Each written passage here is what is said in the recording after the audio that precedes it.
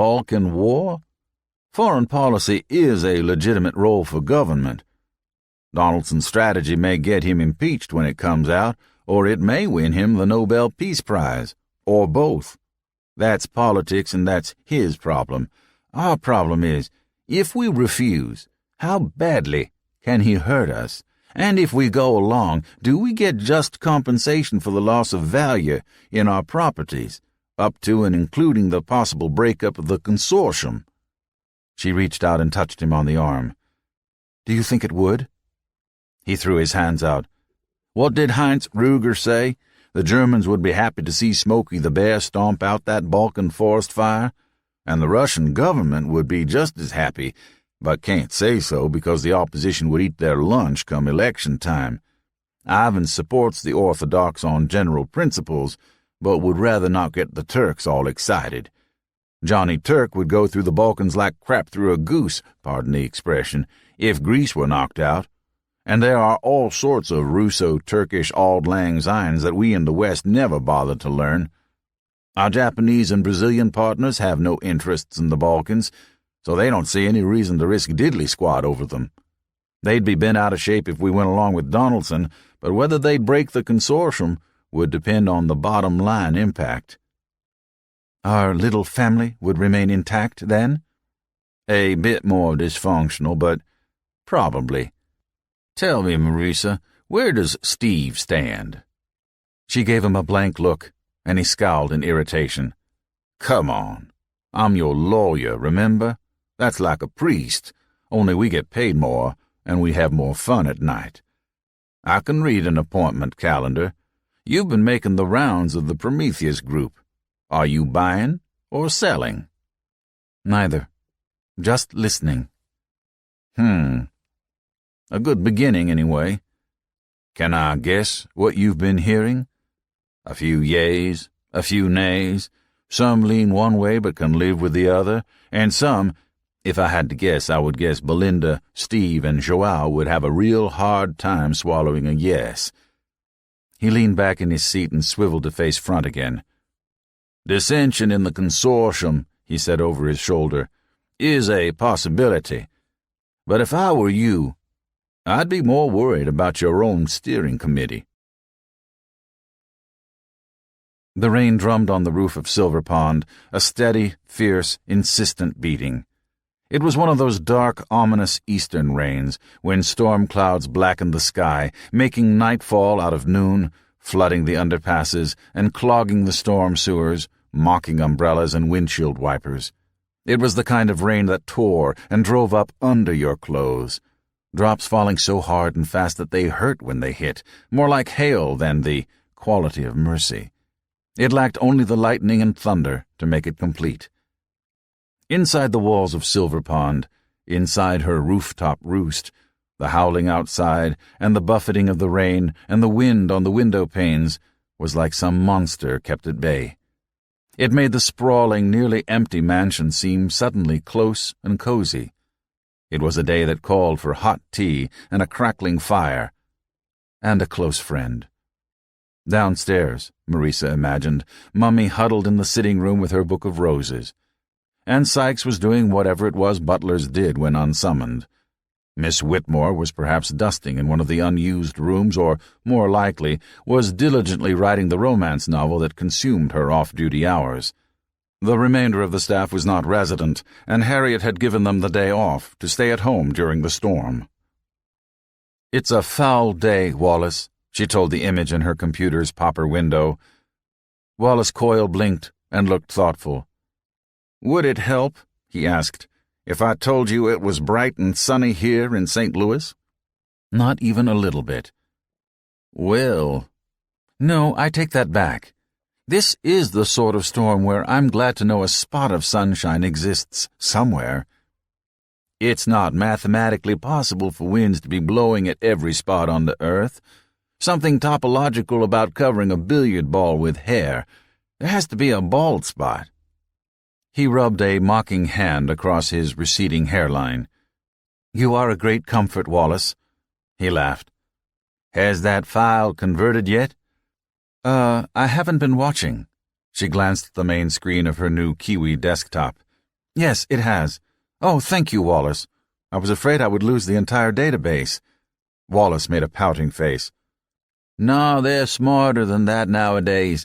The Kiwi's Gothic operating system is a new architecture, but its filters can translate nearly anything. You just have to know which colander to pour the database through. Nevertheless, I'm grateful. I was ready to reconnect my old system. Oh, don't do that, Marisa. Major rule. Never look back.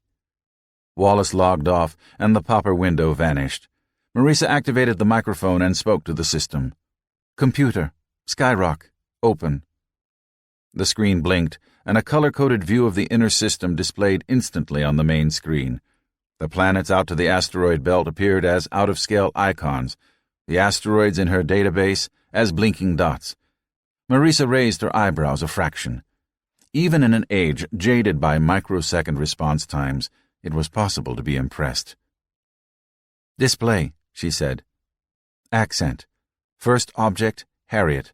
Second object, Gidget. End list, run. Acknowledged, said the computer. I'm talking to a machine, she thought. A lot of people had talked to their machines over the decades, sometimes in frustration, only now the machines were talking back. AS. Artificial Stupids. She hated the name, but it had caught on too well. Perhaps because the public was reluctant to come to grips with the other possibility. Why search for artificial intelligence, Chris had told her one time years ago, when what we need is the natural kind. Artificial stupid is easier because we have more models to build on. The planets and asteroids began to swirl around the sun icon. Months and then years ticked off on the clock in the popper. One of the asteroids had brightened and was leaving a fading, dotted line tail behind itself. That was Harriet, a near-Earth object she had discovered 2 years ago. Not too near, thank God. She winced as, in forecast year 2037, the asteroid brushed the Earth icon. An illusion caused by the deliberate misscaling, she had assured herself on that point. Drawn to scale, Earth would be a pinpoint too. A second popper announced that search object Gidget could not be located within the specified time frame. No surprise there. How many times had she run this particular recreation? 100? It had become very nearly ritual, but it was like a pulled tooth. You couldn't help poking your tongue into the hole. Display. Pause. Timer. Reset. AD 1990. January 1. Set. The display blinked and reconfigured. Again, Marisa admired the speed. Her old system had needed nearly a full second to shift time frames. The asteroid labeled Harriet disappeared. One labeled Gidget appeared. The display again ran forward, this time at a slower pace. The scenario displayed only verified sightings and interpolations between them. Chris had written the code himself, and she had sharewared it with a dozen acquaintances in Skywatch. As 1999 approached, Marisa tensed and leaned forward. Gidget swung around the sun toward its aphelion, slowing in response to Kepler's law. Then, in early 1999, it vanished. No physical sightings after that. She had inherited Gidget through Skywatch, but had been unable to relocate it in the spring of 2000. Some perturbation, in the meanwhile, had shifted it into a different orbit. A collision? A nudge from Papa Jove? Who knew? For a long time she had blamed her own calculations. Perhaps she should have put the photograph on milk cartons. Have you seen this stone? When 2007 rolled around, Harriet appeared. She watched it for a while in silence before breaking the run once more. Reset. Start point. No change. Scenario B. Set. Run. Gidget and Harriet were like Superman and Clark Kent, never seen together. She waited, tapping a finger against the desktop while the alternate scenario played itself out. This time, Gidget's position was extrapolated forward from its last known location and Harriet's backward from its first. It was eerie. As Gidget swung past aphelion, its path blended into Harriet's, and Harriet fell sunward. They can't be the same asteroid. Asteroids don't change course like that. unless struck by another body. Unless some new gravitational anomaly awaited discovery. Unless... Marisa pondered, and not for the first time, the increasing frequency of NEO sightings. Partly she knew that was an artifact of the data. More people were looking, and the search methods were more sophisticated. At one time it had been practical only to search where the asteroids were in opposition, since they were at their brightest at that point in their orbits. But computer imaging had reached the state where objects in quadrature and even within the sun's glare could be detected. And charge-coupled devices using AS neural nets had even automated the search process. So it was, as Glow and the others had told her, no surprise that the rate of discovery had increased. After all, a systematic search had been underway only in the last 15 years. And yet... Marisa sighed and logged off the program. The screen on her Kiwi went to idle, and she rocked back in the contoured chair. Around her, the roost was a dimly lit arrangement of shadows. She rubbed the bridge of a nose. It was too much. People were demanding too much. Sometimes she wished she hadn't been born the granddaughter of Willem van Hoyten, with ancestors wrapped like a coil of chains around her waist and with an ungrateful world to save. Sometimes she wished only for quiet nights at her hobby and a not-too-demanding job during the day. Or at least someone to share the burden with, like Keith McReynolds or... The wind howled, woo, and shutters banged staccato against the outside wall. A wild night, but with the windows snugged up and the dome closed shut, and maybe some soft music, and a glass of Bristol cream. God, on nights like this, she missed Barry most of all. He had been a kind and considerate man, never pushy. He had known how to listen. He had known how to please a woman. Known too well, as it turned out. A flash of bitterness, almost too faint to hurt. Yet, his ghost continued to haunt Silver Pond. There were times, odd, distracted moments, when she expected to meet him coming out of the library or relaxing in the solarium. She rose and walked across the room to stand in the doorway to the observatory. The big reflector rested, properly shrouded, in its horseshoe mount. An array of diodes and CCDs and now obsolete photographic equipment lined the cabinets on one wall. Her souvenir case, with its racks of meteorite fragments, sat against another. Framed photographs and pictures of stars and planets and galaxies dotted the room. One, a blow-up from the Galileo probe, showed Shoemaker Levy striking Jupiter like a jackhammer. Styx used to come here, too, to stand on the balcony outside, or to sit alone in the dark, writing her poems with a sort of fierce intensity that only a teenager can muster. Sometimes, with great shyness, she would read them aloud to Marisa. Almost, amid the shifting shadows of the darkened observatory, Marisa could pick out the young girl's shape. But it was only the sweater she kept here against the chill of an evening's observations, hanging from the back of a swivel chair and fluttering ever so slightly from the air conditioner. Marisa turned away and re-entered the roost. Perhaps she ought to go downstairs and spend the evening with Mummy. It was little enough they had in common, but it was mostly harmless. She shut down the Kiwi and headed for the elevator. One asteroid pair was curious.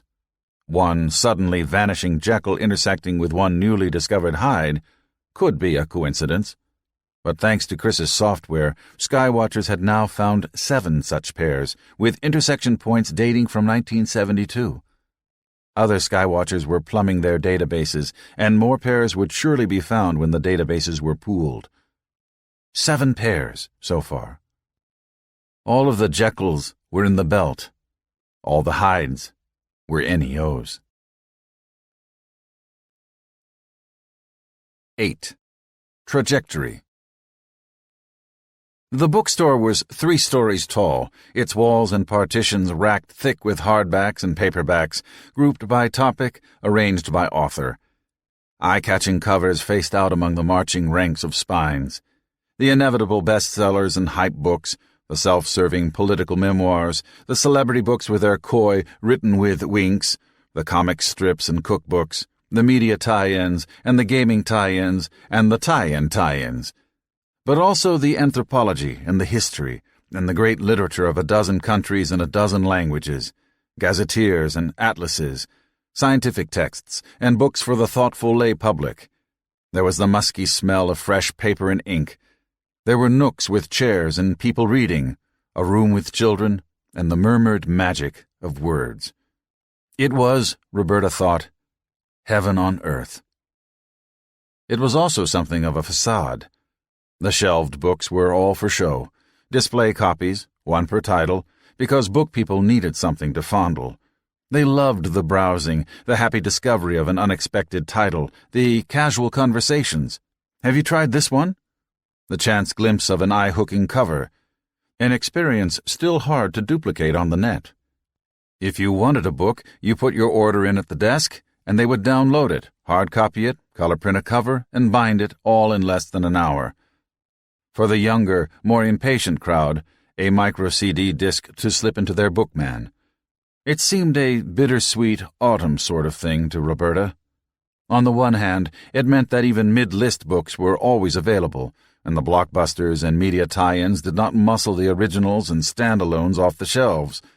But on the other hand, she could not help but think that this was the last fluorescence of the bookstore, the flare of embers collapsing into a dying fire, and as search engines and spiders and verge hats improved, you could do all this at home, in a terrible, lonely approximation, almost like the real thing. She shuddered.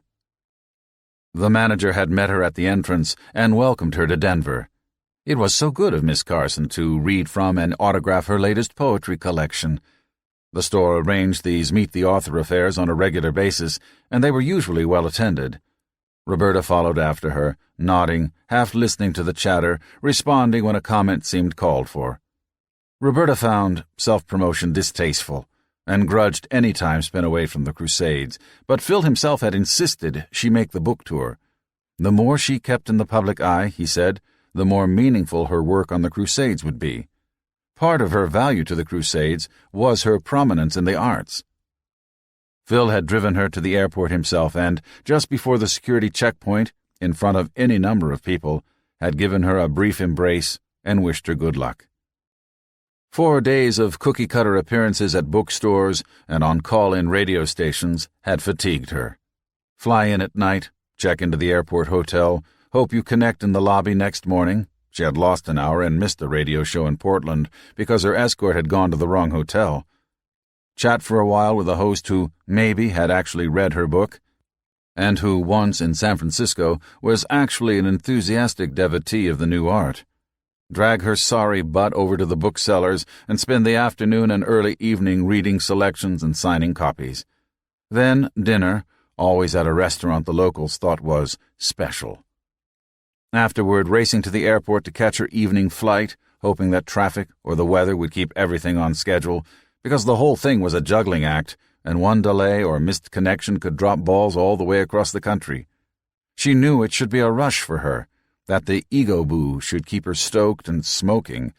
But honest to God, after a while all the bookstores looked the same, and all the dinners tasted alike, and she couldn't keep any one person's name attached to any particular face.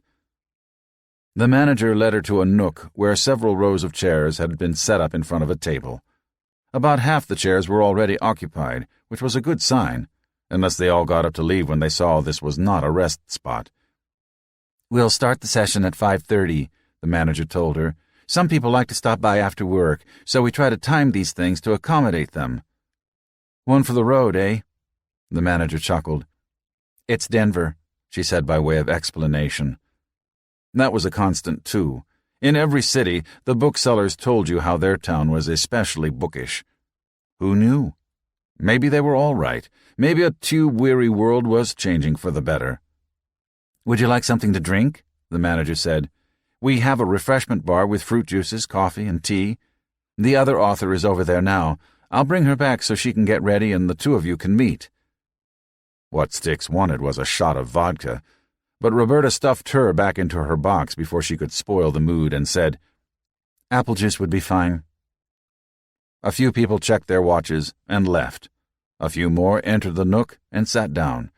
2 of them had copies of her latest collection, and another had a stack with every chapbook she had ever put out.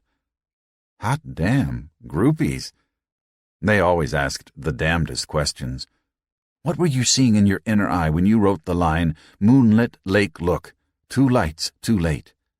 What were the 2 lights?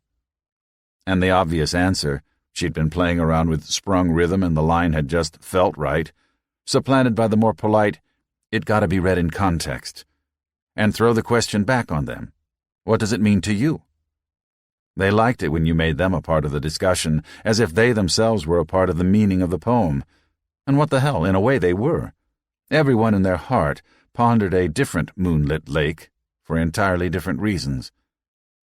The other author was Tani Pandya, short and dusky, a rounded nose, straight hair parted in the middle, the look of baby fat that no number of years would ever quite burn off. The manager had barely opened her mouth to introduce them to each other when Tani said, "Roberta," and rushed to embrace her. Styx had never been one to endure embraces. Beth, her mother, had offered damn few for practice. Whatever demonstrativeness Elizabeth Carson might have possessed on that Wyoming commune where Styx had been conceived had long before dried up and blown away. But Roberta endured Tani's embrace and even tried, awkwardly, to return it. The store manager said, "Do you know each other?" "We went to high school together," Tani said. That was near enough true that Roberta did not try to correct her. It would be too hard to explain. Did 2 people go to school together if they had hardly known each other? Or did they just attend the same school at the same time? Of all of them, the hood Chase, the gangbanger Azim, the bubble-headed bimbo Lila, the basket case Jimmy, and all the others, Tanuja Pandya had had the most conventionally promising future, and had come very near losing it. The reading went as well as readings generally did. Roberta's new collection was The Early Years, a set of poems she had written as a teenager, and Emmett, her publisher, thought it might still appeal to the young adult market. Doggerel, mostly, but with some of the bite and the hurt of those days. On the cover, the Y in years was cleverly distorted so that it might just as easily be a T. Her later work was orders of magnitude more sophisticated, but also orders of magnitude more affected. Was it even possible to achieve one without the other? Was the artificiality of craft the price one paid for rising above the fumbling naivete of youth? Or was the sophistication itself the price that was paid? Tani's novel, Taj Mahal, had been favorably noticed by the New York critics. One of the big-name syndicated sysops had mentioned it, so now it was all the rage. Tani read a short passage in which a character named Spider, a sensitive but troubled young girl, spent a night of terror amid the dark shapes and subtle sounds of a forested hillside, only to find, in the morning, that she had been safe within the tame greenbelt of a comfortable subdivision, surrounded on all sides by middle-class homes. Spider sounded suspiciously like young Styx, though nothing of the sort had ever happened to her, and the more Roberta listened, the more she understood that Spider was not Styx. There were pieces of Styx in there, but there were also pieces that were not Styx, and other pieces that she refused to believe could have been Styx. Art drew on life, but art was more than life. Taj Mahal was autobiographical, but it was still a fiction, a construct, built of facts, but fashioned into truths. After the readings, after the inevitable dinner, Roberta and Tani found themselves at the Westin Hotel at Denver International Airport, with nothing to do until red-eye flights took them off in different directions. The airport had been built in the middle of nowhere, so many miles out of town that at first no one could return a rental car with a full tank of gas. Some clever people had built gas stations closer to the airport. Some even cleverer people had started building a high-speed monorail from Union Station in downtown Denver out to the airport. She and Tani installed themselves in the hotel lounge to talk over old times, as Tani put it, though Roberta wondered how they would fill the void after the first minute or two. Tani ordered a fruit juice, and Roberta ordered a vodka tonic. Just one. That was her rule. "So, are you going to the reunion?" Tani asked after the drinks had been delivered. Roberta snorted. "Not even on a bet." She left her drink untouched for now. That was another of her rules. It was a question of showing who was master. Tani looked genuinely surprised. Really? Why not? Going isn't the default setting. I don't need a reason not to go. But you're not going, are you? She looked into Tani's eyes and saw perplexity. You are? But why would someone with Tani's sensitivity want to associate with that gang of mouth-breathers? I know Lila won't be there, but what? Roberta leaned toward the other woman. It wasn't right to live a life constructed of illusion. Listen, Tani, Lila was never your big home skillet. She only let you hang with her crowd because all the beauty queens... She stopped, suddenly appalled at the cruelty she was about to say. But Tani was there already. I wasn't some Herbie from the swamps, Roberta, Tani said softly.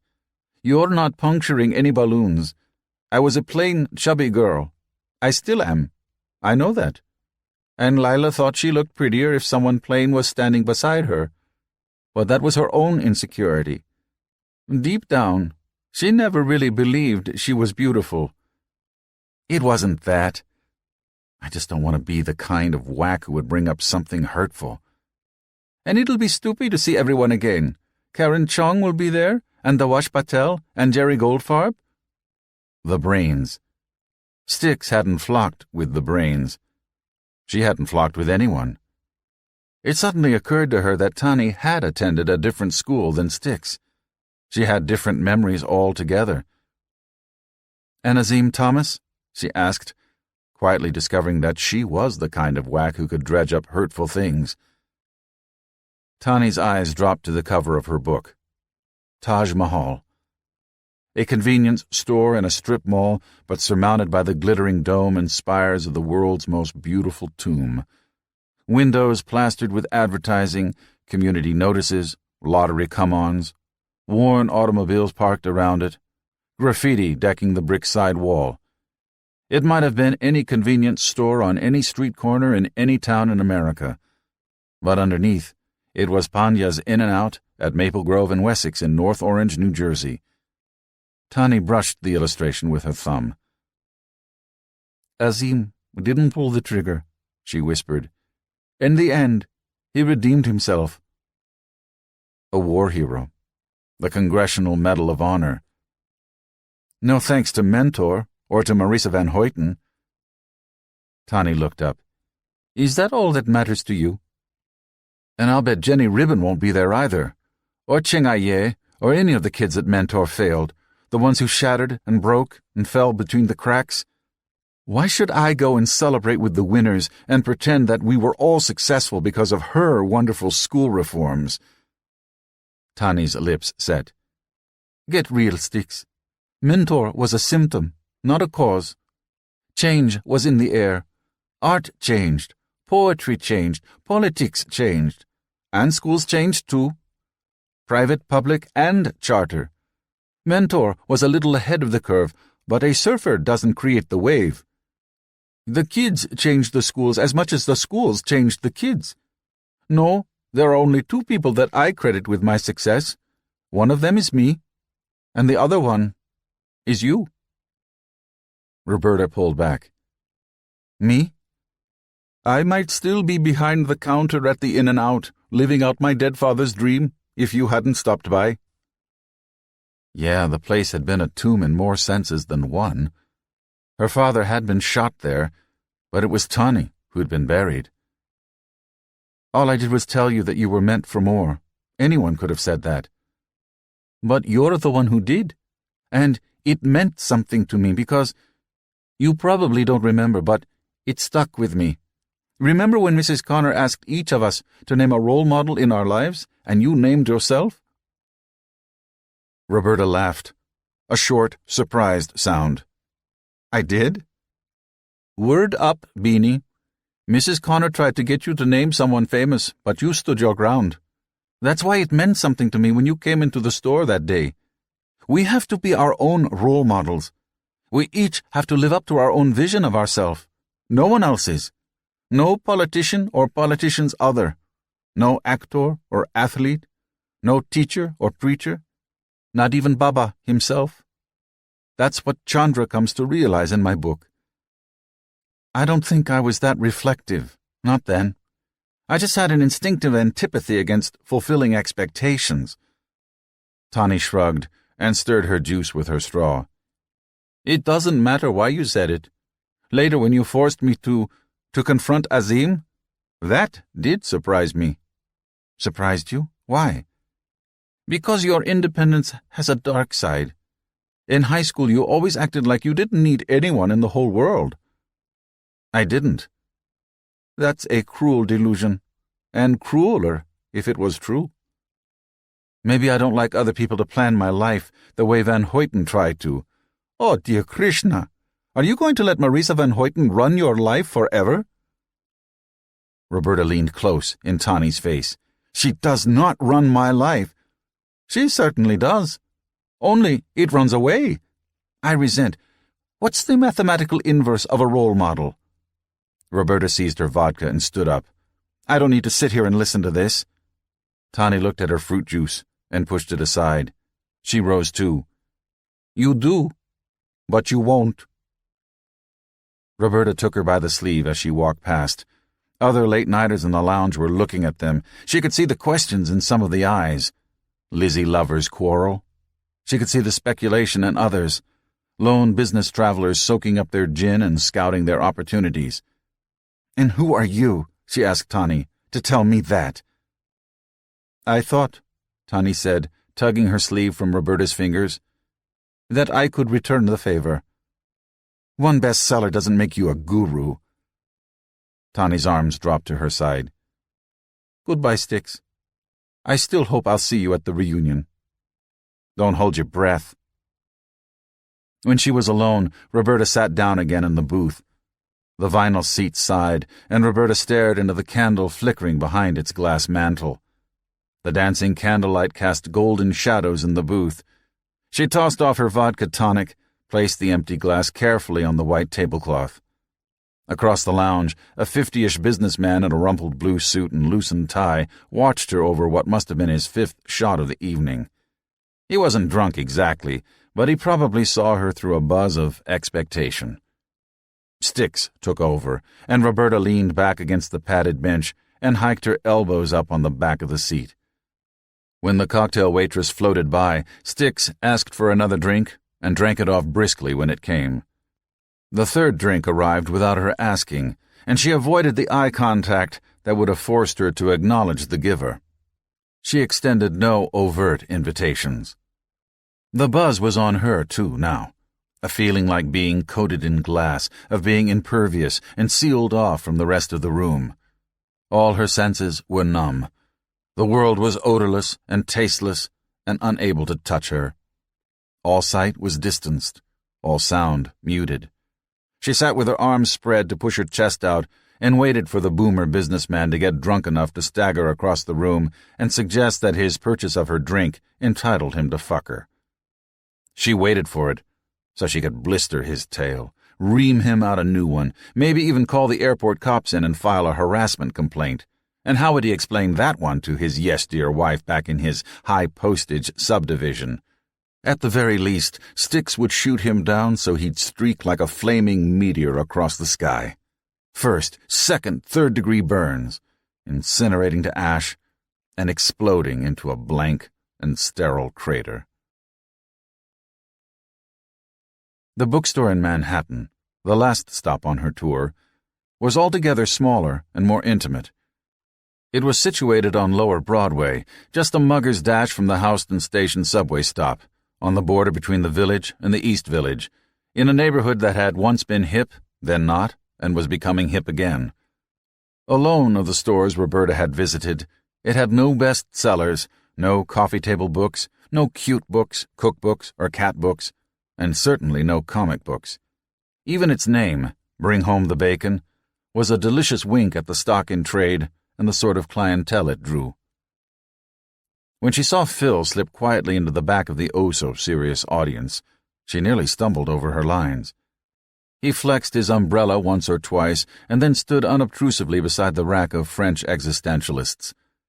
Roberta bent over her booklet and continued reading, though she knew the lines by heart.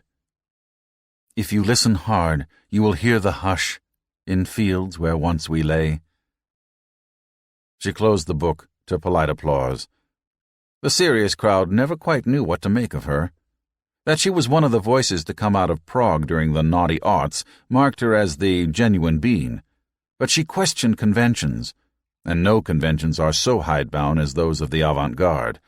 Her frequent use of rhyme and formal structure bothered them, yet she was no more retro than the new art novelists who had mined genre fiction and revitalized plot and pacing in the literary novel.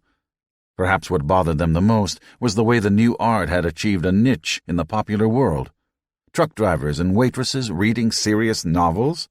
It was like a close-knit club discovering that the guys down at the gas station knew the secret handshake. After a few perfunctory closing remarks by the bookstore's owner, the group broke up for coffee, and Roberta made her way to the back of the store, where Phil waited. "I'm sorry I missed most of it, Robbie," he said. "The storm blew a tree down across the tracks, and the metro liner was stuck in Philadelphia for nearly an hour. Did everything go okay?" Roberta brushed the back of his hand with hers. "Sure, Phil. Did you want to stay for coffee?" He looked at his watch. "It's a little late, but what about dinner?" "I'm starved." From the murmurs she heard around her, her erstwhile audience was more impressed by her knowing Phil Albright than by her poetry. For a moment, the implicit sexism irritated her. Her merit, whatever it might be, did not depend on knowing powerful men. But that was their problem, not hers. "How about the Wilmot Proviso?" "Exclusive." "Well," and he grinned that shy little boy grin of his, "I'll buy. You've earned it." At the door he looked up at the black-gray roiling mass of cloud crossing over from Jersey. He popped open his bright yellow Dorman-style umbrella. "Better stick close to me or you'll get very wet. It's only 2 blocks, unless you'd rather cab it." Roberta hunched close to him and took hold of the belt of his raincoat. "No, this is fine. I can tough it out. Just remember not to walk too fast." "On my signal. Ready? 1, 2... On 3 they dashed into the pelting rain. It was a big umbrella. It was a broad umbrella. But it did not protect them entirely. By the time they had ducked under the canopy at the Wilmot Proviso, she was well and truly soaked. Her raincoat had protected her clothing for the most part, though collars and cuffs were sodden, but her hair was brown seaweed, and her stockings were sponges that squelched with every step. "Oh, God," she said, wringing her hair in her hands. "I must look like a drowned dog." "No," Phil said. "Not really. Here." He pressed his handkerchief on her. She took it and wiped at her dripping hair. "I look awful." "No," Phil said again. "You look—" He hesitated, and she looked at him. "You look— lovely." "I never knew you could lie so easily, Phil." He laughed and seemed to lean closer for a moment, as if wondering if he could kiss her. "Go ahead," she thought. "Make my day." Instead, he brushed her cheek with his hand. "You ought to get out of those clothes," he said. "You'll catch cold." "You aren't exactly bone dry yourself." "Look, I booked us into the Beekman Tower for tonight. I had your editor Emmett send your luggage over there. I mean, it wouldn't make sense to try to make it back to Washington this late, so why don't we catch a cab and go up there and dry out?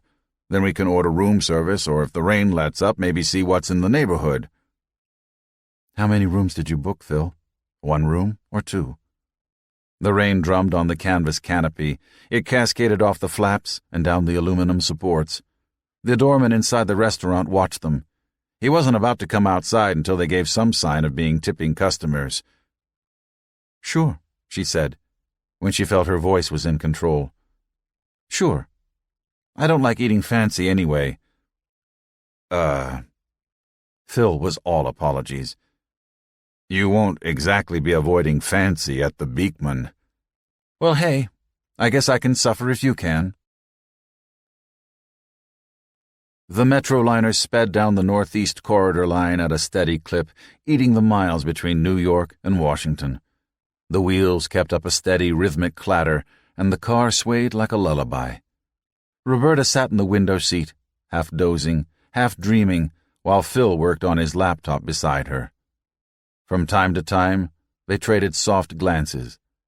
Her arms and legs and body tingled, as if she glowed. "Turn out the lights," she thought, "and you could read by the gleam of my soul." Her journal was an arm's reach away, but she couldn't summon the energy to reach for it. But it was a good line to work from, and she would remember it. Scenery whipped past the window, almost too fleeting to take in. Now meadowlands and marshes, with sluggish streams meandering among grasses, cattails, and the odd radio tower or two. Now blocks of burned-out, half-demolished warehouses and tenements. Pockets of dense forest, green leaves pale as September groped toward autumn. Then sudden platforms on which people huddled, heads turning to watch the express hurtle through. Sometimes trains going north passed like a hammer a few inches away. Finally, farmlands set amid scrub and sandy soil. "Next stop, Philadelphia," the conductor announced as she passed through the car. She checked the ticket stubs on the seats where Phil and Roberta sat, noted the Washington destination, and passed on. Phil, who had the seatback tray folded down and his laptop plugged into the rail phone, glanced up as the conductor checked the tickets and, locking eyes momentarily with Roberta, smiled briefly and bent again over his work. Roberta turned again to face the window. "Now why on earth should we feel shy with each other now?" she wondered. "After what we did last night." Action, reaction. Impact, then rebound. Newton's third law, or something like that. She could see his reflection even in the glare of the window. "He works too hard," she thought, watching him. "He's always on. He might not even know how to relax. Unless I teach him." Phil adjusted his reading glasses, scanned a page that had emerged from the mini printer in his laptop, and scowled as he reread it.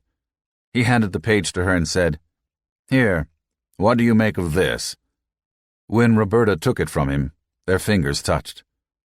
It was email off the net. A gibble-gabble of dates, times, routings, shunts, and Nexi ran halfway down the page. Received from, routed through, net addresses, a AAA triptych for the Interstate Highway. Then, finally, the message. To philbright@peepcrew.com. From a friend. Subject, Star Wars. Message, it lives. She laughed. "There's more parsley than steak." His eyebrows arched the way they always did when he was puzzled by one of her images. She pointed to the routing. "All this prelude for a 2-word message." His smile dimpled his cheeks. "Yes, I see what you mean." He tapped the page with a fingernail. "I'd bet anything this origin nexus is a public terminal, though." "Why?" "I hear the sound of a whistle blowing." They said that Phil Albright and the People's Crusades had sympathizers everywhere, but surely it was the Metroliner's approach to the Trenton yards that caused the train's engineer to blow the whistle at just that moment. The coincidence was so unlikely and so absurd that Phil and Roberta looked at each other for a long moment with their lips pressed together before they both burst out in laughter. Heads turned in the car. Annoyed looks, puzzled looks, a few reciprocal smiles, though they could not have known the joke and must be only enjoying the sight of a happy couple. When the chuckles had died away, Roberta said, "I still don't get it. Star Wars lives. Are they making a 10th movie?" Phil threw his head back and laughed again, then stopped when he saw she had not joined in. He laid a hand on her shoulder. "You really don't know, do you?" "You're making fun of me." He withdrew the hand. "Oh, no, believe me," he said, instantly contrite. "Never. It's just that I'm grateful that you grew up not knowing. Things could have turned out very different."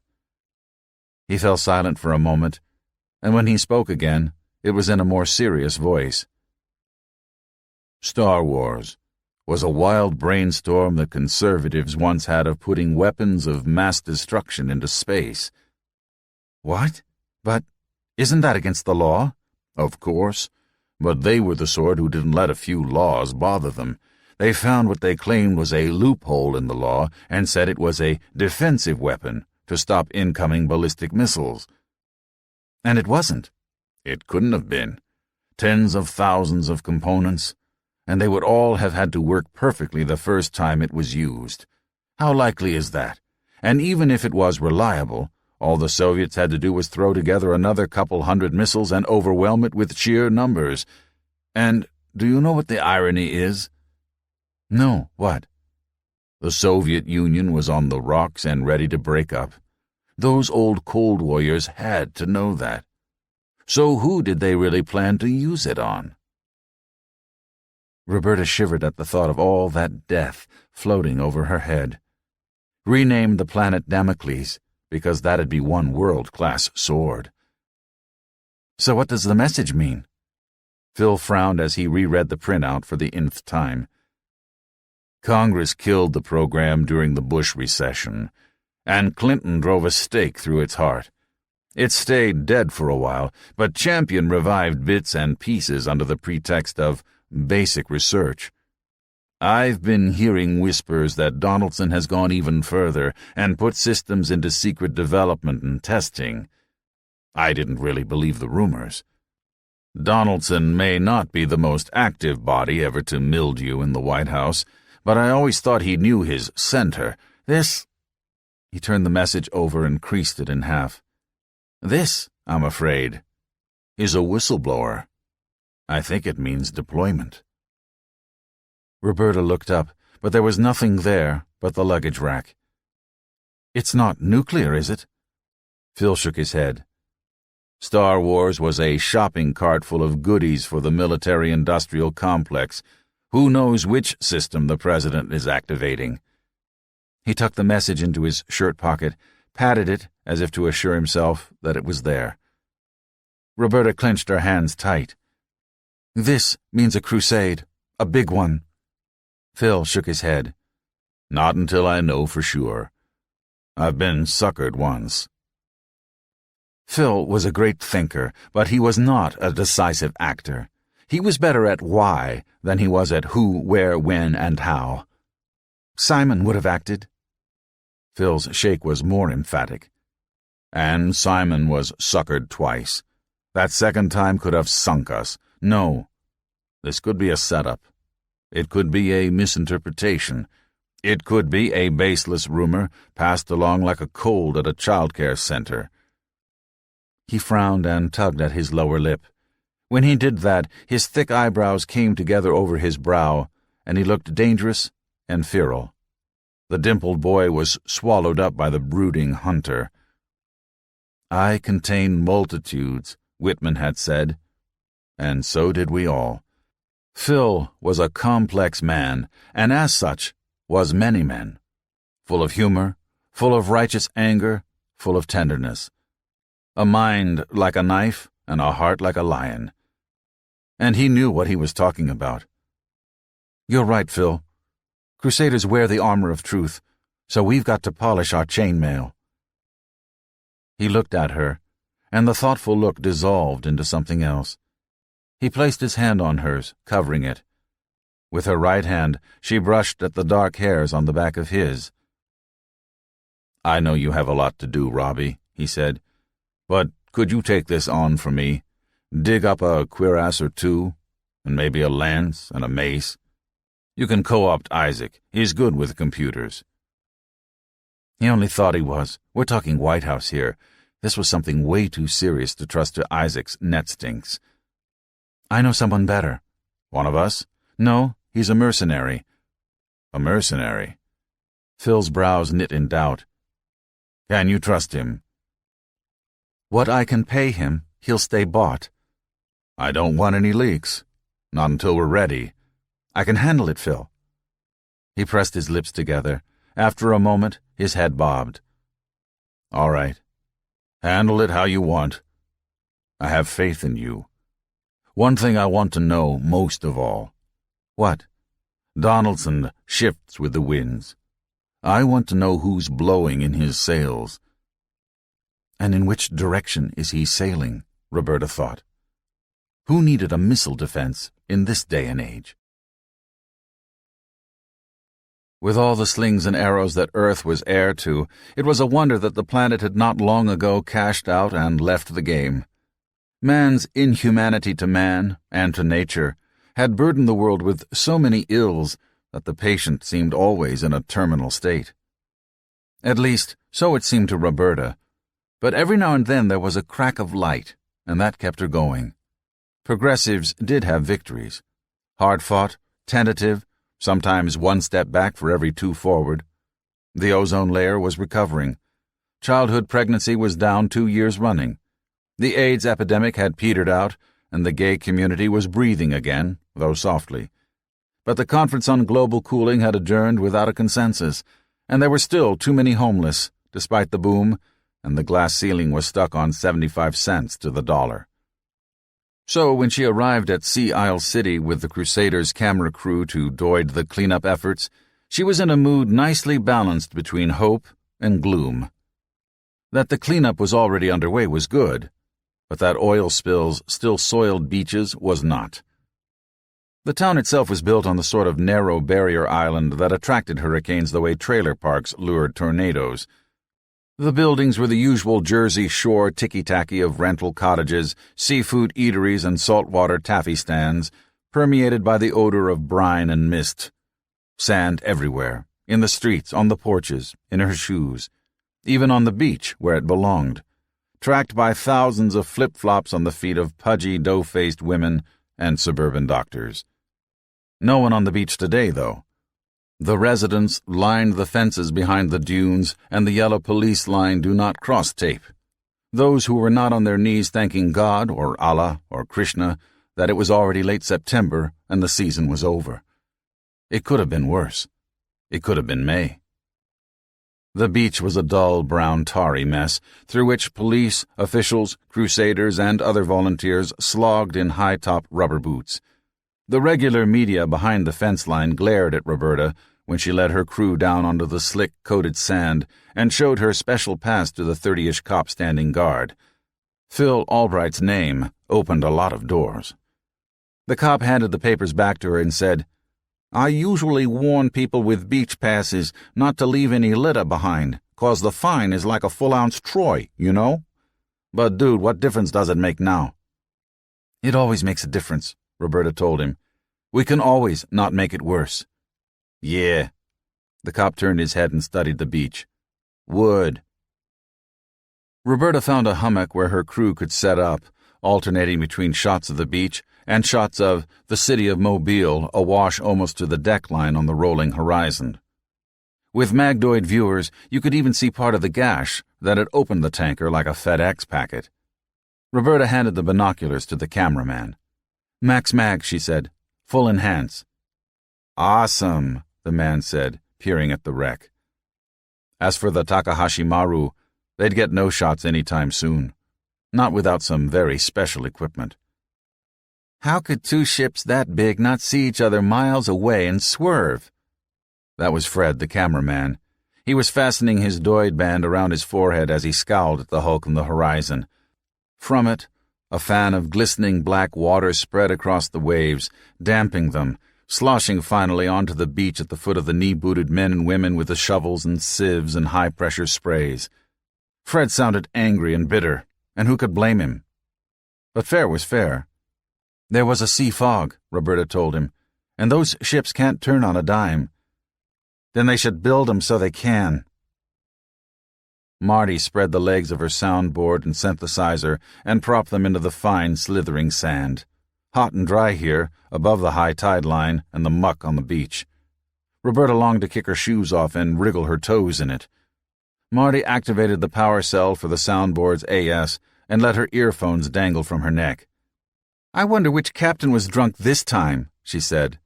"Both," said Fred. "One on sake, one on tequila." Her support crew laughed, but Roberta thought any judgment was premature. No one knew why the freighter had hit the tanker, fog or no fog. Maybe no one would ever know, though public outrage would demand some plausible reason. Some why for the unwhyable. It would be hard to run a breathalyzer on the Takahashi's captain. Initial reports had the man going down with his ship, a gesture that horrified her. What cruel sense of duty had driven him to embrace death? What cultural pathology had made it seem right? Yet compared to the Weasley way so many others tried to avoid responsibility, she could not help think there was something admirable as well in the man's utter acceptance of it.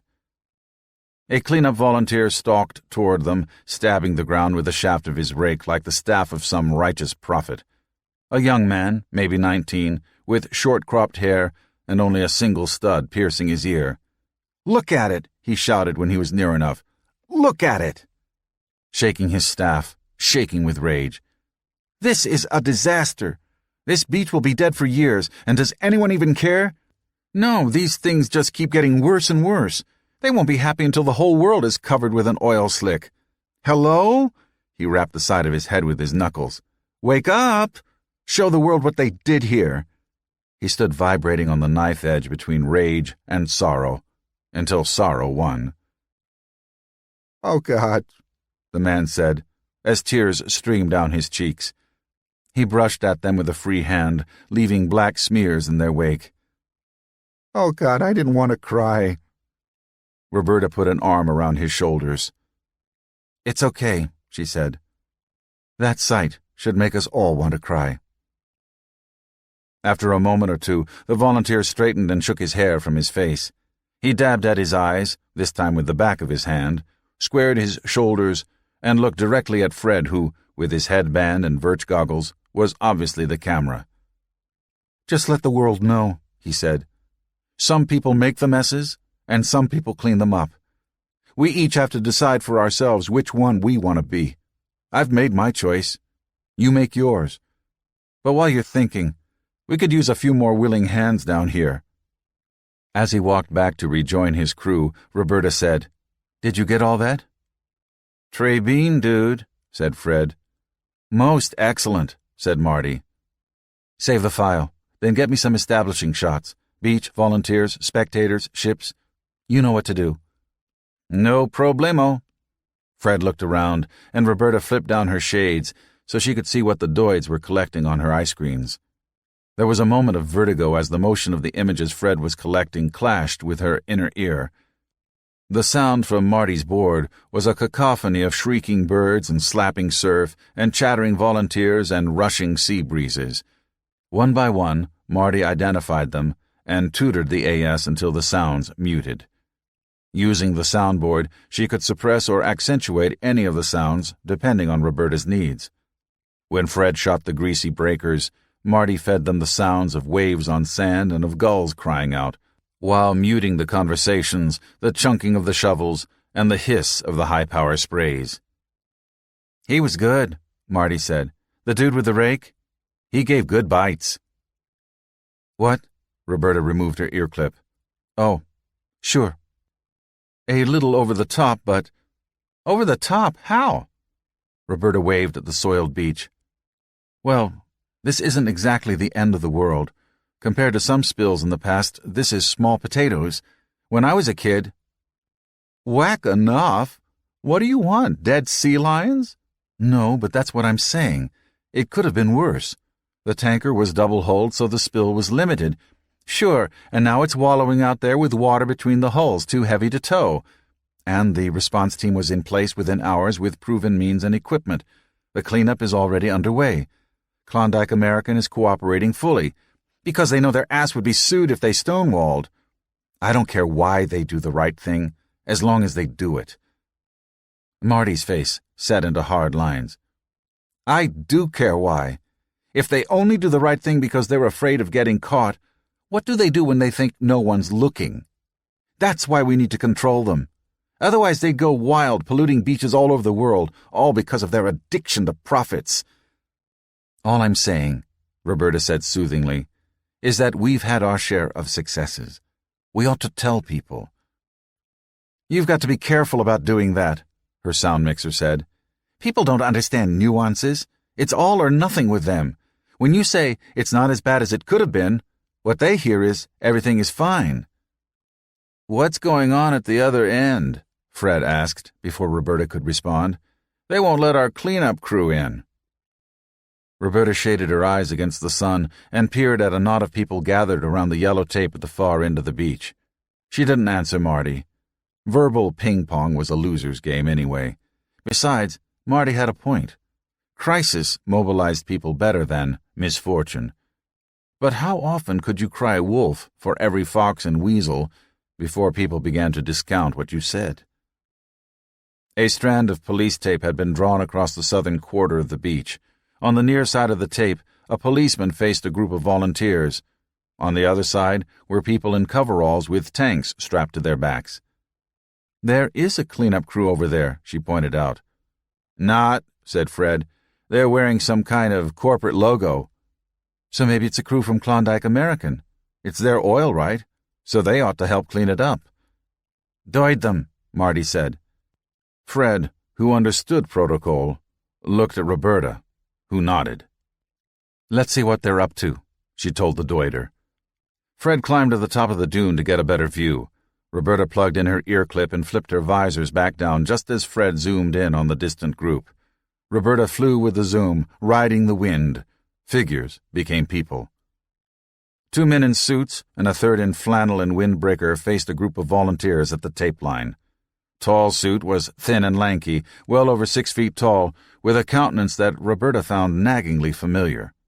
Short Suit was a broad-shouldered man with close-cropped blonde hair and the ruddy look of those who played outdoors. A sailor, she thought for no apparent reason. Maybe someone from one of the ships? Yeah, with that fancy suit? Right. Pixels popcorned around her peripheral vision as the Doid's AS erased intrusive foreground and replaced it with interpolated background. Slowly, the sense of telescoping faded. Then the soundboard washed out the intervening noise, and Roberta was suddenly there, a telepresent ghost, hovering in the air just above and in front of the barricade tape. "My own property," the old man in the windbreaker said in a high-pitched nasal voice. "I got a say in who—" Marty's voice broke in. "His property. The beach ought to belong to all the people." "Hush, I want to hear." "EPA permit." That was Tall Suit, showing a sheet of paper to the crew leader. "We're testing alternative cleanup methods here." Short Suit, shifting his feet impatiently, turned and signaled to the crew in the green coveralls, who began to spray something on the congealed goop at the high tide line. The policeman shrugged, and the crew leader finally turned and waved his people back. The 2 suits watched them go. "I swear, Chris," said Short Suit, "I think they resent the competition." "No good deed goes unpunished," the tall man observed philosophically. "Look at them. Steam cleaning with detergent. Busting their humps, and for what? They'll just drive the gunk deeper into the soil like they did in Alaska that time. Out of sight, out of mind.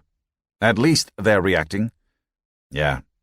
Activity matters, not accomplishment." "They're doing the best they can, Corey. They just need better tools. That's why we're here. We still don't know how well these bugs of yours will perform outside the lab." Roberta thought, "Bugs?" And Marty said, "They're damned gene-techers." "Don't worry, Chris. They'll do the job." The flannel-shirted property owner spoke up. "How long to eat up all the oil?" Corey pursed his lips and scanned the beach. "I'd guess 2 days to get most of it. Another week for the rest." The old man made a face. "What stops them from going on and on until they eat up all the oil in the world? I don't want to be sued if this gets out of hand." The short man laughed. "Their ancestors had a couple of eons to eat up all the oil, and they didn't manage it." "I don't understand." "What Corey means," the tall man explained, "is that his product is derived from naturally occurring bacteria. He didn't, invent oil eaters. God did. Or nature." "Mr. Stuyvesant, 90% of the petroleum in the ocean got there naturally, through seeps and fissures. Millions of years of accumulated seepage. So where'd it all go?" Corey waved an arm at the sea. "What do you think this beach of yours would look like if there weren't oil-eating bacteria out there?" He reached into his jacket pocket and pulled out a folded sheet of paper, which he showed to the homeowner. "There's the specifications. A genetic recombination of 3 natural strains. Designations ATCC 30015, ATCC 29347, and ATCC 15075. They've been around since Mary milked the cows. Each one contained a plasmid degrading different hydrocarbons, so my people cocktail them into a griffin that can lunch on anything from hexadecane to 2-methylnaphthalene, and do it faster than 50 grams per cubic meter per day, too. This is all in the EPA application and permit, Mr. Stuyvesant. The old man brushed the paper aside. That's all lawyerese, technical stuff. I can't make heads or tails of it. But I read stuff in the newspapers about mutations.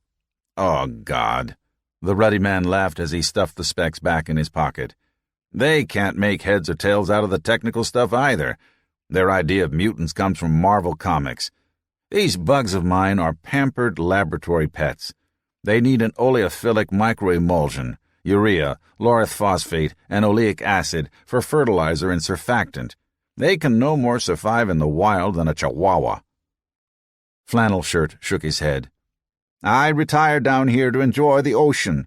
I pay my bills from beach fees and from renting out the ground floor of my cottage.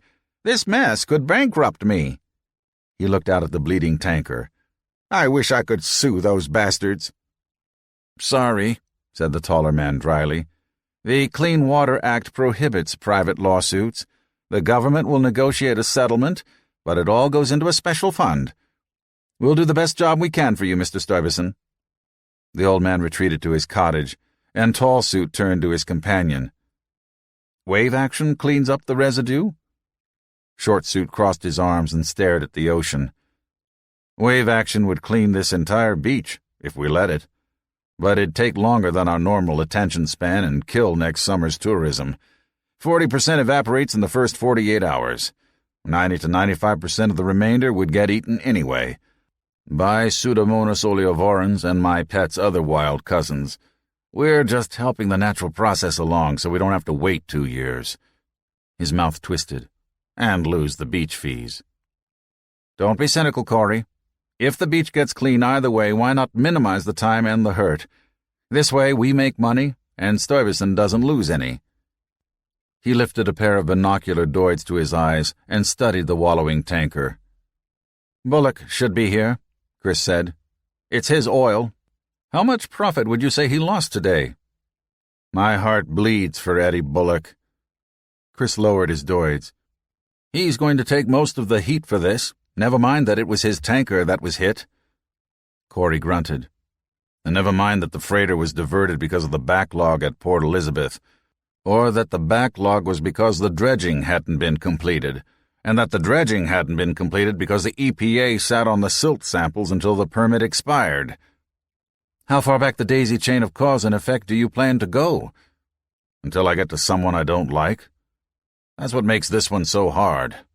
Bullock, the EPA, the protesters who delayed the dredging. There's someone I don't like at every step.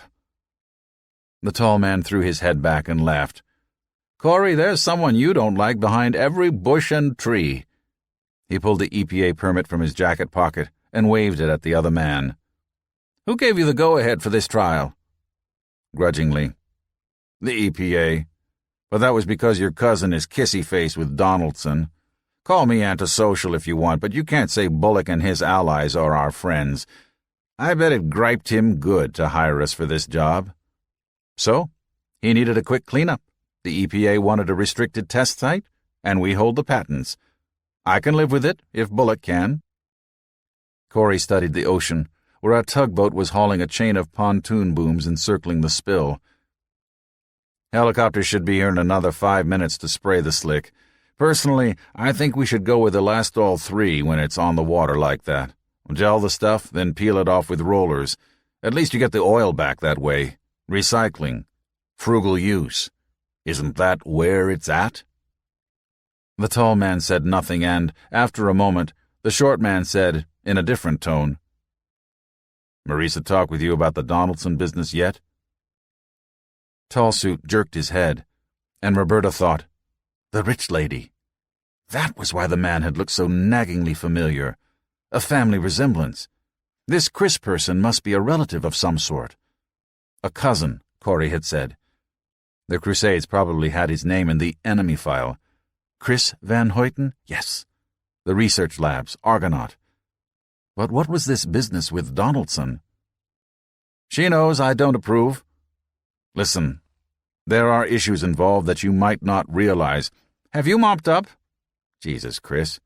We're standing in the middle of an open beach. Who's listening? Mop up first, then I'll tell you. You sound like werewolf now. The short man pressed the jewel on a ring he wore and touched a control on the earpiece of his goggles. Scanning, he said in a sarcastic voice. Then, oh shit. He turned and looked directly toward Roberta.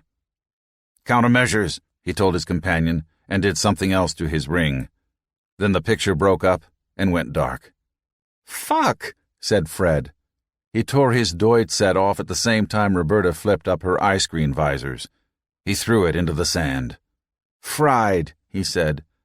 Marty played some buttons on her consoles, tried them again, then struck it with her fist. We lost everything, she said. That bastard found our frequency and virused us. He can't do that, Fred complained. First Amendment. Why'd they do it? Asked Marty. How'd they do it? Was a better question, Roberta thought. That ring. She looked at their own generator, a clunky monstrosity the size of an automobile battery. There were, it seemed, gadgets not yet on the market. The rich and powerful had access to technologies off limits to normal people. We better go back and tell Central, Marty said. Gene-tampered bacteria being released in the open? God! She looked at Roberta. You'll tell Phil personally, won't you? Roberta ignored the subtext. As soon as I reach a phone. Good. They might have wiped out my hard drive, but they can't brainwash my memories. At least not yet. We better watch out for cars trying to run us off the road on the way back to the office. There's no telling how far those people will go to protect their secrets. Chill, Roberta said, unaccountably irritated. The cop by the barrier tape knows what they're doing. So does the old guy in the cottage. So does the EPA. Not to mention a couple dozen worker bees and helicopter pilots. It's not exactly a secret. But then, why did they wipe my hard drive? Maybe they don't like invasion of privacy any more than we would if they were listening to us. That's different, said Marty. Roberta turned and looked back. It was hard to make out against the afternoon sun, but it looked like the short man, Corey, was still watching them. Was he doiding and listening? Did he have paramics? Roberta couldn't see anything like Marty's soundboard, but then she had never seen anything like the ring the ruddy man had used to fry their system. It wasn't to whack the info they'd already collected, Roberta realized, as her companions packed up their equipment and prepared to leave. Like she told her companions, they hadn't overheard anything they couldn't have learned elsewhere. And Chris Van Hoyten hadn't even thought about mopping until Corey changed the subject. No, it had been to prevent them from overhearing things yet to be said. And that meant things that were not yet public knowledge and for which VHI might not have all the necessary permits. Something to do with Donaldson and Marisa Van Hoyten. Voices in the night. You would expect conspirators to meet under cover of darkness in out-of-the-way corners. Either Jimmy Poole had a better grasp of these things, or it was sheer bravado, but he always made contact during the busiest time of day. Maybe he was right when he said the best place to hide a conversation was in the buzz of a crowd, and the bigger the crowd, the better. And no crowd was bigger than the internet at high noon. 1 million jostling conversations crisscrossing continents. If government no-bots were keywording the babble, they had their work cut out for them. You really think I can get laid if I go? I can almost guarantee it. You know what sort of classmates we had. How many do you think would hop in the sack with you if they knew you were rich?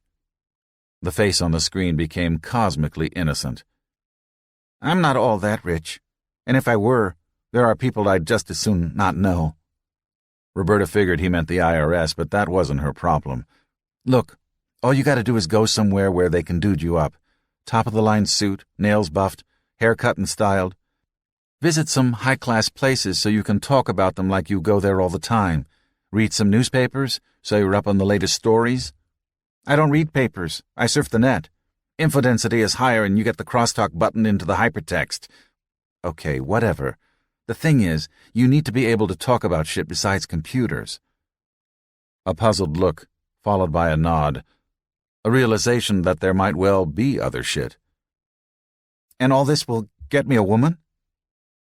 God help her, it would. Why did it make her ashamed to realize there were still women who wrapped their legs around power symbols? Was it instinct? Did men look for signs of fertility and women for signs of power because one carried the seed and the other supplied and defended the nest? Nuts. Biology wasn't destiny, and grabbing hold of someone protective wasn't security. That was dependence. She was her own protector. Yes, she said. And, God help her, cleaned up and toilet-trained, S. James Poole would be considered primo meat by half the women in America. So, did cleaning him up and training him in the social graces make her an accomplice before the fact? Or did it make her a rescuer of waifs, like that Mother Smith in Pittsburgh she had heard about? All you have to do, Jimmy, is act. Not repulsive. Halfway attractive. Suave and debonair, they used to say when she was a kid. She studied Poole's image. Suave and debonair, huh? To dream the impossible dream. I couldn't think of any reason to go and meet with that gang of losers, Jimmy Poole said. Well, now you've got one. Then I don't really need your help to get laid, do I? Meaning, why should he help her now? Was the little weenie trying to wriggle out of his promise, or was he only playing head games? Only if a boxer doesn't need his coach to win a bout. Poole nodded, as if she had passed the test. You'll come too? A plaintive tone. Was it only to have his coach nearby? Or was it to have sticks handy as a backup in case he struck out across the board? Yeah, I'll come, she said. See all my bosom buddies from high school. I don't care about seeing the buddies, said Poole with a grotesque smirk on his lips, as long as I get to see the bosoms. Interlude. A Walk on the Wild Side.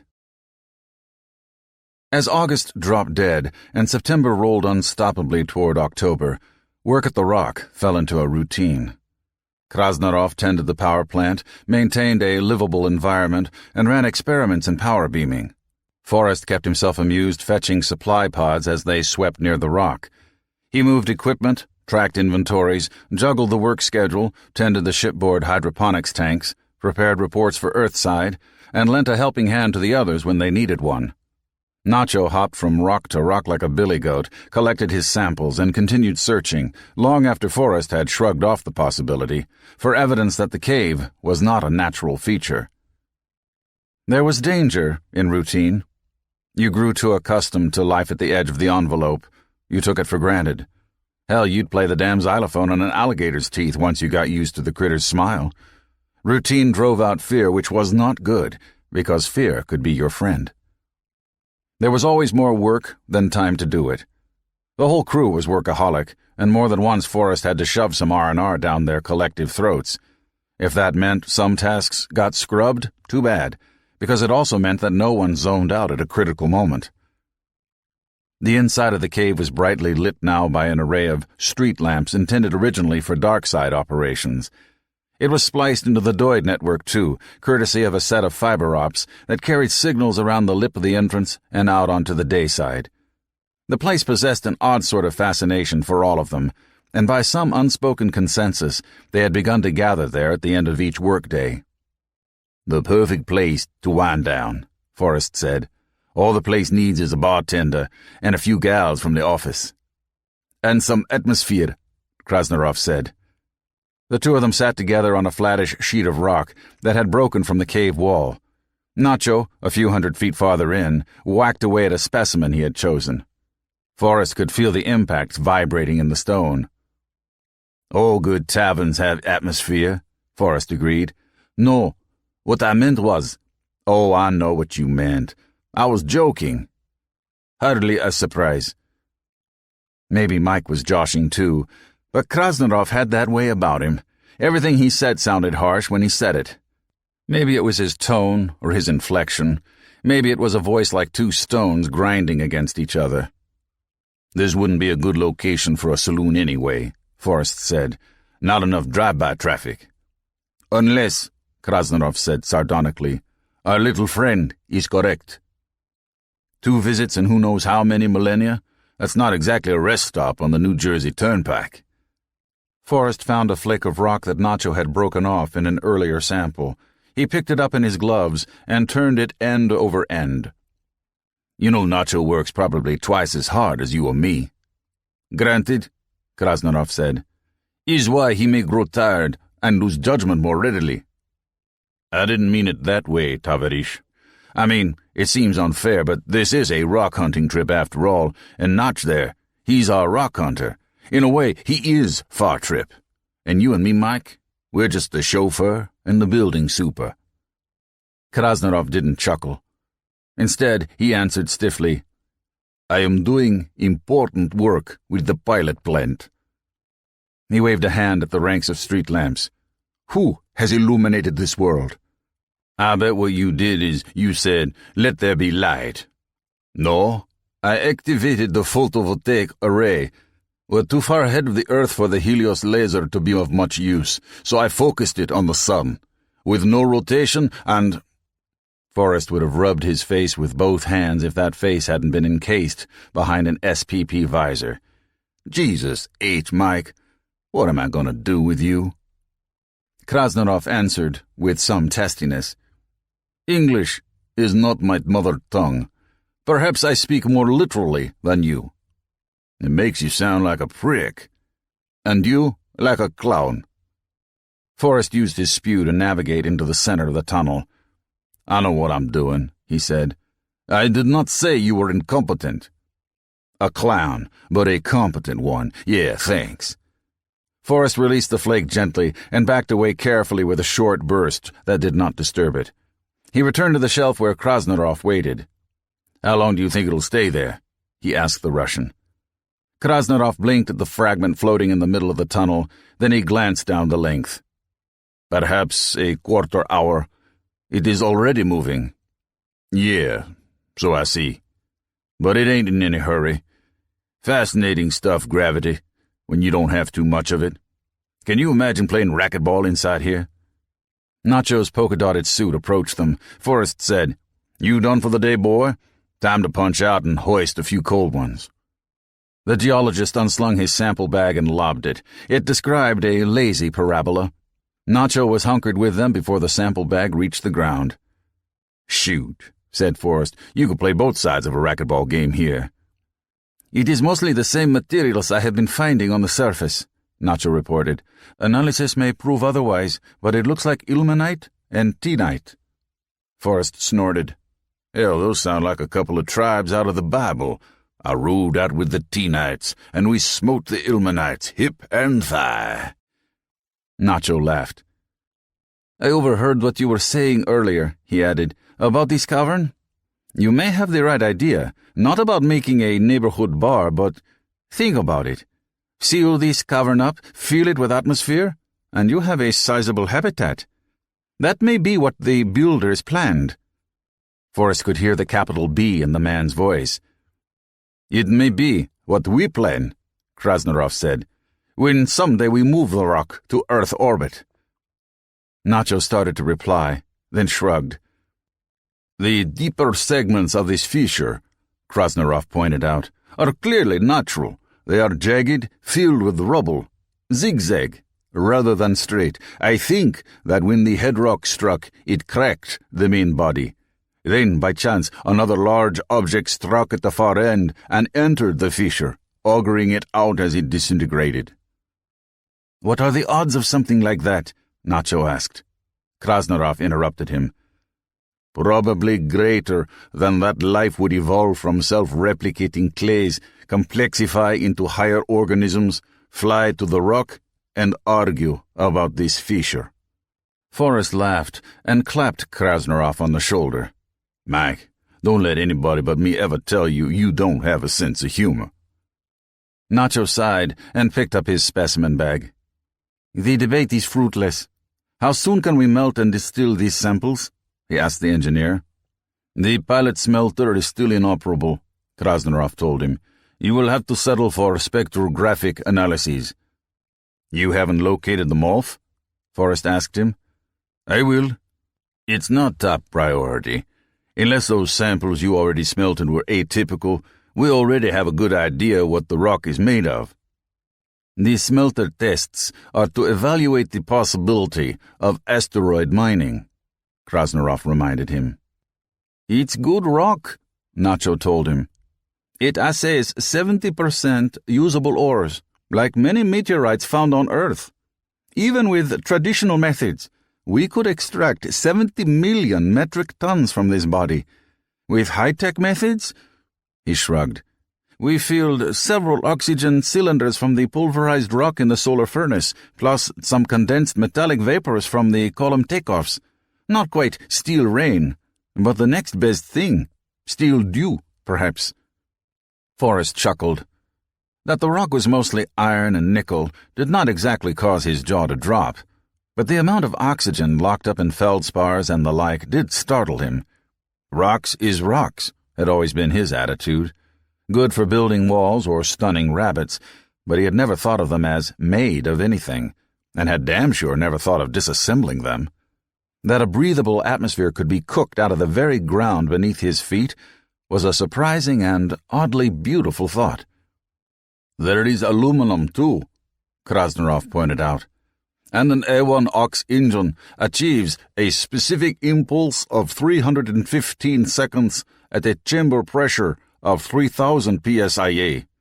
If we had such an engine, and if Dr. Mendez could locate enough aluminum-bearing rocks, and if we had the right equipment, we could refine an aluminum-oxygen monopropellant right here on the asteroid for our return trip. If? Hell, son, if we had a couple gals with us, we could throw a party. We could even use an iron-oxygen fuel, Krasnarov added, as if Forrest had not spoken.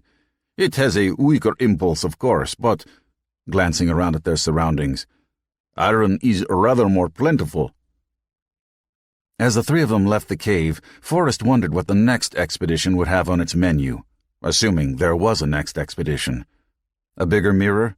A real smelter? A1 ox engines? Build a damned interplanetary fuel refinery. Hell, it would be like a rest stop on the New Jersey Turnpike. The asteroid had a synodic period of 18.5 Earth years, which meant Far Trip 2 would have plenty of planning time before the next close approach. It also meant the only way he'd ever see this place again would be on a Pix wall in front of his rocking chair. Still, it tickled him to think that the rock was actually a big chunk of low-impulse, iron-oxy rocket fuel, and that, if you were sufficiently clever, you could, to stretch the point only a little, shove a match up the anus, and the rock would putt-putt through the sky, consuming itself in the process. Last out of the cave, he paused and looked back into the brightly lit interior. Tiny suns blazed on their poles, scooping globes of light from the darkness. The farther sections, where the lights did not reach, were coal black, like looking down a gun barrel. And the lights were white-hot buckshot. He wondered just what the hell the cave was. An odd natural feature? An unfinished habitat? A mine? There was a thought niggling in the back of his head, but it wouldn't come loose and, after a moment, he gave it up. In mid-September, they shifted operations to the dark side. Night lived on dark side. The sun had not touched it for tens of thousands of years, perhaps for eons, and the shadows here were permanent. Forrest knew it was only his own imagination, but he thought that the sun's long absence had made the shadows blacker and more lasting than those on dayside. Even with the floods from the repositioned Salyut and the network of street lamps spaced about the terrain, stubborn pools of blackness persisted in the nooks and crannies of the ragged terrain, and although the shadows withdrew into the microcraters when you turned your suit lights on them, they oozed back out again as soon as your back was turned. Forrest issued a warning about leaping into poorly lit areas, good advice in any strange town, and had to reinforce the warning after Nacho landed in a shadow-masked fissure, fell, and put a slow leak in his elbow joint. A good thing that Pod 4 had included replacement suit components among its supplies, or Nacho would have spent the rest of Far Trip on the inside looking out. It sobered the exuberant Brazilian, but only a little and only for a while. Forrest named the fissure the Chasm of Death. Later, Nacho found that it connected with the back end of the cave.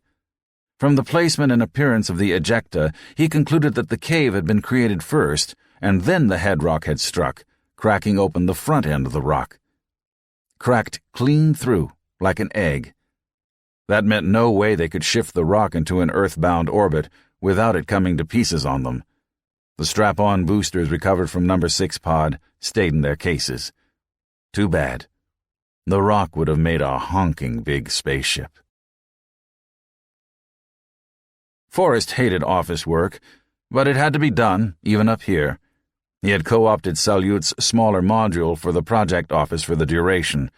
Reports, analyses, summaries for the peanut gallery back home, onboard inventories and readiness checks, suit maintenance, power usage, you name it. If a project manager had thought of it, there was a form to be filled out. That the forms were all virtual made no difference. Computers had not eliminated paperwork. They had only automated it. He was analyzing pod trajectories when Nacho's voice broke in on the all-suit circuit. "Forrest, Mike, come here, quickly!" Forrest's head jerked up, and he quickly scanned the monitors. Krasnarov was at the power plant trying to locate the smelter mouth, or at least find out how to make the next smelter more robust. Nacho was farther west exploring the Flatirons, a jumble of sheet-like rocks where, according to Nacho's theory, the region had sheared and folded up like an accordion when the head rock struck the body. "Problem, Nacho, old buddy?" Forrest was already out of his sling and heading for the airlock. "No emergency," Nacho said, "but you must see this yourselves." Like all of them, Forrest wore his long johns while he was in Salyut and kept his suit plugged in and prepped. Too many comings and goings to waste time fussing with your wardrobe. Forrest suited up briskly, but not too quickly. Festina lente, Father John used to say back in high school. Make haste, slowly. No point in creating an emergency when there wasn't one.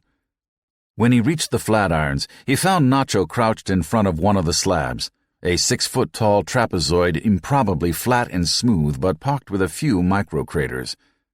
A relatively new formation, to judge by the sparse number of raindrops. Krasnarov had preceded him and stood a little to the side.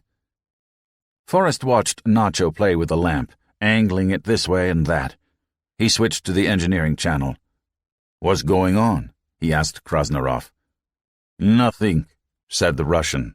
"At best, an overactive imagination." "Look here," Nacho said, backing away. "The angle is awkward. You may have to move the light to get a proper contrast." Forrest took his place in front of the rock. "I don't see anything." "Look lower, about 1.5 meters off the ground." Forrest went to one knee and adjusted the light. The rock here was crisscrossed with microfractures, short lines running at different angles. The lines crisscrossed and connected with one another in several discrete clusters that resembled irregular snowflakes, like someone had whooped a windshield with a ball-peen hammer. Is that what had excited Nacho? Some geological curiosity? "Well," said Forrest, "it ain't like I haven't seen any fractured rocks lately." "Those are not fractures," Nacho said. "Only surface scratches." Forrest tilted the light so he could judge the depth of the scores, and saw that it was so. The lines were shallow. "I still don't get it," he said. "What's so special that you dragged me away from the paperwork? Not that I'm ungrateful, mind you." The silence grew, until Krasnarov said, "He thinks it is writing." Writing. Forrest looked from one to the other of his crewmates. 2 darkened visors atop comically colored suits. 2 faces, dimly seen, both expressionless, yet both full of emotion. He looked back at the slab. "It doesn't look like writing." "Neither does cuneiform," said Nacho, "if you're not familiar with it, or Chinese ideographs, or Gaelic ogham. I am no linguist." "Be it noted," Krasnarov said dryly, "but I am not blind either. I think each of those 4 clusters is an ideogram of some sort.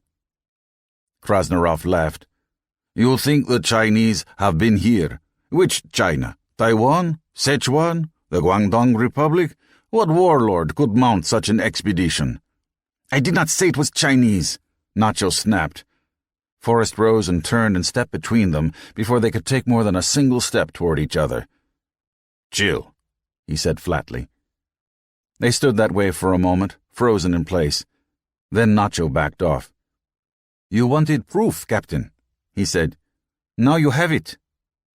Proof, Forrest said. Maybe.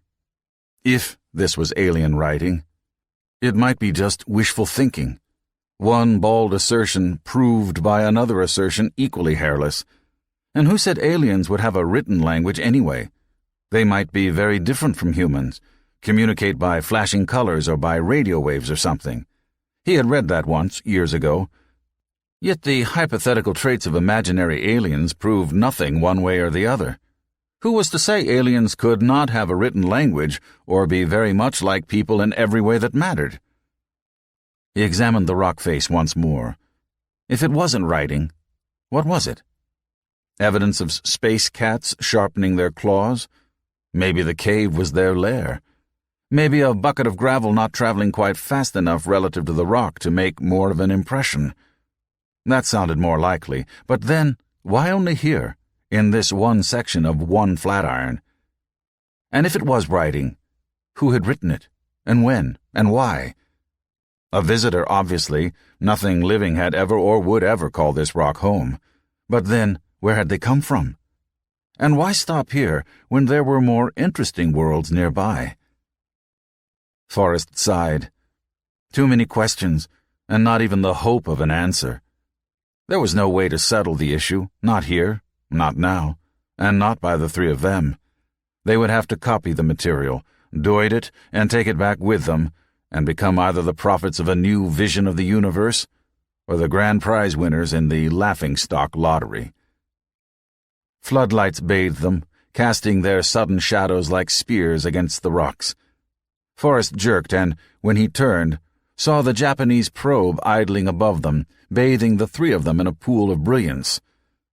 I wish you hadn't fixed that mother, Mike, said Forrest. I swear it, they're supposed to get clearance from deep space before repositioning, and that decision has to route through me. Pak Orbita, said Krasnarov, undoubtedly grew curious as to what we found so interesting. More dryly he observed, A curiosity I share with them. Nacho, shag on back to Home Depot and fetch us a doid to record this, feature. Get a 24D, top resolution. Right. The Brazilian bounded north toward their supply cache. Forrest switched to an engineering circuit. All right, Mike, spill it. At best, an overactive imagination, you said. What's at worst? The engineer did not hesitate.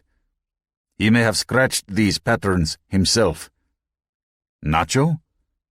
You think he could not? He wants to find evidence that aliens were here. How badly does he want it? Badly enough to fake it. Is that what you're trying to say? Why? To convince us. But you're not convinced. No. I don't know, Forrest said. You can carry skepticism too far, too. I once read how Thomas Jefferson heard about a meteorite found in New England, and he said it was easier to believe that a Yankee professor would lie than that stones fell from the sky. Krasnarov snorted. An extraordinary claim requires an extraordinary proof, he said. Your Jefferson was right to be cautious.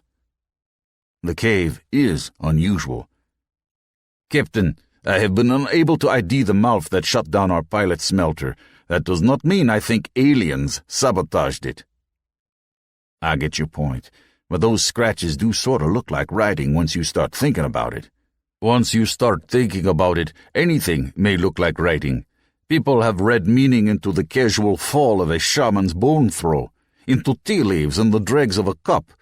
The human imagination is a marvelous thing, Calhoun, capable of great creativity. You can find pattern where there is none. He paused, and his voice when he spoke again was more distant. When I was a child, our family lived for a time in the taiga. You know what it is, the taiga? My father explored for lukoil. In the summers, I would walk into the woods and sit there with my back to a tall birch and listen to the rush of the wind through the trees. If I listened long enough, it would sound as if the trees were hissing in a strange, whispering tongue.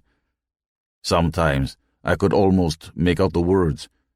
It was a pleasant fantasy for a young boy living in the wilderness, but Calhoun, never once did I believe those words were real or that the firs and the birches really spoke to me. Yeah, said Forrest. Fancy would never cloud reality in Krasnarov's world.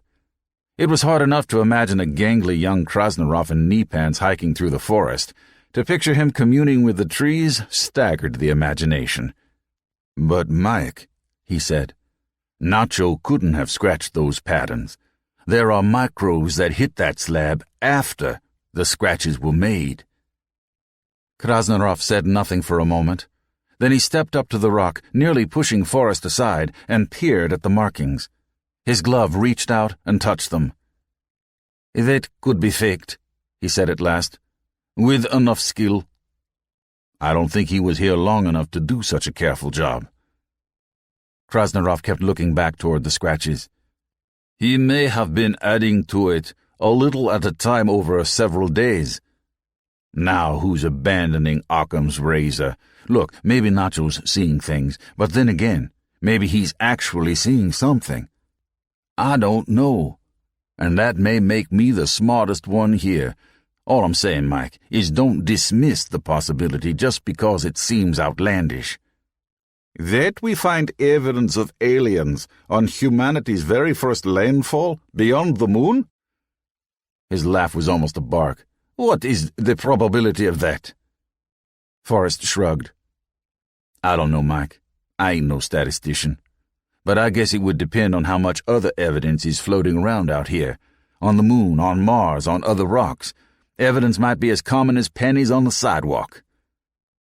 Krasnarov made no answer. He said, Here comes Mendez with the Doid. I had best get back to my smelter.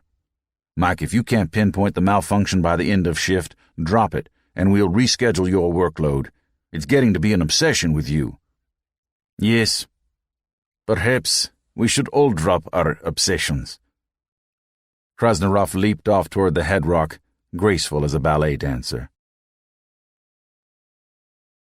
When Forrest pulled himself out of the shower cubicle into Salute's main module, he saw Nacho Mendez perched in his sling by the geologist's station near the habitat's nose, bent intently over his keyboard.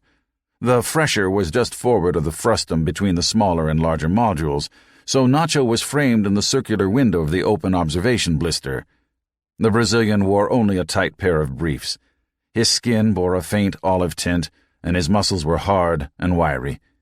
He did not look up while Forrest pulled fresh underwear and a coverall from his locker. Forrest sniffed the clothing.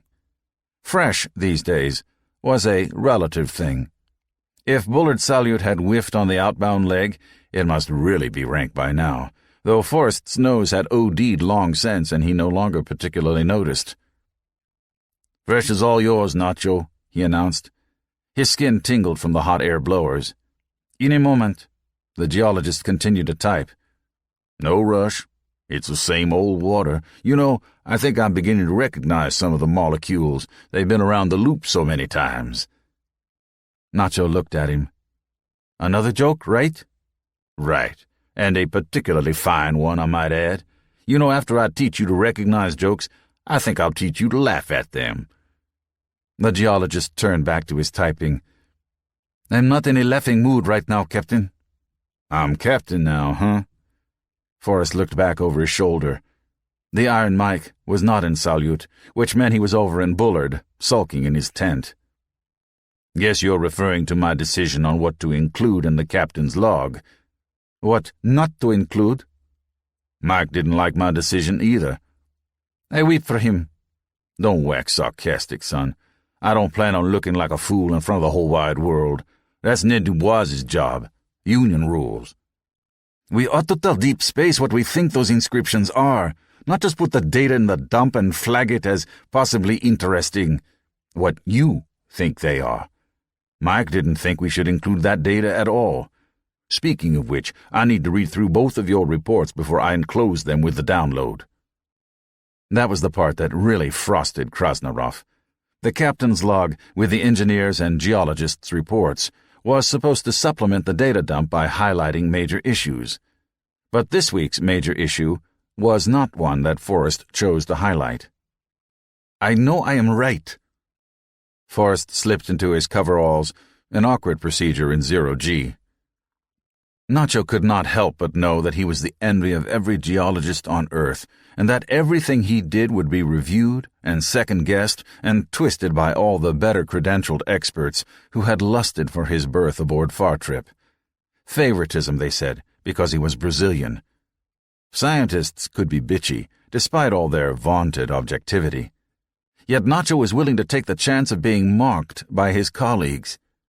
Did that measure the depths of his conviction? Or the depths of his delusion? Maybe you are right. Maybe you are. Forrest paused with his coverall zipper half pulled. You know, I always thought if we ever did encounter another people, there would be no mistake about it. I mean, like we'd find a big honking monolith buried on the moon, or their spaceships would land in Washington, D.C., or we'd intercept a message between the stars. I never thought it would be maybe this, maybe that. A collection of ambiguities. If there was more or better evidence, I wouldn't hesitate to tell Deep Space about it. But I'm the captain, and I can't afford to look herby. Black folks are allowed to do lots of things these days, but being as fallible as a white guy isn't one of them. I got an image to uphold. You might uphold that image better by taking a chance instead of playing it careful. And why was he so hesitant? Because Mike had called him a clown in the cave last week? Who the hell was Krasnarov that his opinion should matter? Forrest tugged his zipper up hard. I know about taking chances, he said pointedly. Nacho didn't reply. He ran a finger across the rim of his console. Mine was supposed to be a life of leisure, he said finally. My father owned factories, a rubber plantation. I had only to do nothing, and comfort and wealth would be mine. Instead, I became a rockhound. Did you? It was a clipped comment, not a question at all. Nacho looked at him. My father argued with me, cajoled me, threatened me. Who would he pass the family holdings on to if I would not shoulder the burden? Forrest placed a pair of slippers on a Velcro pad and pushed his feet into them. He was now anchored, like a seaweed to the ocean floor. He flexed his feet and pulled loose from the pad, floating into the center of the main module. So why did you? He asked. Nacho hit a few final keys, then he unhooked his sling and floated free. He stretched and arched his back and turned to look out the observation blister. All my life, he said, I dreamed of going into space. I read science fiction, and I longed to make strange discoveries on alien worlds. He tugged on a cabinet latch and turned about like a porpoise, facing Forrest. I was no jet pilot, but a geologist had once visited the moon, and I thought that this would be the sort of man to make such discoveries.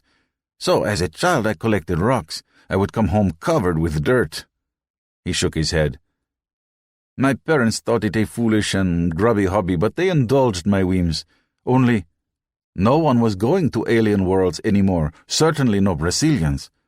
So I majored in business as my father insisted, but I took the science electives because I could not bring myself to let go of the hope. Then, one day, my father told me something he had learned through his political connections. Brazil was building rocket ships in secret. Yankees and Russians were involved, but a Brazilian company, Daedalus, was prime contractor, and Brazil was providing the facilities, and a Brazilian was the prime pilot. Yeah, Bat de Silva, he was one hot jock. He hadn't been prime, though. Krasnarov had. And Forrest had been number 2, and Ned number 3.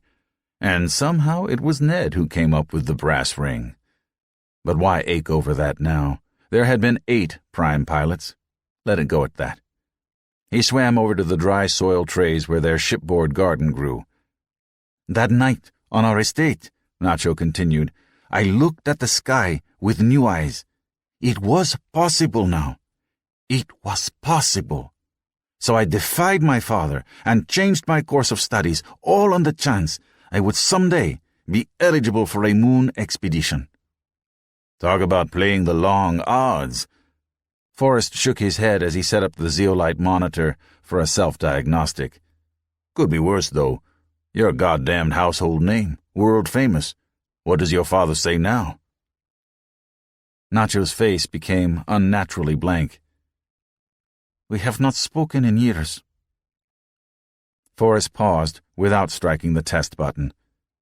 You mean he never even called to say congratulations, or good luck, or even goodbye?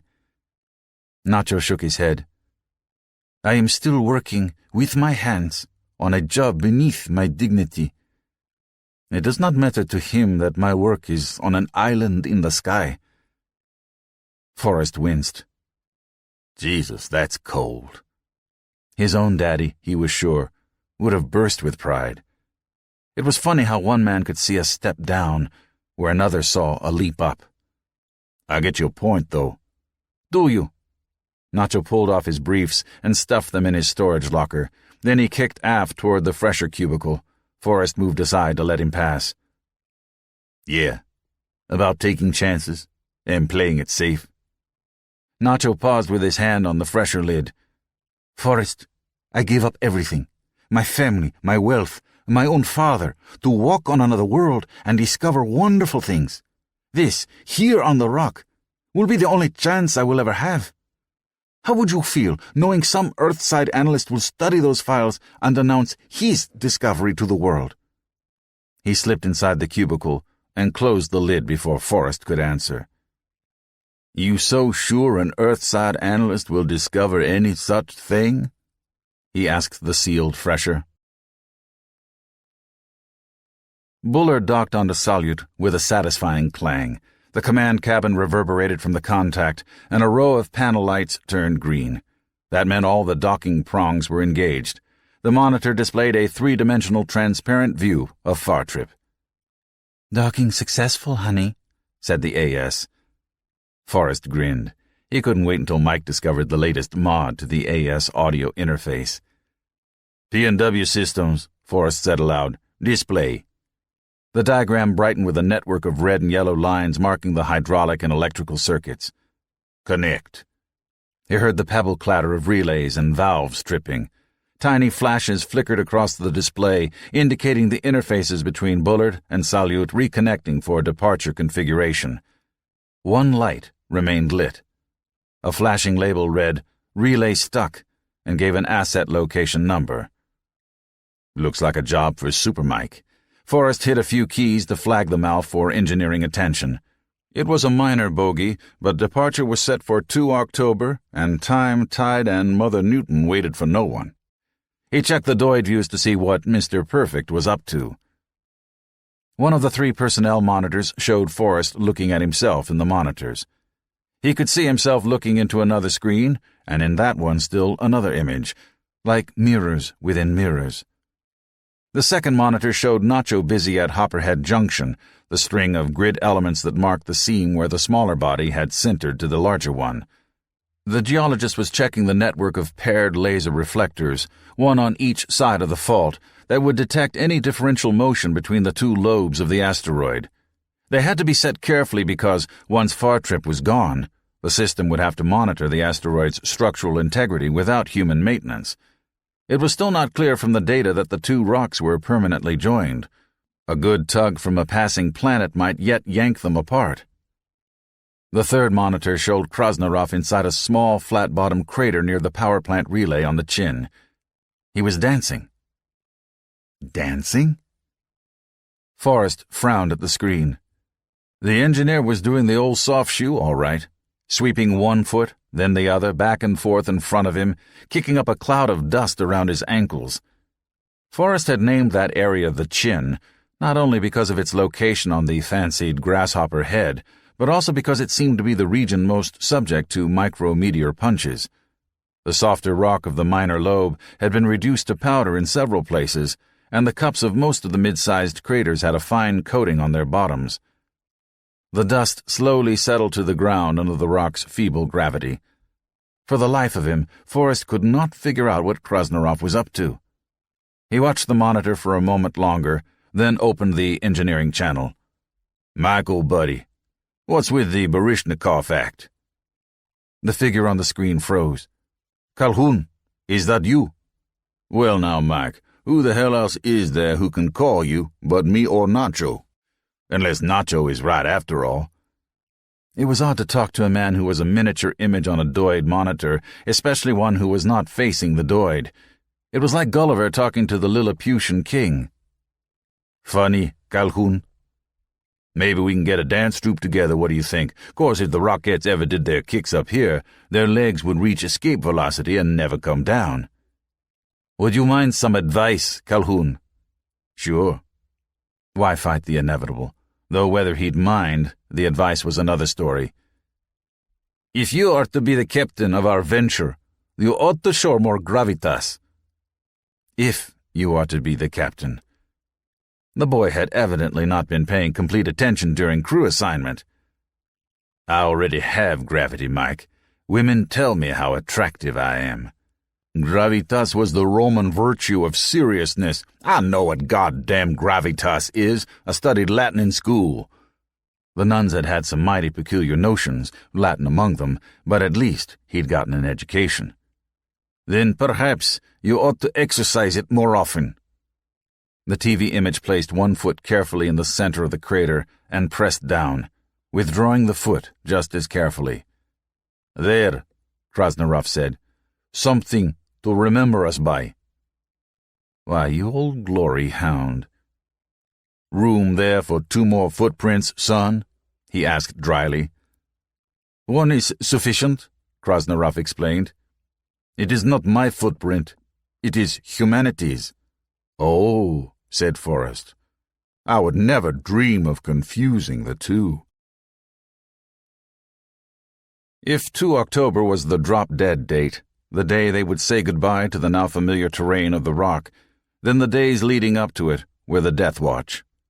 Certain equipment would be disassembled and brought back, other equipment would be left in place.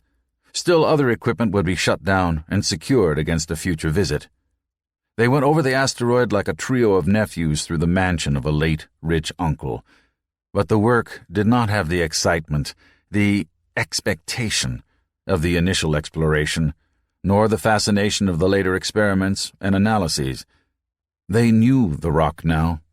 They knew its secrets, or as many of them as it had chosen to divulge. The activity was a closing up, a winding down, an end. It called for different emotions. As for any remaining secrets, it was like he had told Nacho, if you can't stand not knowing, stop asking questions. Maybe the clues would be cracked. Maybe some astrophysicist would prove that the cave could not be natural. Maybe a clever cryptographer would calculate the probabilities and find that the Flatiron markings were almost certainly non-random. And maybe, most likely, the clues would go unsolved forever. Because the mystery was unsolvable, or because there never was a mystery in the first place. Those who wanted to believe would believe, and those who did not would keep saying, "But..." D-Day. D for departure. Forrest waited at the base of the tether at Darkside Station for Nacho and Mike to finish their checklist and join him. Heimdall Communications was in the circuit, marking time until Fartrip was ready to drop the tether and depart. They would play downloads from onboard and Rockside Doids for the grand finale. A big production all around. Forrest was impatient with such ceremonies. They always seemed contrived to him. He hated mouthing a prepared script, and he hated having to come up with spontaneous remarks. So either way it bugged him. While he waited, he carried on a desultory, time-delayed conversation with Dennis Tolliver at Heimdall. Nacho's yellow polka-dotted suit appeared over the horizon from dayside, and a few moments later settled to the ground beside Forrest. "Everything is buttoned up over there," he said. "Good," said Forrest. He was getting nervous. He rubbed his hands together, but enclosed in fiberglass, ceramic, and composite like they were, it did not help. I hope I can think of something to say to the people of Earth besides, let's blow this joint. Nacho laughed. Keep it simple. If they wanted flowery speeches, they would have sent an actor along. Forrest scanned the horizon. Where's Mike? Wasn't he with you? Nacho turned his suit toward the rim of miniature hills over which he had come. He was right behind me. So where'd he go? Computer, location, Krasnarov, locate. The pop-up window on his visor activated, and a visual of the rock appeared, overlaid by Nacho's grid. The image rotated a quarter turn, and one of the elements flashed. A dot appeared inside it. Krasnarov's suit beacon. Before Forrest could say anything, the dot moved into the next grid element. Where's that sumbitch going? Doesn't he know we have a show to do? It wasn't like Senior Machine to miss a schedule. Hell, you could use the man to calibrate a clock. Doid view, Krasnarov, show. No mistaking the red and white striped suit that appeared in a second window. He was moving rapidly above the ground, using his spews. The view was from a groundside doy just east of the Flatirons and showed him approaching, then passing out of sight overhead. A new view, from another angle, replaced it. Don't worry, Forrest, said Dennis Tolliver's voice, hissing with distant static. You'll think of something. The comment puzzled Forrest for a moment, until he realized that the Earthside liaison was responding to an earlier remark. Quickly, Forrest cut Earth out of the circuit as he and Nacho took off for the Flatirons to intercept Krasnarov. He didn't know what the Iron Mike was up to, but he was pretty sure he didn't want the whole world watching. When they reached the Flatirons, Krasnarov was chopping away at the inscription stone with a rock hammer. Nacho cried out and landed close enough to Krasnarov to collide with him. The two of them staggered away from the stone like dancers whirling in each other's embrace. Really bad dancers, but they both managed to stay upright. Forrest landed more carefully, placing himself between the other two and the stone. He stooped and picked up the hammer that Krasnarov had dropped and opened the all-suit channel. Did you manage to catch him, Mike? Forrest asked, and then before the engineer could answer, he added, Ignacio, I've told you to watch your horizontal vector. If you'd fallen, you might have cracked your faceplate. We've managed 39 days on the rock without a serious injury. I won't tolerate one on our last day here. Nacho started to say something, but Forrest overrode him. Yeah, I know, you were trying to stop Mike here from removing the stone. I agree with you, but that's no excuse for careless suit handling. Then he addressed the engineer. Mike, taking the stone back with us for the dirt site experts to study has its points.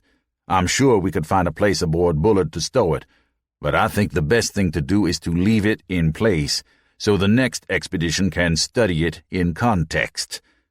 What do you say? Both men were silent. They knew as well as he did that Krasnarov had been defacing the stone, not trying to remove it for transportation. You could tell by seeing where Mike had struck. His aim wasn't that bad. Time enough later to find out why. Meanwhile, by not taking official notice, he had given them both a way to back off. Mike had not deliberately defaced what might be an alien inscription. Nacho had not deliberately tackled Mike, endangering them both. Polite lies, but the homebound leg was more than 200 days in a very small space, and sometimes the only way to live together was to smile and lie like hell. You're right, Krasnarov said at last. It should be left here for the next expedition. Good. The next expedition would not be for another 18 years, unless engine technology took a quantum leap in the meantime. Long enough to be forever. Forrest turned away and studied the markings. The damage was minimal. Krasnarov had not had enough time to accomplish anything. A few chips were gone from one of the ideograms, but they had doid records for the experts to study. If these were not alien inscriptions, taking the stone back would have been silly. If they were, it would have been sacrilegious. And as for obliterating them, well, the same logic applied. He started to turn away, froze, turned back and looked at the snowflake patterns with sudden certainty. Of course," he said aloud. "Of course what?" asked Nacho. But Forrest did not answer him. He stepped toward the slab and raised the hammer and struck the rock with the pick side. Nacho gasped, but Forrest had struck well above the spot where the spiderweb patterns lay. Krasnarov said, "What are you doing?" 3 strikes, and Forrest had made a crude F. 3 more, and he had an A. His blows did not go deep. The rock was hard, and all he managed were superficial scores. But they would do. They would do for another 1,000,000 years. "Far trip," he spelled out, and 2009. He squared off the round letters. Nacho said, "Yes, that's right." He spelled out Calhoun next. Every strike of the hammer seemed to bring him closer to whatever had carved the stone in eons past. "Yes, I was here too. I have stood where you once did. I have put my name on a rock in heaven. Alien creatures? Perhaps. Too alien to understand. But in this one thing, brothers and sisters to every human who had ever stepped out into the dark beyond the campfire." When he finished, he handed the hammer to Nacho and stepped aside. The geologist added Mendez underneath, making the D like a wedge and the S like a backward Z. Then Nacho stepped away and, with after a moment's hesitation, offered the pickhammer to Krasnarov. But the Russian would not take it. "This is absurd," said the man who had planted a footprint in a dust-filled crater. "Showboating." He activated his spews and rose from the rock like Christ ascending into heaven. "We have a schedule to keep." Nacho watched him go. Then he looked, first at the rock hammer in his hand, then at Forrest. "Give me that," Forrest said. Nacho handed him the tool, and Forrest faced the slab once more. He carved Mike's name, using Cyrillic letters, as was only right. Krasnarov. Let future explorers stumble over the mixed alphabets. He wasn't doing this for them. He wasn't doing this for anyone. It was only the doing of it that mattered. Krasnarov could think his own thoughts, believe his own beliefs, because it didn't matter what he believed. It only mattered that he had come. When he had finished, and before he turned away for the last time, Forrest Calhoun paused and laid the rock hammer at the base of the slab. You never knew. Whoever came along next might not have the right tools with them. Only later did he learn that, having cut Heimdall out of the audio circuit, he had forgotten to cut them out of the video, and that, consequently, there was no need at all for any departing speeches. He had said everything worth saying with his hammer, and half the world had wept. 9. Close call. The shuttle hydrogen tank was an ochre whale in an ocean of ink, massive and silent, drifting slowly off the starboard bow of Leo Station. Standing by his post at the D winch, Flacco watched the boosters that dotted the tank's hull fire in complex patterns, turning it and coaxing it ever closer. How could something so massive move so gracefully? And yet it did. Cables like harpoon lines ran from the tank to the winches on the nose of Leo Station, where Flacco and the other trainees waited to reel it in. Oh, they had it lined and gaffed all right. Rigger trainees and their mentors manned 5 of the 6 winches. The B winch was tended only by an otter. At the last minute, Art Fitch had refused to EV-aid, freezing in the airlock, staring into an infinity that had suddenly become down in his mind. He was being sent earthside on the next bumboat. Flacco felt bad for the man, but it meant one less rigger jostling for the final cut. Flacco was uncomfortably aware of his mentor, Reese, hovering close by, watching him. The task was straightforward enough. Guide Tank 4 into position and secure it. The tank had already been dressed out with attitude jets, a male docking collar, and a trio of alignment lasers. A Waldo-trained AS neural net controlled the engines that nudged the massive vessel toward its assigned position. All the humans had to do was attach the cables and secure the tank after it was docked, so it was not, except for the sight conditions, the toughest job Flacco had ever rigged. Yet he could not shake the feeling that Reese watched him intently whenever his back was turned. Was he being trained or tested? It was hard to tell, and that lack of assurance made him uneasy. Yet when he glanced over his shoulder at Reese, the man was studying the approaching tank. Flacco felt itchy inside his rigger's hard suit. He could not get comfortable. He could not adjust his cap, or tug on his pants, or hitch up his tool belt. All his accustomed gestures and motions were impossible. When he shifted position, he had to flex the balls of his feet just so to break the magnetic seal that held him to the skin of No. 3 tank. In space, no one could see you fidget. Fitch had been an amiable sort, with a great booming voice and friendly smile, but it had not stopped him from washing out. Nothing like that would happen to Eddie Mercado, Flacco vowed. He would make sure of that. He had left Serafina to seize this opportunity. He had left her behind when he ought to have stayed with her. To be sent home now would be unbearable disgrace. "Just take up the slack, Bunny," Reese warned him. "You don't want to yank too hard." The winches, like the Attitude jets welded to the approaching tank, were AS-controlled and powered by Seebeck motors that ran off the temperature difference between their sunlit and shaded plates. The winches kept a steady tension on the approaching vessel, guiding it toward the nose ring on No. 3.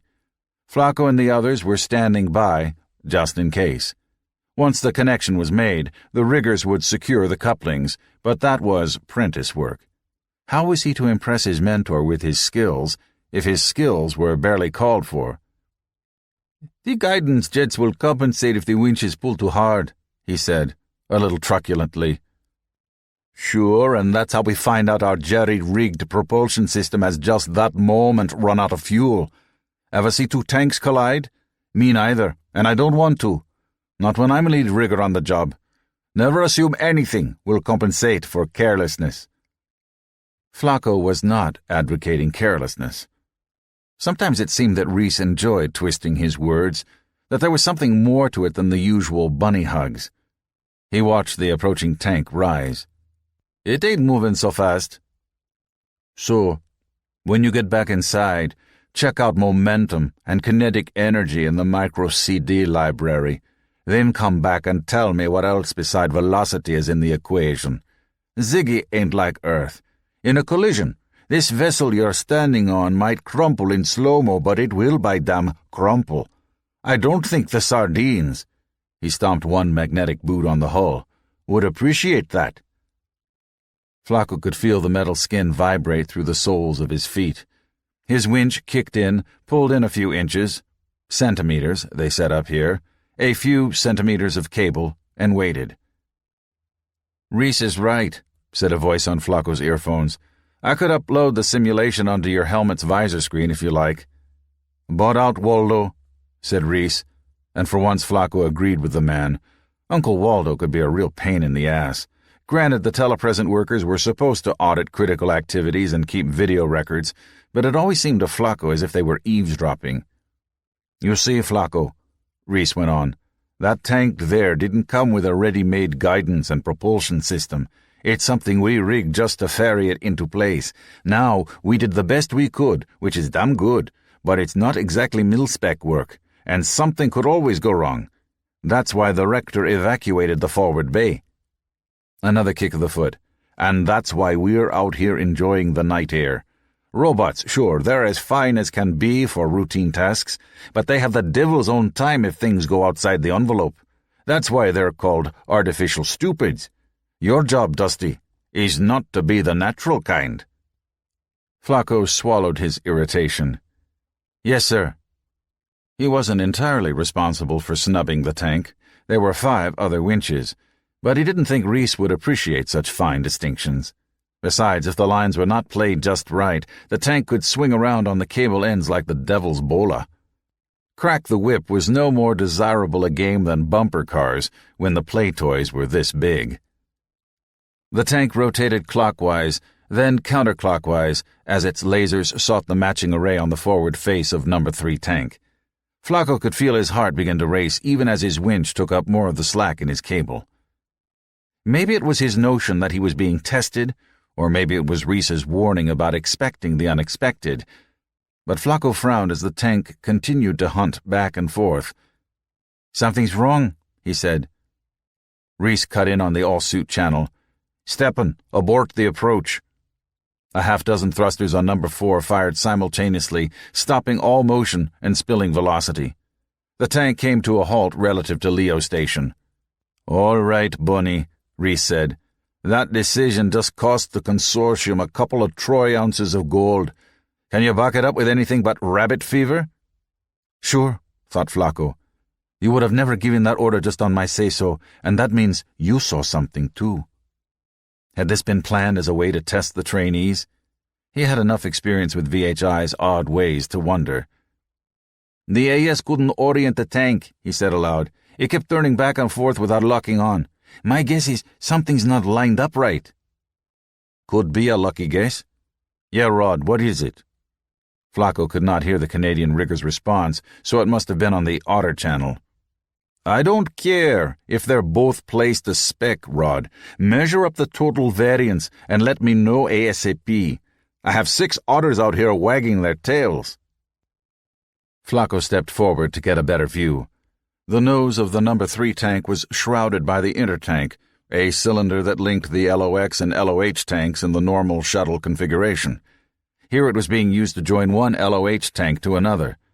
Since number 3 was destined to be the center tank on the hub structure when the station was complete, this particular intertank had been modified in orbit with Kingsbury magnetic bearings. The spin decouplers would let number 3 roll like a barrel while the rest of the hub stayed motionless. But spin-up was a long ways off yet. A couple years, at least, after the spokes had been assembled and attached. Flacco saw McGibbon, the Canadian rigger, checking the targeting lasers set around the rim of the intertank. Flacco could see now that number 4 was coming in off-center. A swarm of fireflies flickered in the beams of the work lights. But how could there be fireflies in space? "Back off, Flacco," Reese warned. "Smack between is not the best place to stand during coupling." "McGibbon is out there," Flacco said, pointing to the bright orange suit dancing around the lasers. "Sure, but Rod's an otter. He knows what he's doing." Flacco checked himself before he made a remark he might later regret. Reese Pilaf held Flacco's training card, figuratively since it was a virtual card, and it was his prerogative to mark Flacco down for any reason, or even for no reason at all. If there was one man aboard Leo who could send Flacco back home in a New York minute, it was the Russo-Welsh senior rigger. Flacco did not much care for being so much in another man's grace. They brought number 4 in the rest of the way by hand, using the winches and cables to line the tank up and then pull it forward until the butt end of the new tank nestled into the cup of the inner tank and the male and female docking collars almost kissed. Uncle Waldo calculated how each cable had to be played and how fast it was to be reeled in or let out. And if the mechanical guide rails they used to replace the defective lasers was just something they rigged up using struts from the parts bay, why, that was what riggers did. Reese himself climbed inside the inner tank to check that the prongs had engaged properly. "Don't complete the engagement until I'm back outside," he warned them. Caught between the coupled hydrogen tanks and the inner tank shroud, Pilaf would be entombed. Afterwards, a simple cough of the engines was enough to drive the docking hooks home, and the new tank was locked onto the rest of the structure. Flacco made a few suggestions, but mostly he did as he was told. And when Reese double-checked all his work, he held his pride cupped carefully in both his hands. They re-entered Leo through the main man-lock in the admin module. This was an entrance that had been cut through the tank's skin about 34 feet from the nose, into 3D just forward of the admin offices. Eventually, 8 such portals would be cut, 4 to provide access to the spokes, and another 4 for possible expansion to an 8-spoke configuration. Meet Tucker, the rigging crew boss, was waiting for them when they desuited. He was 27, older than either Reese or Flacco, and wore his ponytail rolled into a ball at the back of his head, where it was held in place by a barrette shaped like a human bone. Stepan Korodin, the propulsion engineer who had been overseeing the AS from inside, was with him. Like the other maintenance and utility workers on board, Stepan wore gray Roaring Lion coveralls. M&U ran the station while the Rector's crew built it. "What was it, Reese?" Meade asked. Reese carefully mopped the sweat from his forehead with an absorbent cloth and ran a hand through his hair. Flacco had been surprised on his first evasion at how much sweat a man could work up, doing work that to an observer would appear superhuman and effortless. Well, the same could be said of ballet dancers, too. A man doing any kind of work, if it looked like work, he was not doing it well. Reese shook his head. "Not sure, Meat. Rod McGibbon checked the lasers and one of them is out of position relative to its mate, but nothing is ever 100% in position. There was some reflective debris around the nose of number 3. Might be coating from the painter Waldo's working on the outside skin, or it might be welding dross from when they attached the mag bearings. Reflectance may have confused the targeting laser, or the range radar, or both. The whole approach looked off-centered to me." Meat nodded. "Okay. Uncle Waldo is doing an FMEA. Once we've identified the cause chain, I need you to work up a corrective action plan to avoid any repeats. We may not know everything, but we always have the right to get smarter. 1 week suit? When's the next hub tank coupling? 5 weeks. Take your time then, but have the plan operational before then. And, Reese." The lead rigger paused before leaving the briefing room. "What?" "Tell your boys to be careful. The next mistake might not be the sort we can learn from." Reese's lips thinned, and he nodded. Flacco said, "What kind of mistake can't you learn from?" Meat did not smile. "One that kills you." "We haven't lost a rigger yet," Reese pointed out, "and only one serious injury. You're forgetting Takeuchi. He was a welder, not a rigger. We're all one team, Payoff." A new voice. Flacco looked for the source and found Wesley Ben Salem, the site manager, floating in the portal from the 3C. His short gray hair, combed forward, was not enough to cover his frown, and the lines in his forehead and the line of his mouth compressed his face like a vice. "Tucker, Payoff, Corridon, in my office. You too, McGibbon." He paused and blinked, as if seeing the 5 Green Crew trainees for the first time, and asked, apparently as an afterthought, "How'd the training go?" It wasn't clear who the question had been aimed at, and Meat and Reese looked at each other before either answered. Reese said, "They did okay." Okay. Flacco clenched his fingers, but held his peace. The job had not gone according to spec, and they had improvised, and it had worked. Okay. "Mercado here," Meat said, "saw that the tank wasn't locking on." Reese shrugged. "So did Fett and Kaplan, not to mention all of the others, and Kaplan saw it before Mercado did. Yeah, but if you're going to give credit, Meat, give it to everyone." In the momentary silence that followed, Flacco could hear the unspoken comment, "And not just to your friends." For the first time since applying for the job, he wondered if knowing Meat on Earth would be a drawback rather than a benefit. Could that be why Reese was so cool toward him? "Look, mano," he said to the lead rigger, "I didn't make any mistakes out there." Pilaf barely looked at him. "That isn't good enough." If there was one thing his years on the street had taught him, it was never to show your heart to men who would cut it out. So he smiled and said, "Yeah, sure, you're right." Someday, though, Reese would eat those words. Someday, he would gag on them. Before he left the briefing room, the rector turned and looked at Flacco. Flacco traded him stare for stare. Then Ben Salem grunted, fish-tailed on a guide bar, and kicked out of the room. "You shouldn't do that," said one of the Red Crew veterans, a man named Farlander.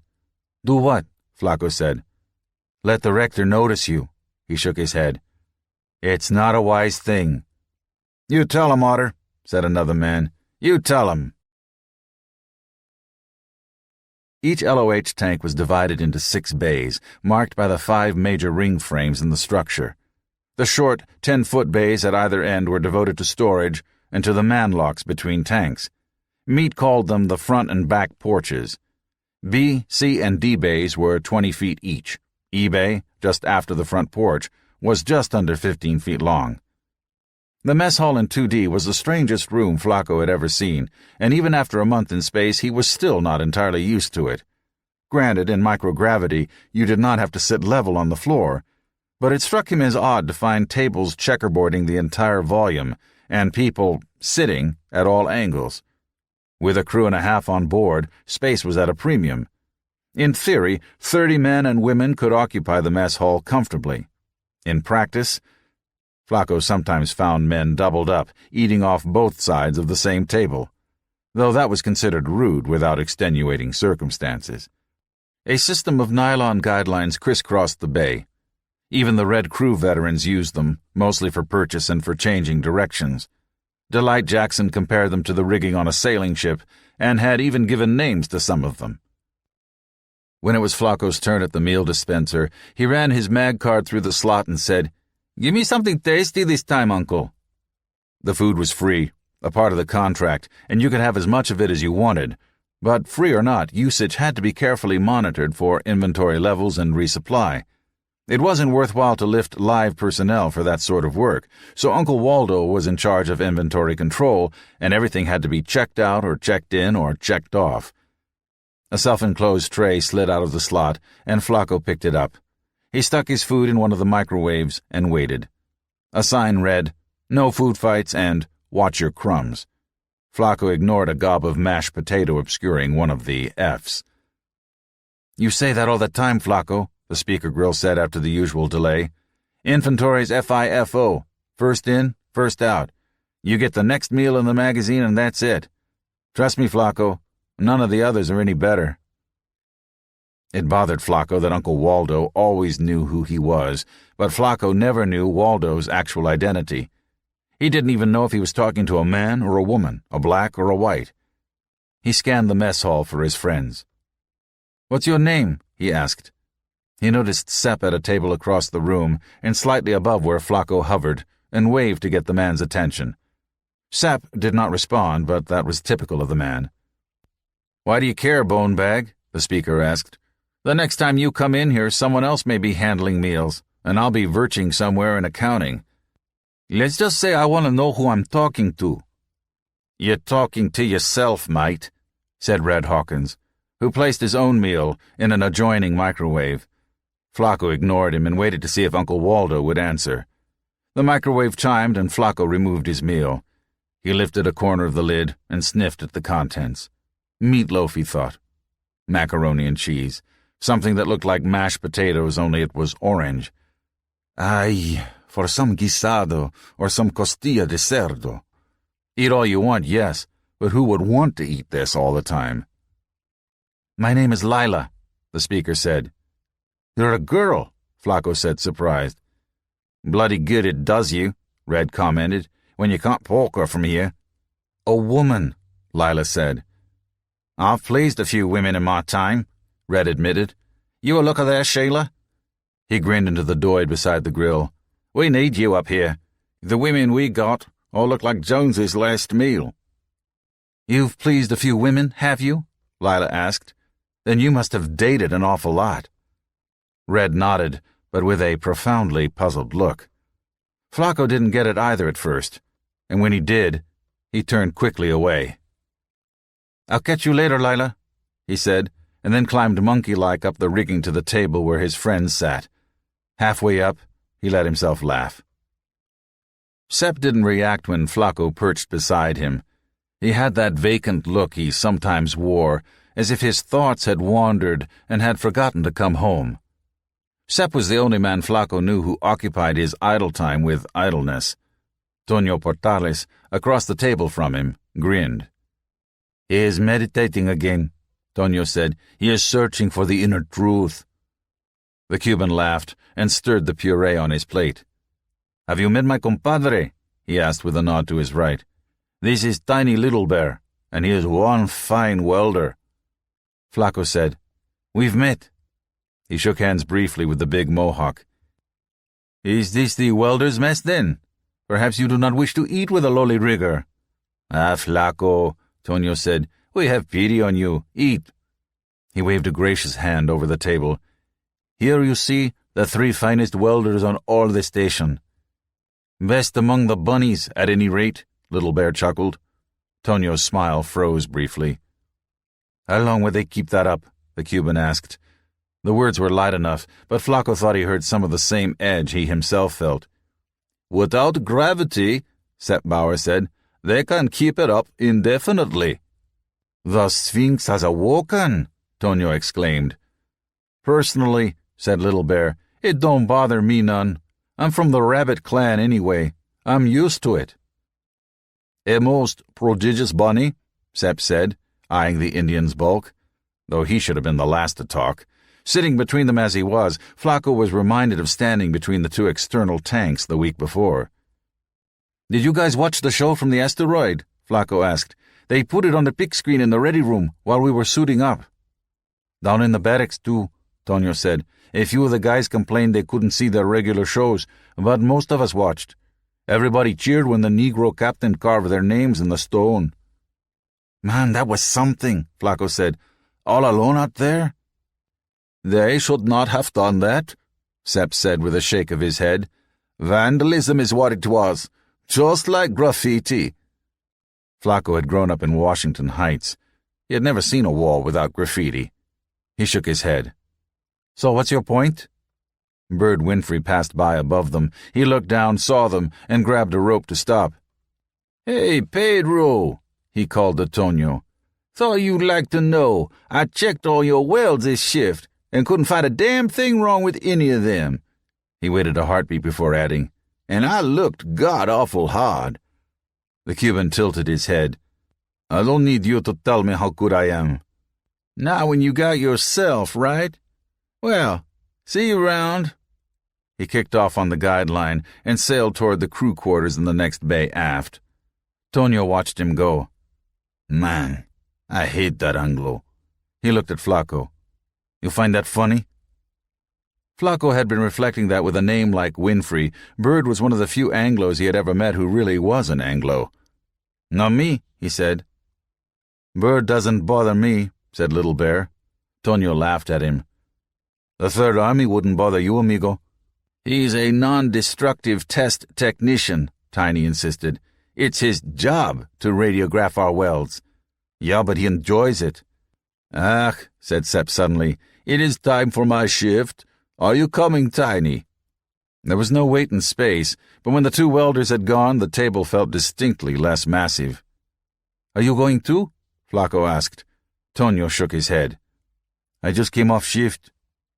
"How does he do that?" Flacco wondered. Sepp, I mean. He didn't even look at his watch, and there's no time clock on the bulkhead he was facing. Tonio shrugged. "A mystery. His mind holds mysterious powers. There is no cause to mock him when he is not here. I was not mocking him. Well, maybe a little. But the mind does hold mysterious powers. Yours, mine, even our phlegmatic friend. It only takes some unloosening. Meditation is too much work for me. Perhaps with pearls." Flacco froze with his fork in mid-air. A dab of mashed pumpkin squash dislodged and floated in the air. Flacco quickly retrieved it before air currents could waft it away. "That isn't funny," he said, and he swallowed the squash. "Sometimes," Tonio said, "when one cares about things too much, a little uncaring is good for the soul. It restores perspective. Sepp appears so relaxed at times that I wonder if it really might be Mexican Pearl. He has that same look of peaceful contentment, the same air of not caring. You don't think he—" "What? Herr Doctor Health Food? Meister, my body is my temple? No. But the chemical exists naturally in our brains. Perhaps his brain produces more than ours." "Good," Flacco said. "I like Sepp. But too much pearl can be fatal." "How do you mean, Flacco? It's a natural substance. It does not addict, and under its influence a man becomes passive, not violent." "It killed my best friend," Flacco insisted. Tonio seemed genuinely puzzled. "But how? Pearl is harmless." Flacco shook his head. "But the lead is not." It was hell outside. They drummed that into you from the first day of training. It was deadly cold and searing hot, and radiation poured off the sun like sleet. High vacuum could suck the air from your lungs or the blood right through your skin in a matter of seconds. There was nothing to grab hold of, no gravity, no air for a wing to bite. It was slipping on a banana peel forever and ever. Exploding heads were comic book stuff, but, like Bennett the suit tech Gray explained, put a hole in your suit as small as an 1/8 inch, and you had 20 seconds to get into pressure. At that point, it was a coin toss whether your brain and nervous system had been irreparably damaged. So nobody went outside without careful thought and thorough preparation, and never, ever alone. But with all the focus on the dangers of aviation, it was all too easy to forget that inside wasn't all that safe either. Number 4 tank, now that it had been joined to the station, needed dressing out. Its interior swarmed with riggers and electricians and pipe fitters and welders, all suited up because the bay had not been pressurized yet. Bundles of parts and prefabbed structures were secured in 4E, which was serving as their marshalling yard. Plans and schematics were magged to bulkheads. Robots and Waldos darted on compressed air jets or crawled along walls and struts. Bone bags dodged and twisted among them, doing the work that demanded real-time reactions. The happy chaos of a construction site, in 3 dimensions. The plan said that this bay was destined for dry soil plants, so some joker had named it Iowa, and the name seemed fated to stick. The plans indicated a total acreage in the zeolite trays of just over a 1/4 acre. Flacco was no farmer, but that didn't seem like much of a farm to him. It was about the lot size he was hoping to buy with his bonus money. The project was multi-tracked, with several subtasks running concurrently, but the basic job at this stage was to install the utilities. The tank already contained considerable plumbing and circuitry for the original cryogenic pumping system, and the project engineers had used as much of this as they could, but more would be needed to adapt the space for more complex functions.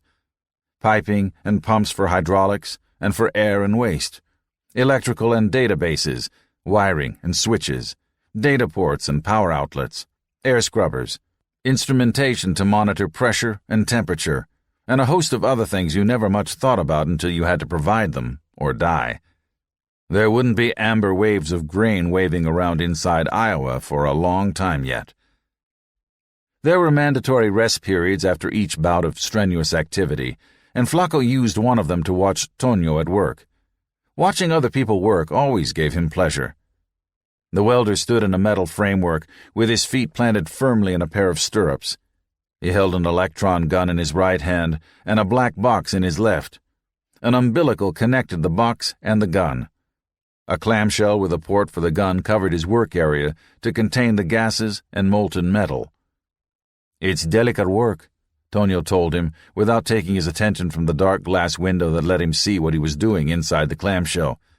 "You have to make the metals flow together, to blend. So, I move the beam in small, slow circles so the weld looks like a row of coins. And you must be careful that gases do not become trapped in the weld. That is a problem in zero gravity. So you see, my friend, this is not like rigging, where all you need are big muscles and small brains." Flacco suppressed the urge to nudge his friend. Perhaps it was hard for others to see that mating structural members and walking the steel could be delicate work, too. He glanced up as a robot crawled past on the bulkhead above Tonio. The robot, or perhaps it was a Waldo, was laying down electrical conduit. Wendy McKenna was feeding a rainbow of wires into it from a set of spools. A second robot crawled after the first, squatting at intervals to weld brackets to hold the conduit in place. With each pause, a bright actinic flash leaked around the edge of its skirt. Everyone called it the farter. There were 8 lighted switches on the T-block in Tonio's left hand. These were for various power settings. Tonio's left thumb hovered over a 9th switch, which he called the kill switch. "You need a short touch, too," Tonio went on. "The UHT, that's the gun. They call it the Universal Hand Tool. The trigger, it has 2 positions. You pull it back to the first position, that's to weld or braze. You pull it back all the way, and that's for cutting. There."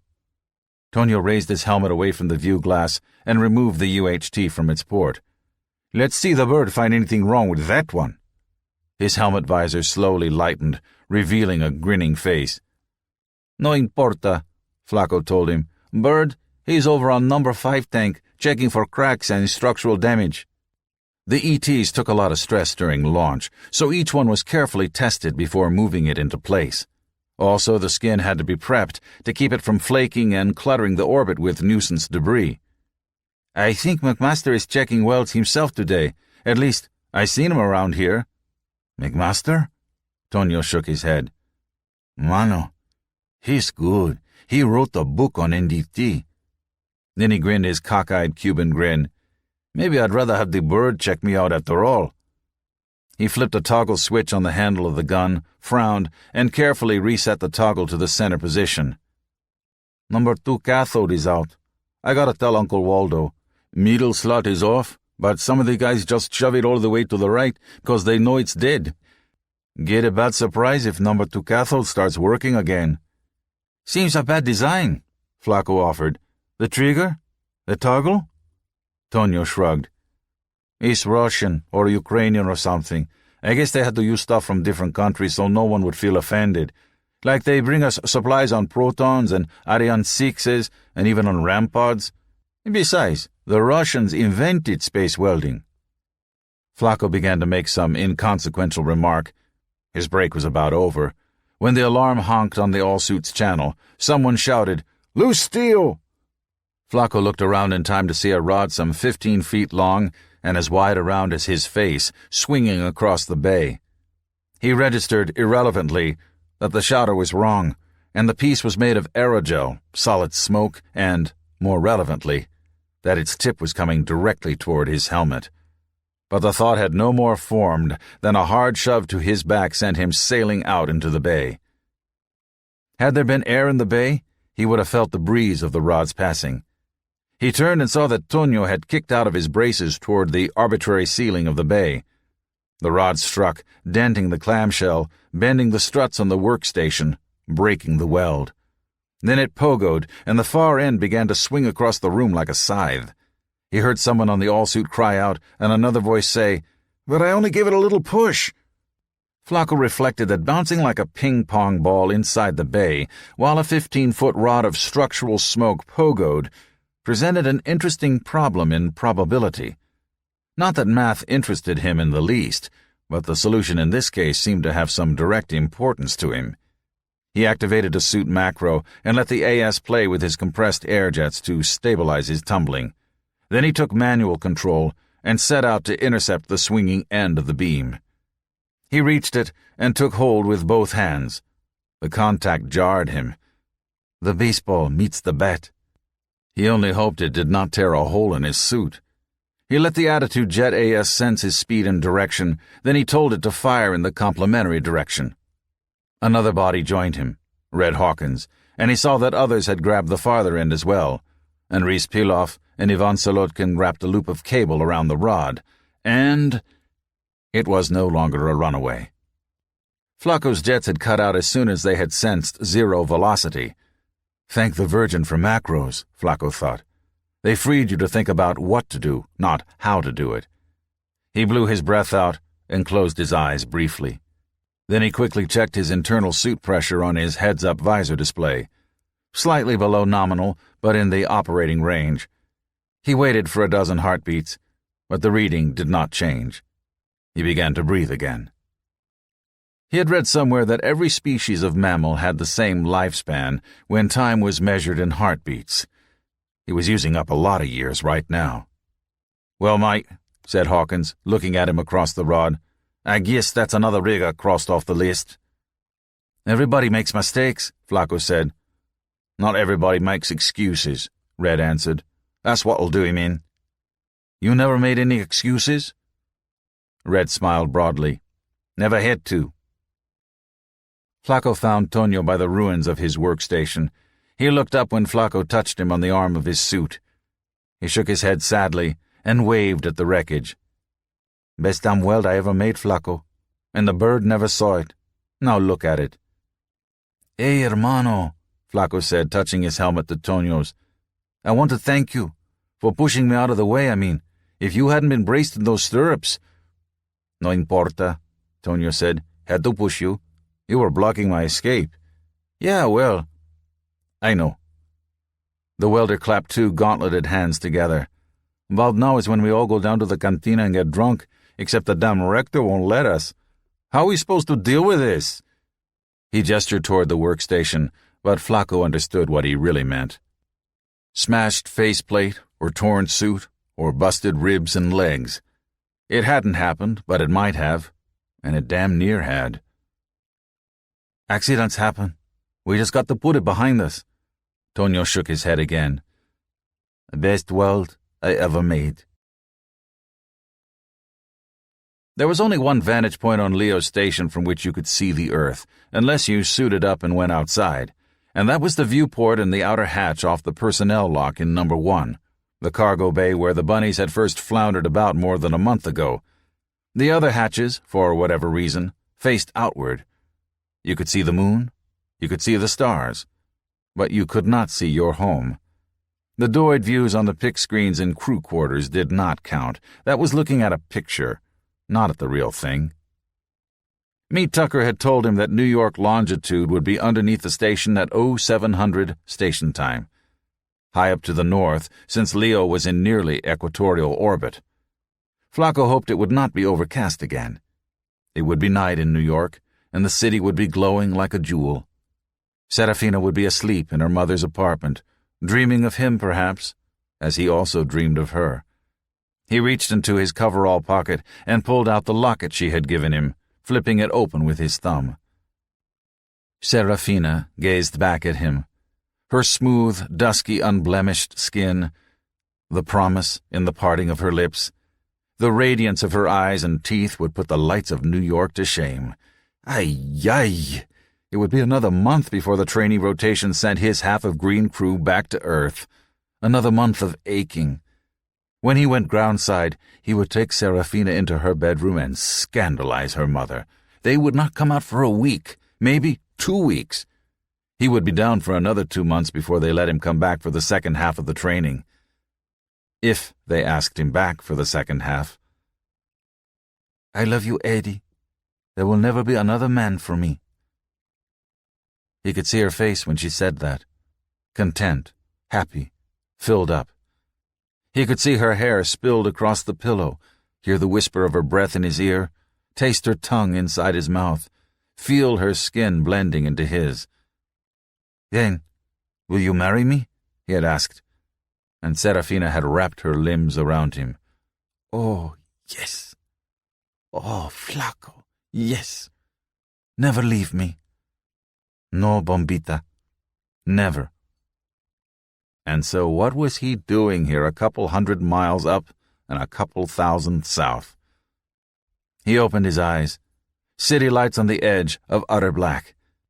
That must be an ocean, he thought. The cities marking its shore were few and small. He could not recognize the night coast under him. Perhaps it was Ecuador? The ocean was to the left of the coast, but he could not remember now which direction was north.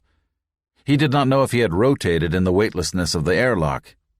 He did not know where Serafina lay tonight. He had almost died. If Tonio hadn't pushed him, he might have floated there, paralyzed, while the swinging rod played baseball with his head. That might have been best. Death and dismemberment benefits were generous, and he would never have to worry about raising little Guillermo. Never have to worry about disappointing him. A living father is fallible. A memory never made mistakes. "She's awful purty," the voice behind him said. Flaco turned with a sudden jerk, snapping the locket case shut as he did. "Who is?" The locket slid back into his pocket. It was Wendy McKenna, the electrician, and one of only a handful of women on board. She was short, solidly built, but with long, delicate fingers. Her hair was cropped short, not quite in a buzz. She filled her blue O&P coveralls very nicely. She pointed toward the viewport with her chin. "The Earth. Lady Terra." "Oh, yes," Flaco agreed. "Very pretty." The manlock was big enough to accommodate 2 people wearing hard suits. There was no reason Wendy could not pull herself in beside him with room to spare. Yet the space seemed all of a sudden very crowded. "You can't even see it all," she said. "It's such a big world. People dirtside have no idea how big. I could spread my arms wide and not be able to span it." The airlock was not a place to spread one's arms, though she did. Flacco ducked, but their hips bumped together. "I haven't seen you back here before," she said. "Flacco, isn't it?" "From Washington Heights," he said automatically, and offered his hand. Her grip was firm and confident. "And you are?" McKenna laughed. "Try to tell me that there's one jack on this crew who doesn't know each woman by name, mass, and work schedule." "Well," Flacco admitted, "it is a subject that comes up from time to time." She laughed, showing small, even teeth. "I'll bet it does. I'll bet a lot comes up. You probably have ratings. She's a bow wow. That one's a submarine." Flacco felt a touch of red at the tips of his ears. "Men sometimes talk that way to make themselves feel more desirable." "Hey," Wendy laughed, swatting him backhanded on the arm. "You ain't a woofin'. Some of the jacks up here got a lot of nerve calling any of us a dog." She looked him over. "Not you, though, Flacco. You're buff. Good pecs, tight buns. Bet you'd be dynamite between the sheets." His flush grew deeper, embarrassed not so much by her talk, though Serafina would never speak so crudely, as by the fact that her tight presence with him in the airlock was affecting him. "Oh, look," she said. "It's coming up." She meant the sun, he thought. The darkness below them had lightened to gray, and the eastern limb of the earth had taken on an incandescent glow. McKenna's hand groped, found the control panel, and turned off the interior lights. The airlock fell into twilight, brightened only by the earth glow streaming through the port. McKenna pressed closer toward the view, and Flacco backed away to give her space, but she brushed up against him anyway. It was her arm, he thought, that rubbed against me. Only her arm. The sun burst over the horizon and framed Wendy's face in an oval of golden light. Her delighted smile was a sunburst all its own. "It's so beautiful," she said. "So bright and sudden and glorious. It's like nothing you can see on Earth." "Yes," Flacco said. "It's quite fine." She turned to face him, to press close against him. "Have you ever made love in the dawn's early light?" she asked. He could feel her curves pressing into him, feel himself responding. He took her by the shoulders and pushed her back, and she turned her face ready to be kissed. He saw that she had undone the top of her coverall so that it was a cover not quite all. He could reach in there, cup her, stroke her, pull the fastener farther down. He could push himself away with too much force. Being smaller, Wendy sailed backward a little faster than he did, and she struck her head on the rim of the viewport. "Jesus H. goddamn," she said, grabbing her scalp. "What the hell's wrong with you?" I'm sorry," he stammered. And he saw within himself, to his horror, that he really was sorry. He had wanted this woman. He still wanted her. "I'm married," he offered as an explanation. "So was my ex-husband, and that didn't keep him from crawling inside half the panties in Fort Worth. What makes you so all-holy pure?" Flacco shook his head and sought refuge in words. "I keep my promises." "Oh, listen to the prig. Let me out of here before I scream rape. I can't stand you people think you're better than anyone else." She pushed past him roughly, shoving him and not caring how hard. "I don't think that," he blurted out. His words stopped her at the inner hatchway. "That I'm better than you?" "No." Her voice and gaze were skeptical. "No." Flacco hesitated a long time before he went on, but McKenna waited. "There are more sins than lust," he said. "I have been guilty of far worse than lying with the wrong woman. It has been washed away by repentance, but I must watch always what I do, and guard always how I feel. I even envy you. When you release yourself, you spread pleasure. If I do?" He shook his head. "The neighborhood where I grew up was not gentle." McKenna snorted. "At least you don't claim to respect my honor. Thank you for that much." Flacco watched her retreat into the loading bay. He waited quietly in the airlock so they would not be seen leaving together, so that wagging tongues would not tell tales of what had not been, but what might have been. A desirable woman, direct and available, shaped to fit a man, and not interested in rigging any cables to hold him by. Never had the bonds of duty chafed so badly. Yet, if he were not true, then what could he be but false? And false to one meant ultimately false to all, for a man's soul was seamless. He would become something mean and contemptible, a betrayer of trust. 2 months was not a long time to be in space, not by current standards. It was just long enough to shake your ground legs and learn how to handle yourself, but not long enough to get cocky about it. The otters all said how it was too long to spend wiping bunny noses, but by then Flacco had learned to ignore their remarks. He knew phase over was coming because the bumboats started bringing up Gold Crew members and taking Red Crew down. Ossa and Pelion did not turn over the entire shift at once because continuity of the work required some overlap in personnel. Green Crew was an exception. They had been aboard primarily for training and final qualifications, and the whole group would go down before the second lift came up for their round of training. Flacco could see the looks of joyous anticipation on the faces of Gold Crew. No, not very long at all. Yet long enough to build friendships, have a few fights, and a few laughs. Long enough for a brush with death and a brush with lust, and to stare into the rapturous infinity of stars. Long enough that rotation day began to feel as much like going away as going back. It was because only 2 weeks remained that Flacco said nothing about Tonio's toothpaste.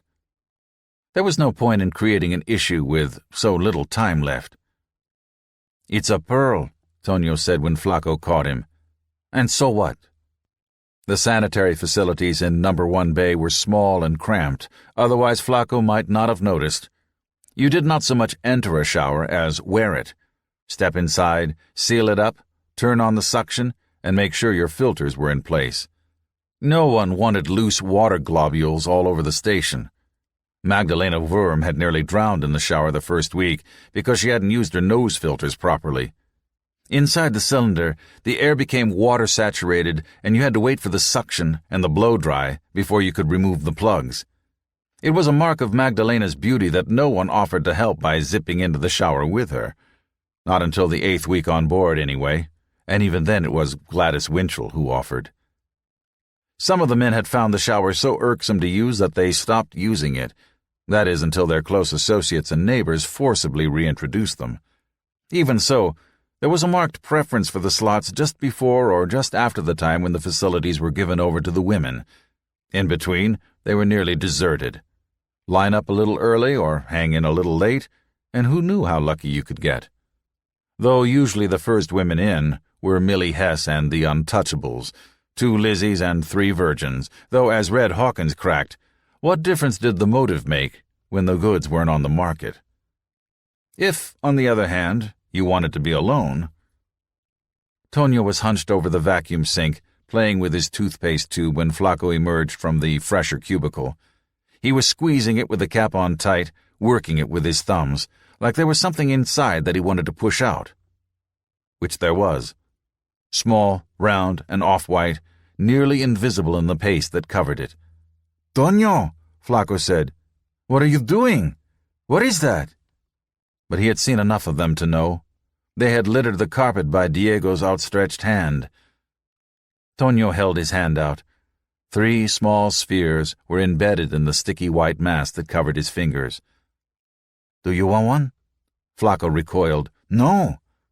Tonio shrugged. "I offered," he said. "It's wrong." "Flacco, we almost died," Tonio said. "That was a month ago. You shrug it off. You get on with things." "Sure, you're the Iron Man. Nothing scares you. But I smelled the breath, mano. I smelled the stinking breath, and I felt the wings. I shit my pants, Flacco. You understand me? You understand what that means? I close my eyes, and I see it all over again. I suck on these," and he worked the pearl between his thumb and fingers, "and I don't care so much. You know? It's still there, but I don't care so much." You can talk to the counselor. Sure, Uncle Waldo, he really knows what it's like up here, don't he? You go to a priest for sex counseling, too? Flacco played one fear against another.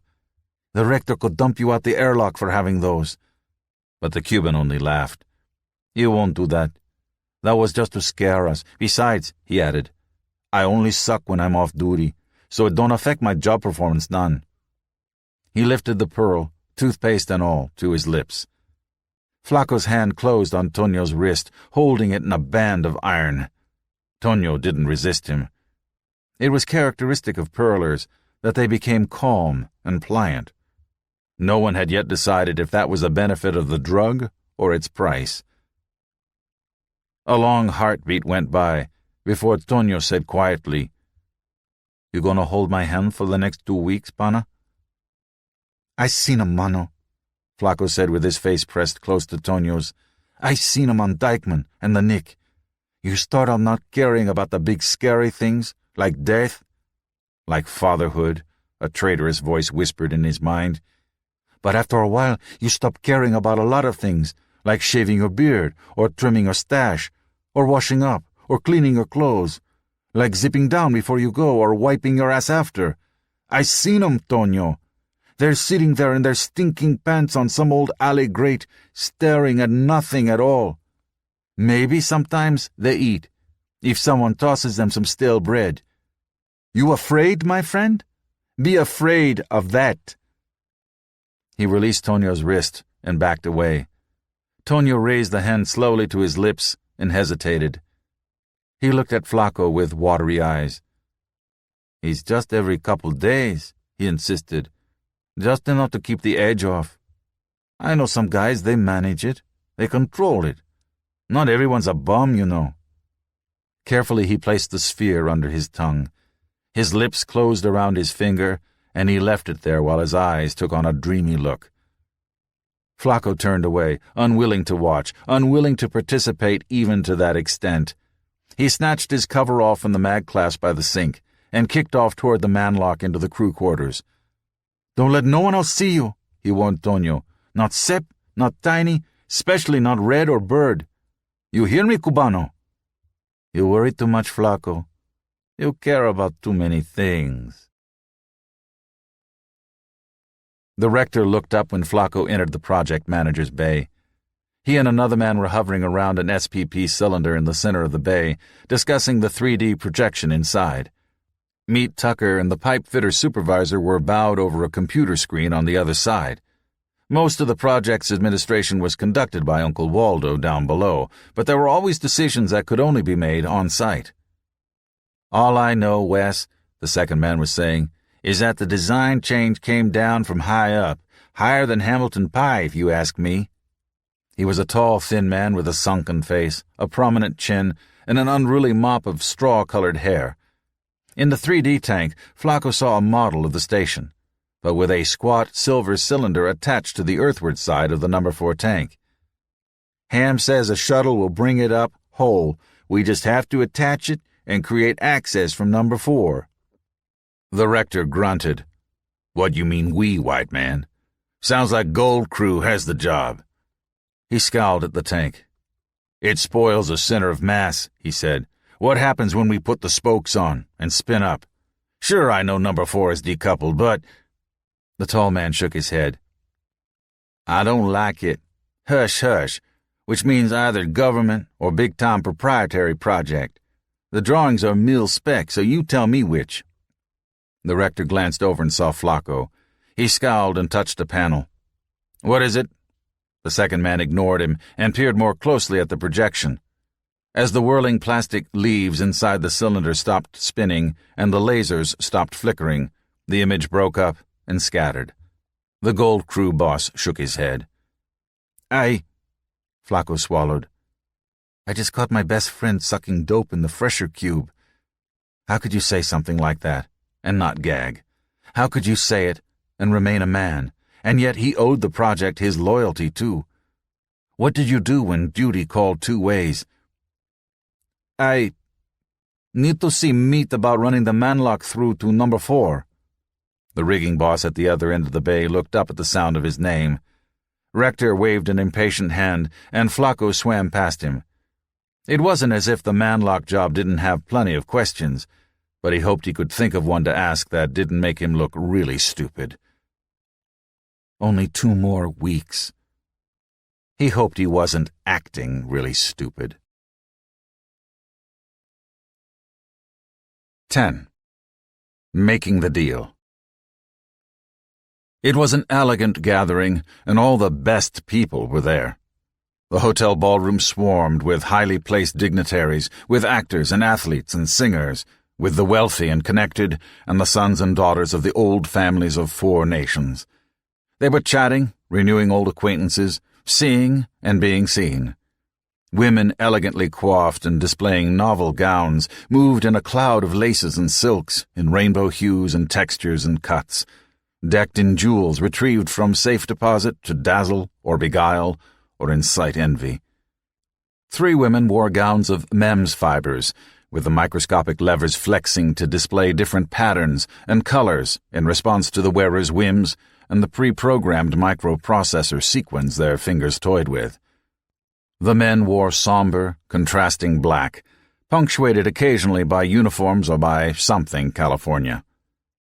Young King William was splendid, in a plain naval captain's uniform, emblazoned with ribbons and medals and the sash of the Order of St. George. Beside him, Presidente Guterres sported a sash of red, white, and green and a sunburst medallion on his breast. President Donaldson and Canadian Prime Minister Folkestone, at the end of the reception line, seemed dowdy by comparison. On the wall behind them, a tall banner proclaimed, "Neoencephalitis. Let this lifetime be its last." As a high-ticket fundraiser, you couldn't ask for a better draw. At what other event of the season could one be seen with so many important and famous people? Although, to be fair, the cause was a worthy one, and to decline the invitation would have been insensitivity of the highest order. Marisa had accepted, despite a dozen projects and 1,000 everyday crises clamoring for her attention. But if she chafed at the hours lost forever in posing, they were at least hours posed in a good cause. The chamber music was a pleasant mix of light classical and contemporary, the hors d'oeuvres were tasty, and the mood was decidedly upbeat, despite the distressing raison. Perhaps Harriet was right, and she ought to budget some of her time toward relaxation. Even machines went down for preventive maintenance. The media skittered through the crowd, doiting the famous and photogenic, recording their concern for the evening news bites or the infotainment celebrity shows. As if the ability to memorize and recite dialogue on command made one an expert in epidemiology. Well, to be fair, neither did turning a profit or pulling in votes. The only opinions that did matter were not at the gala, but in a score of laboratories in 4 countries. Their sounds were seldom bitten. Genuine scientists always hedged, and the media craved buoyant optimism or croaking doom. Last month's oil spill on the Jersey Shore was a case in point. How did you handle a bad but not catastrophic spill? How did you handle a successful with some glitches cleanup? Marisa wound her way through the reception line. She offered condolences to the king, in whose country the epidemic had started, and to the president of Mexico, where the illness rate was highest. When she reached the end of the line, Donaldson sandwiched her hand with his own and murmured some pleasantries. Marisa responded with some mindless platitude about better funding for encephalitis research. Donaldson shrugged sadly, as if to say money could not solve everything. When Marisa made to move on, he held her firm and said in a low voice, "Have you come to a decision yet on my proposal?" "No, sir. My staff is still evaluating." "Caution is a virtue," he responded, and who would know better? "But the situation is growing toward crisis. Every day is a day lost and many more dead. Don't make me act without you." Marisa said something neutral and disengaged. The dignitaries were lined up behind a bulletproof shield of SPP, and the greeters filed through after passing a very polite but thorough security screen. None of the newsers could hear what was said behind the shield, but they certainly noticed that Donaldson spoke with Marisa a bit longer than with any of the others. It was only later that she realized that, if anyone had overheard, It would have sounded as if Donaldson had asked her about funding some encephalitis-related project and that she was hesitant. King Log he might be, but a clever sort of log, all in all. Whoever arranged the banquet seating had mischief in his heart. When the reception was over, and those who had paid the 3 ounces per plate flowed into the adjoining hall for the traditional rubber chicken, Marisa discovered herself seated next to Phil Albright, and across the round table from Edward Bullock. The idea that the seating was random was ludicrous. The table seated 6. Marisa had been paired with her cousin, Norbert, a thin, angular man who seldom left Boston. Bullock had brought his wife, Vanessa, a retiring woman but beautifully dressed. On Phil Albright's left, completing the circle, sat Roberta Carson. Marisa glanced curiously at Albright, wondering why he had brought sticks with him. The campaign against neoencephalitis was certainly one in which the People's Crusades could join, but it was hardly one on which to hector Marisa van Hoyten. They were on the same side this time. VHI's Asclepios division was among the companies searching for a cure. Could they possibly object to that? The table was near the front of the hall, not the most prominent spot, but close by the dais. When the staff brought out the fruit cups, Marisa happened to glance up and saw Donaldson watching her from the corner of his eye. She pretended not to notice and let her gaze travel on to King William and elsewhere. She recalled that the president was a Go player and that Go was a game of subtlety, position, and patience. She was being maneuvered, but how? And in which direction? "It's a pity Aunt Harriet could not come," Norbert said. He had all of Cousin Chris's features, the long nose, the dark eyes, the jutting chin, the lanky stature, but none of the sparkle and cheerful good humor that Christian cultivated. Norbert was a charcoal sketch of a man. He had always seemed to her the most remote and snobbish of her cousins. He was, in fact, more distant in blood. The son of Gramper's baby brother, Wilfred, Norbert was younger than Marisa's uncles and aunts, but older than her other cousins. He projected a staid, old New England correctness. Where Brittany's life was one of golf and parties and discreet, carefully planned affairs, Norbert Wainwright van Hoyten's was one of concerts and literary guilds and earnest civic improvement groups, though more because that was what one did than because of any heartfelt commitment. "She wasn't feeling well," Marisa said. "Her leg is bothering her again." "Yes, phlebitis, isn't it?" A dutiful question. Norbert neither liked nor disliked Marisa's mother, but propriety required his concern. And who was to say that such social conventions were inferior to the brutal and cutting honesty that had been in vogue for so long? "She'll feel better in a few days. It really distresses her to miss this affair." "Sure," Styx interjected. "It's the social event of the season." "You don't know her well enough to say that, Roberta." But it was near enough true that Marisa raised no higher defense than that.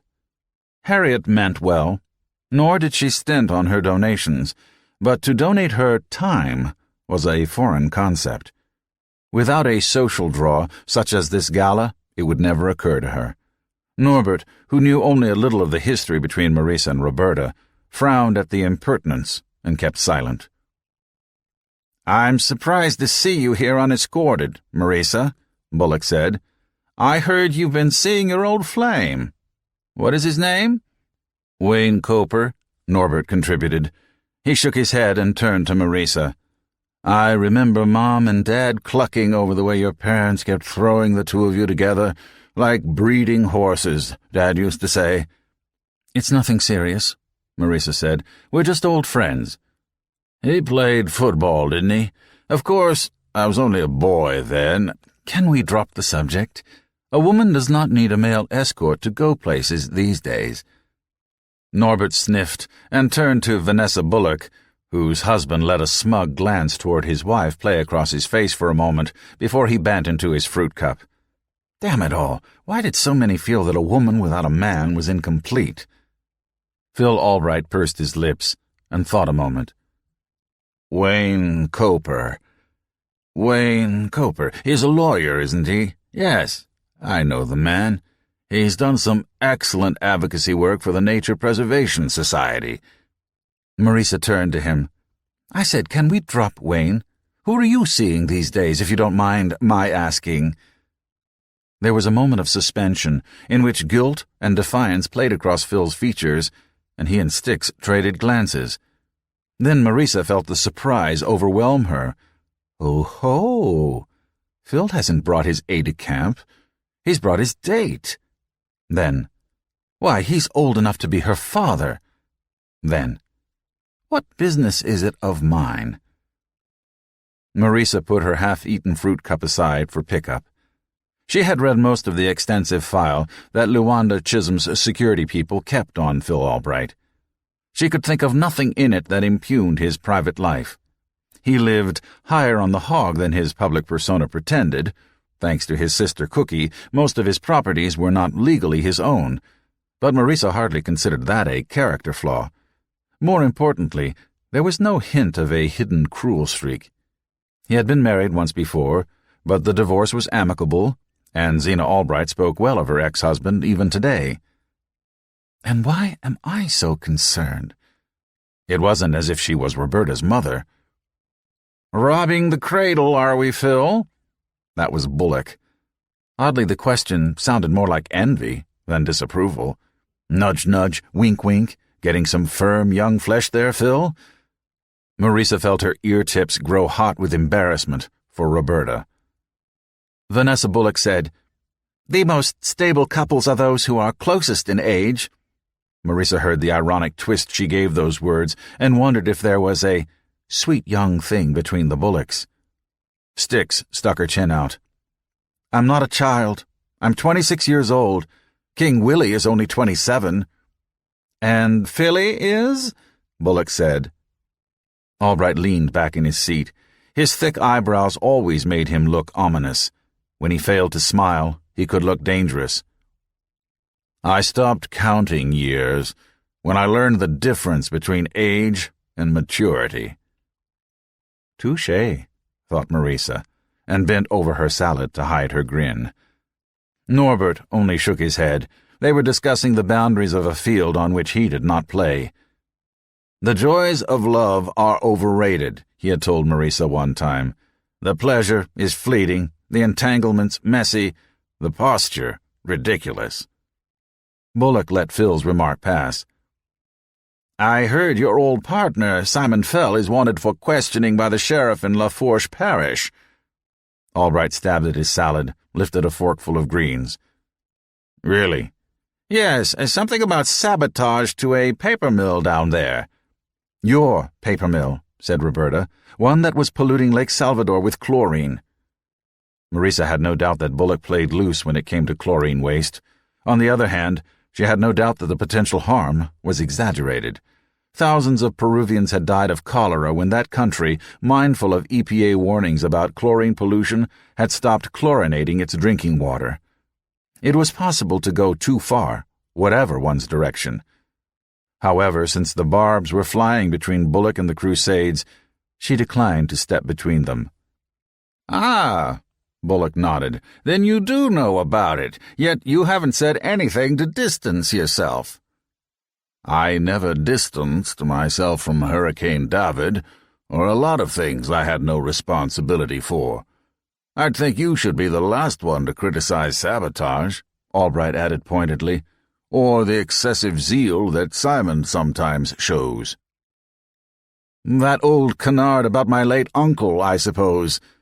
Bullock dropped Marisa a significant look. Cyrus was hardly responsible, Vanessa Bullock interjected, for the criminal behavior of his hirelings. His alleged hirelings, Bullock amended. I might also add that, unless you can prove those assertions in court, anything more could lead to a libel suit.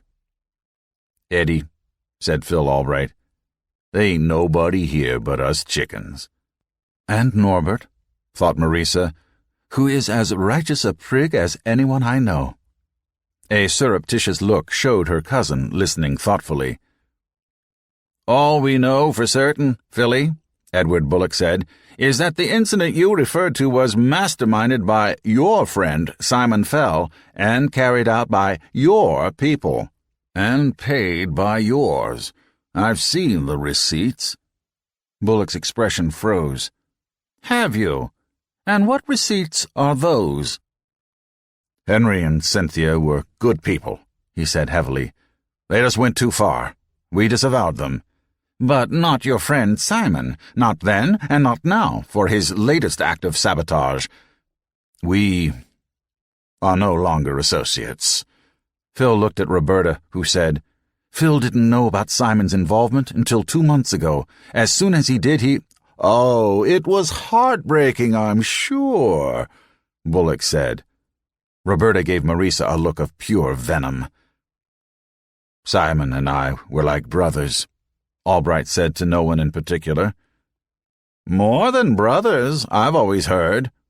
Bullock speared a cherry with his fork and lifted it to his lips.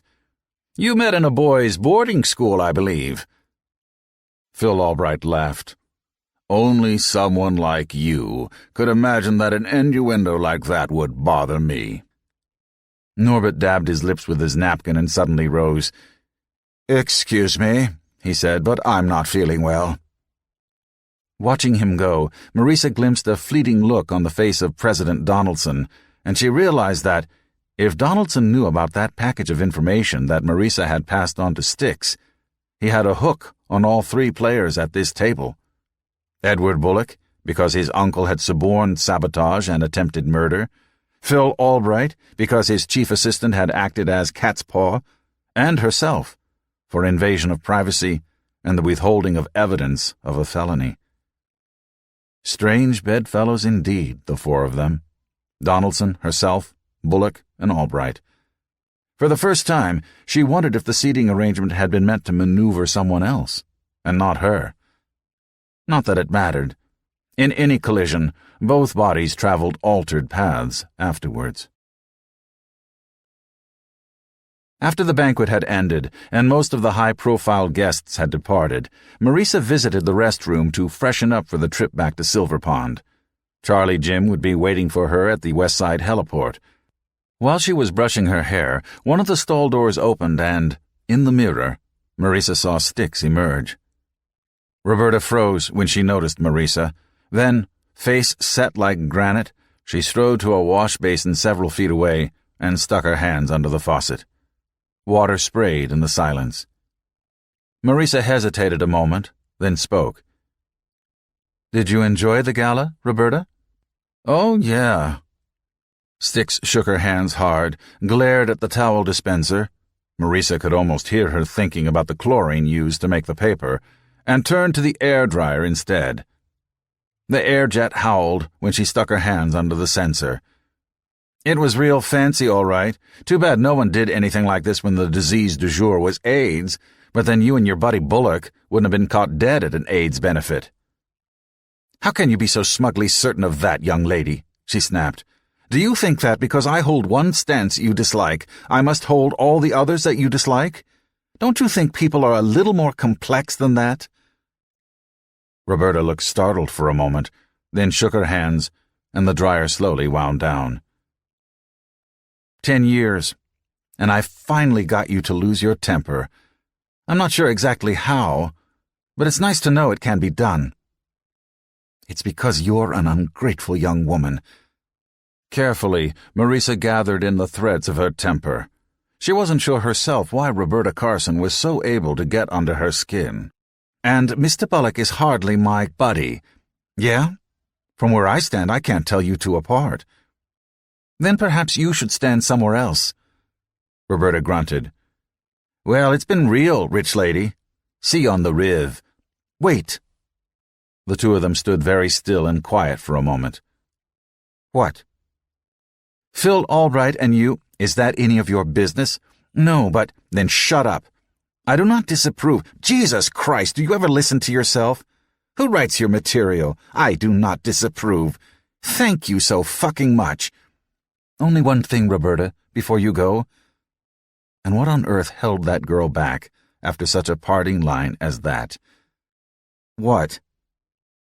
I can see your mother in you. You leave my mother out of this. You never knew her. Everyone who has ever tried to get close to you, you have driven off. Don't do that to Phil." Roberta strode to the door and stopped there. She turned. "How touching of you to care." The restroom door was not designed to slam. There were pads and an air piston to cushion it. And yet, it slammed. "A flying crow," said General Salvaggio, "always catches something." Marisa Van Hoyten accompanied the man down the musty concrete corridor, matching him stride for stride. Airmen standing guard at doorways snapped to attention as they passed. Marisa wondered if they were always so spit-and-polished, or if they reserved the heel-clicking for visiting VIPs. Dolores Pitchlynn walked briskly on the general's right side. In their wake, a cloud of aides trailed with the purposefulness of those whose importance depended upon the rank of others. The air was cool and moist, but 300 feet above their heads the alkaline deserts of West Texas baked in the sun.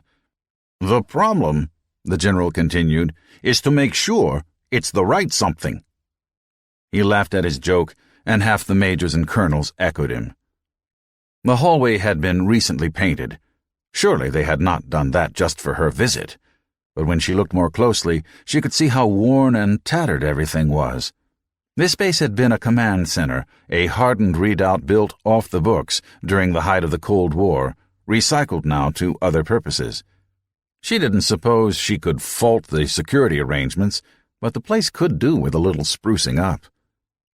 The general paused at a final set of doors and distributed hairnets from a plastic bin.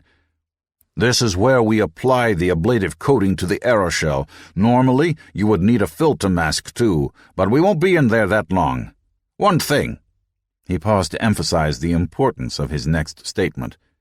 "Everyone in that room is cleared, but you will not ask questions or speak openly about the intended mission of this asset.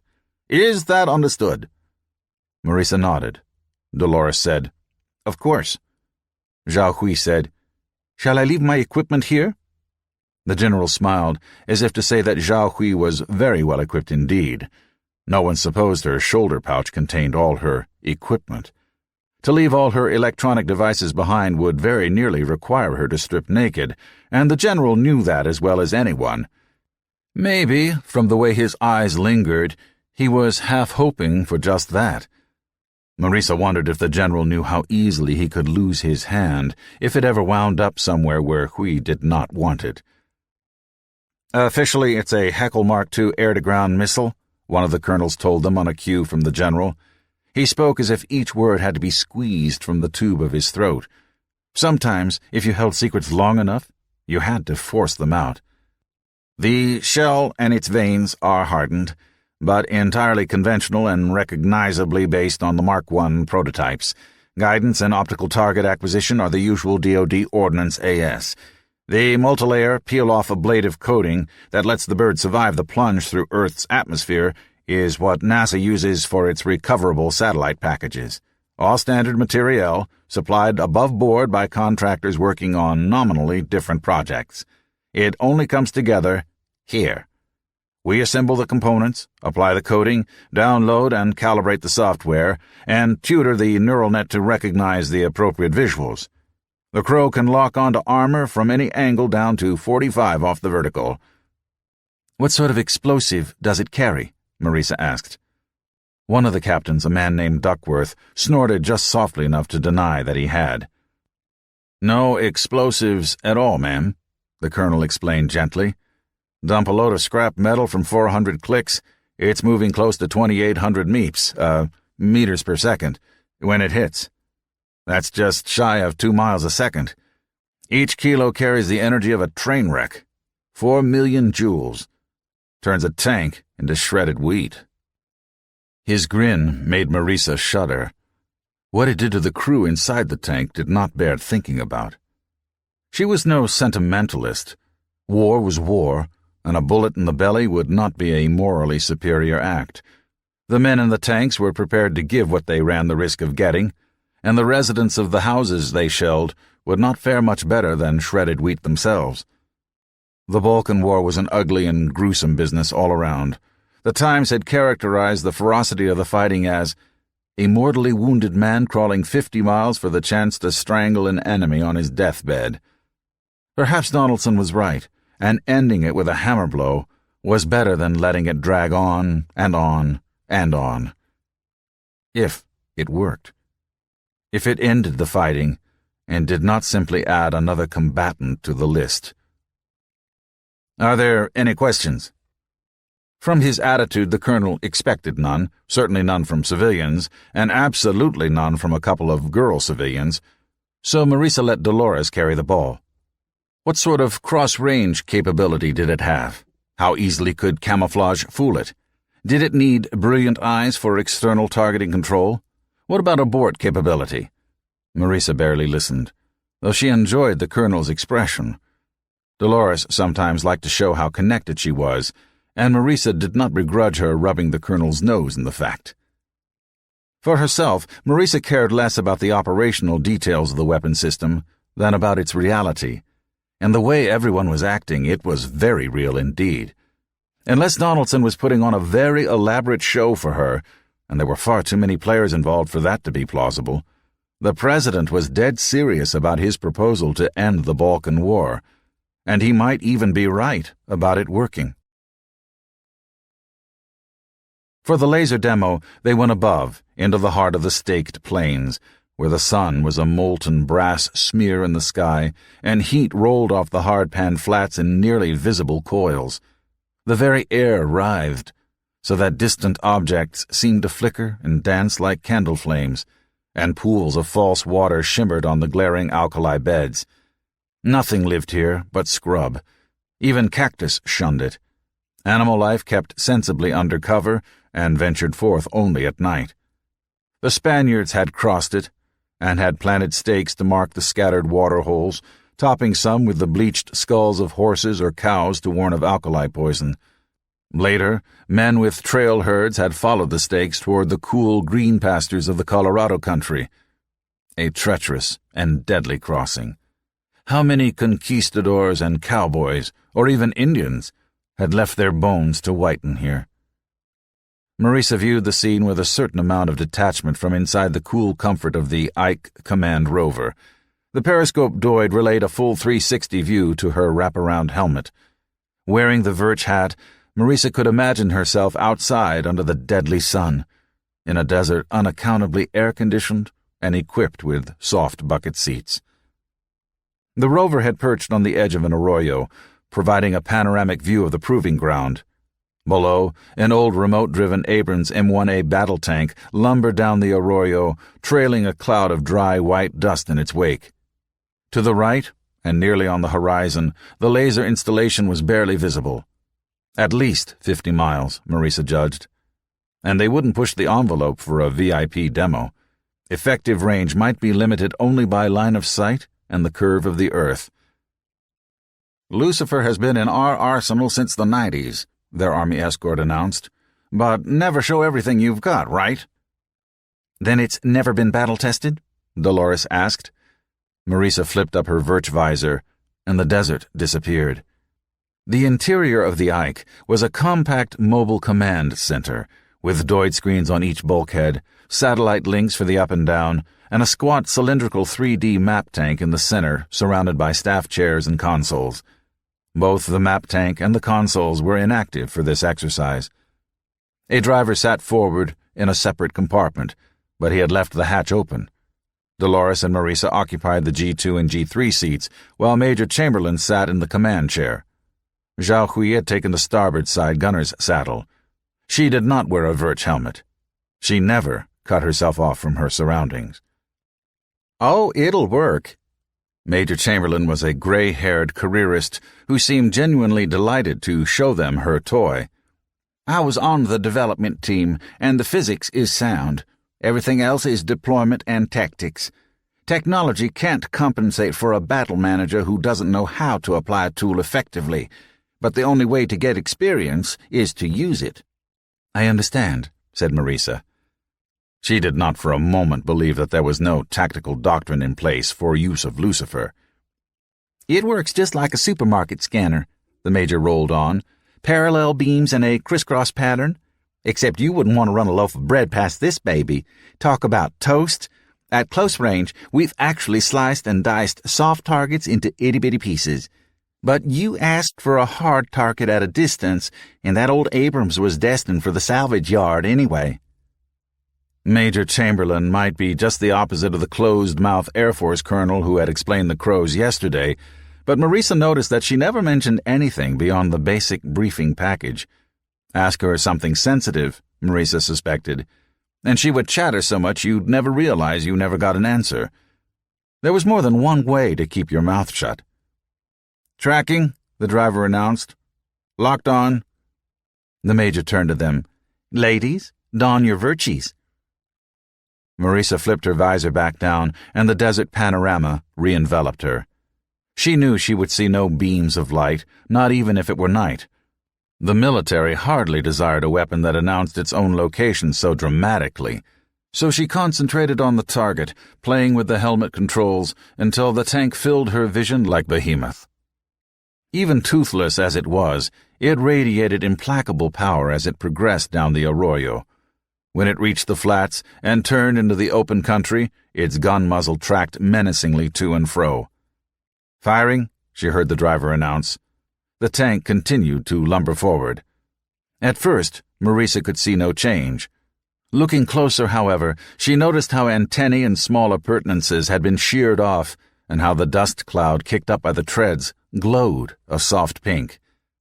Then, little by little, the tank began to die. It was sad in a way. A tiger at bay, its immense strength useless against an enemy it could neither see nor fight. A bright jigsaw puzzle of lines appeared on the side armor, like someone had taken a bloody knife to it. Parts of the forward glacis, thicker plate armor, began to flush dully. A water tank on the side burst, and steam erupted from it. Electrical wiring sparked and hydraulics ruptured, spewing black smoking oil. The driver's hatch lost its hinges and fell off to the side. A dull belch of smoke issued from under the turret, and the cannon ceased to track. The barrel on the 120-millimeter gun fractured near the muzzle end, and the flame suppressor dangled. Then the left tread snapped in two places, and the tank abruptly slewed to one side, exposing its vulnerable rear deck to direct line of sight. A fine network of cross-hatching appeared on the engine compartment of the now immobile target. "Cooking," the driver's voice observed, for the benefit of the firebase. Fuel ignited, and the Abrams was instantly enveloped in an expanding ball of plasma. Marisa stared as flames and greasy black smoke groped toward her, reaching out and seizing her. And she yanked the helmet off her head and gasped air. "Smoking," said the driver. "And goosed." He turned and grinned at her.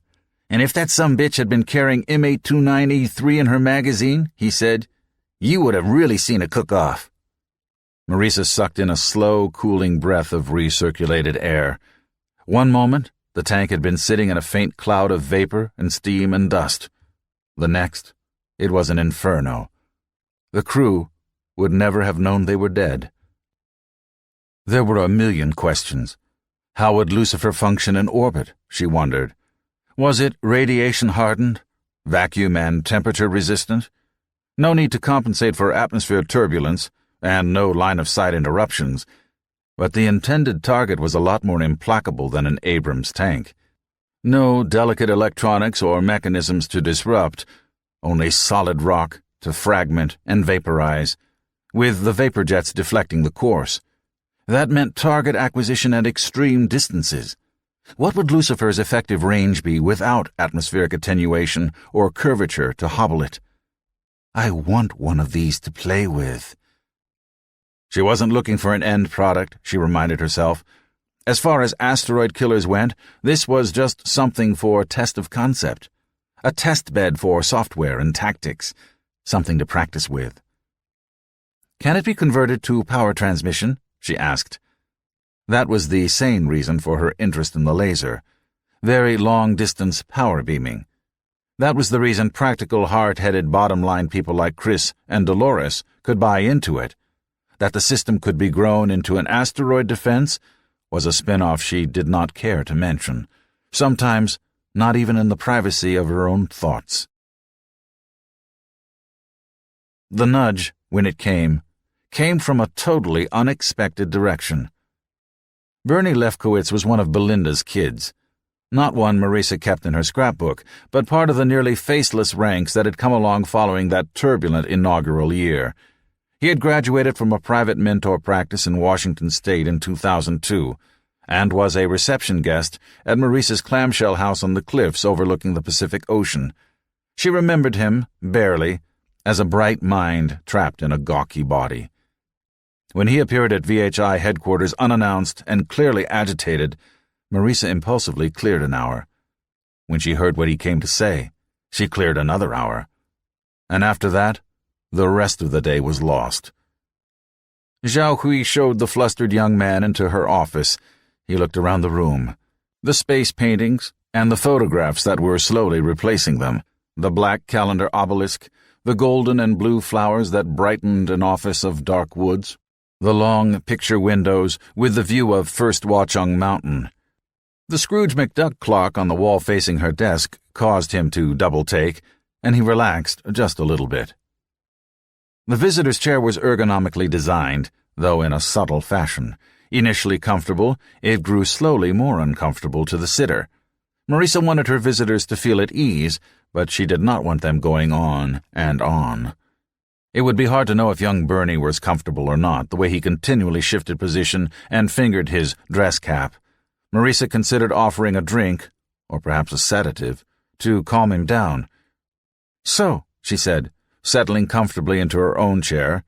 It had no time limit on its comfort. "What can I do for you, Bernie?" "World-shaking, I believe you told my assistant."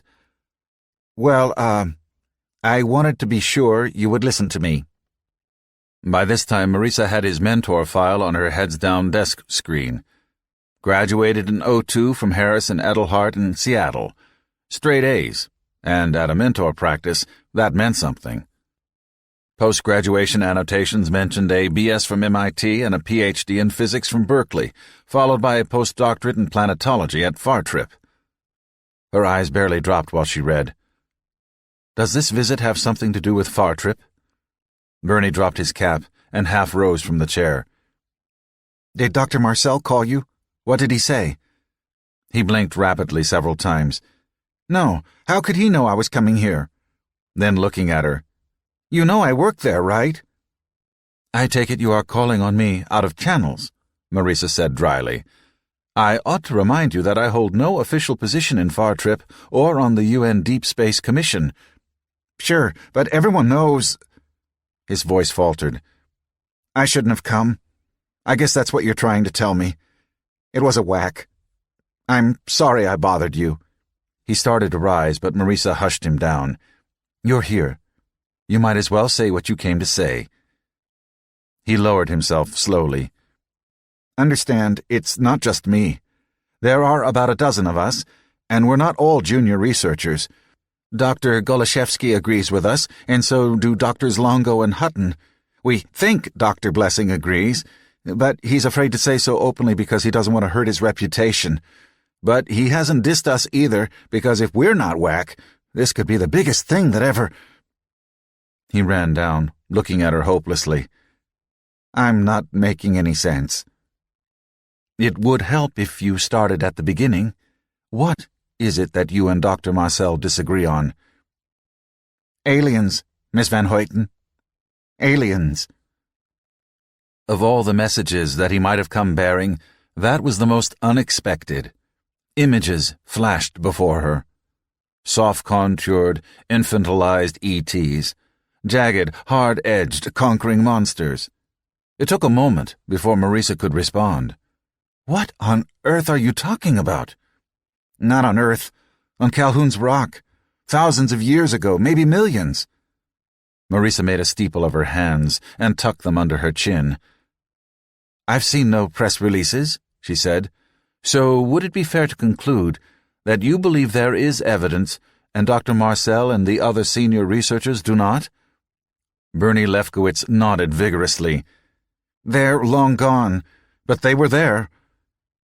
It was such a startling assertion that she could conjure no reaction. "And your evidence is?" "The tunnel the away team found in the west end of the rock." "The away team?" He flushed. "It's what we call the on-site crew. They're not the only ones exploring the rock, or even the most important ones. We're exploring it too, through their eyes and ears and hands." "A tunnel, you said. I thought it was a cave." Bernie snorted derisively. "Paradigm trap. What could make a cave on an asteroid? Water erosion? Uplift and folding?" "The model is that the asteroid formed around more volatile cometary matter. A jelly-filled donut, I think I read. Then another asteroid struck and vaporized the volatiles. The crater left by the second asteroid and the cavity left by the comet head combined to form a rough cylinder." But Bernie would not be persuaded. "Then there should be some trace of volatile compounds in the walls of the cave, and none have been found. Yet. But the absence of evidence is not the evidence of absence." "You sound like Dr. Marcel," her visitor said bitterly. "He wouldn't listen either. He had to stuff everything into his old accepted paradigm, like Ptolemy adding another epicycle." "In any disagreement," Marisa reminded him, "between a distinguished elderly scientist and a young Turk, it is not necessarily the distinguished elder scientist who is wrong." "I know I'm right. I just want an opportunity to investigate the possibility." "What price investigation?" Marisa wondered, "if the conclusion is already known." Scientists were no different from the rest of humanity on that score. They sought out the evidence to support their intuition and left the demolition to others. If science was more objective than literature or religion, it was because the rules of evidence were stricter. She began to suspect that Bernie Lefkowitz had come to her with the idea of throwing authority into the controversy, and she did not like it. That he was a mentor graduate and ought to know better bothered her more. "And you want me to order that you be given the opportunity? What makes you think I have the power to do that?" Lefkowitz flushed. "No, nothing like that. Only, Dr. Marcel insists that it's lack of funding that keeps us from pursuing, side issues. I thought, maybe, a special bequest, allocated just for heterodox investigations." "You want me to finance your hobby horse?" Bernie rose. "I guess I've wasted my time, and yours." He stooped to pick up his cap. "Mr. Lefkowitz, I have not said yes or no. Leave your net dress with my assistant, and I will get back to you, after I have received briefs from your colleagues arguing the case." The young physicist nodded and turned to go, but he hesitated at the last moment. "One other thing. When Calhoun carved the names of the crew into the rock—" "Yes?" "Why did he choose that particular spot? It was nowhere near where the ship was anchored, so why there, and not somewhere else?" After he had gone, Marisa sighed. Politics. It didn't matter where you looked. In parliaments, in boardrooms, in universities, in research labs. Politics was there because people working together always had conflicts of interests, and politics was the juggling of interests. She activated her terminal and logged onto the Fartrip node of the Infobon. She spent the next hour examining views of the cave that had been downloaded from the Gene Bullard's computers and following the hyperlinks to on-site mineralogical analyses, data from the now functional Japanese probe, and to textbooks and other related information. She found nothing to either confirm or deny Lefkowitz's thesis, but then she was only an amateur with a passing knowledge of orbital mechanics, asteroid composition, and cratering. She did agree that the cave required an explanation, but she was not convinced that an alien ex machina met the requirement. Her surfing brought her to the famous sequence in which Forrest Calhoun had carved the expedition's names into the rock. Let some carp, as they did, about defacing the work of God Nature. Let others compare it to a dog marking a fire hydrant in a pathetic attempt to assert ownership of a world not of its making. Marisa found it inspiring. She studied the scene, rerunning it several times, trying to discover what Bernie was getting at. What had he meant when he said, "Why there?" Marisa froze the picture at the point where Calhoun stepped away, and the recording Doyd gave a clear picture of the rocks. She flipped back and forth between that view and the earlier record of the pristine rock. The hyperlink let her do this easily.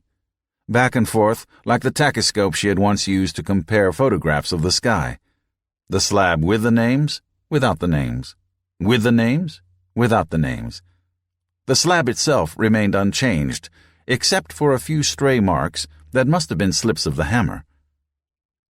Calhoun had chosen this location because it was the only unblemished flat rock on the asteroid's face. That had to be it.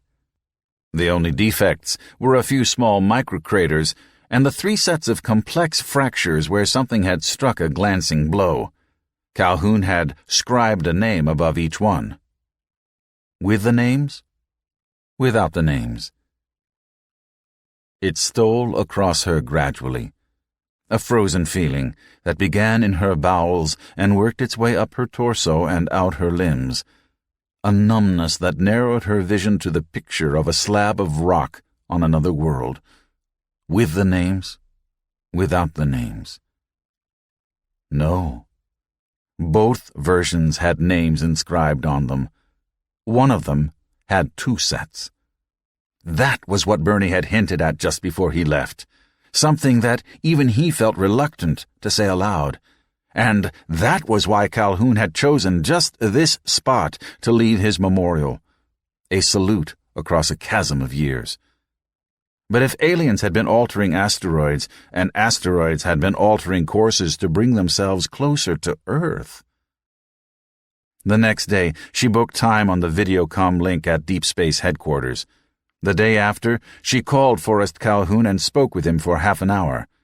And the day after that, she called W. Clement Donaldson and agreed to supply a weapons platform in exchange for a functional battle laser of the Lucifer class. 11. Perturbations. The first thing that happened when Roberta loaded the disk was that a big golden badge appeared on the screen with an announcement that possession of the information on the disk constituted a felony. If he had nothing else, Jimmy Poole had a flair for melodrama.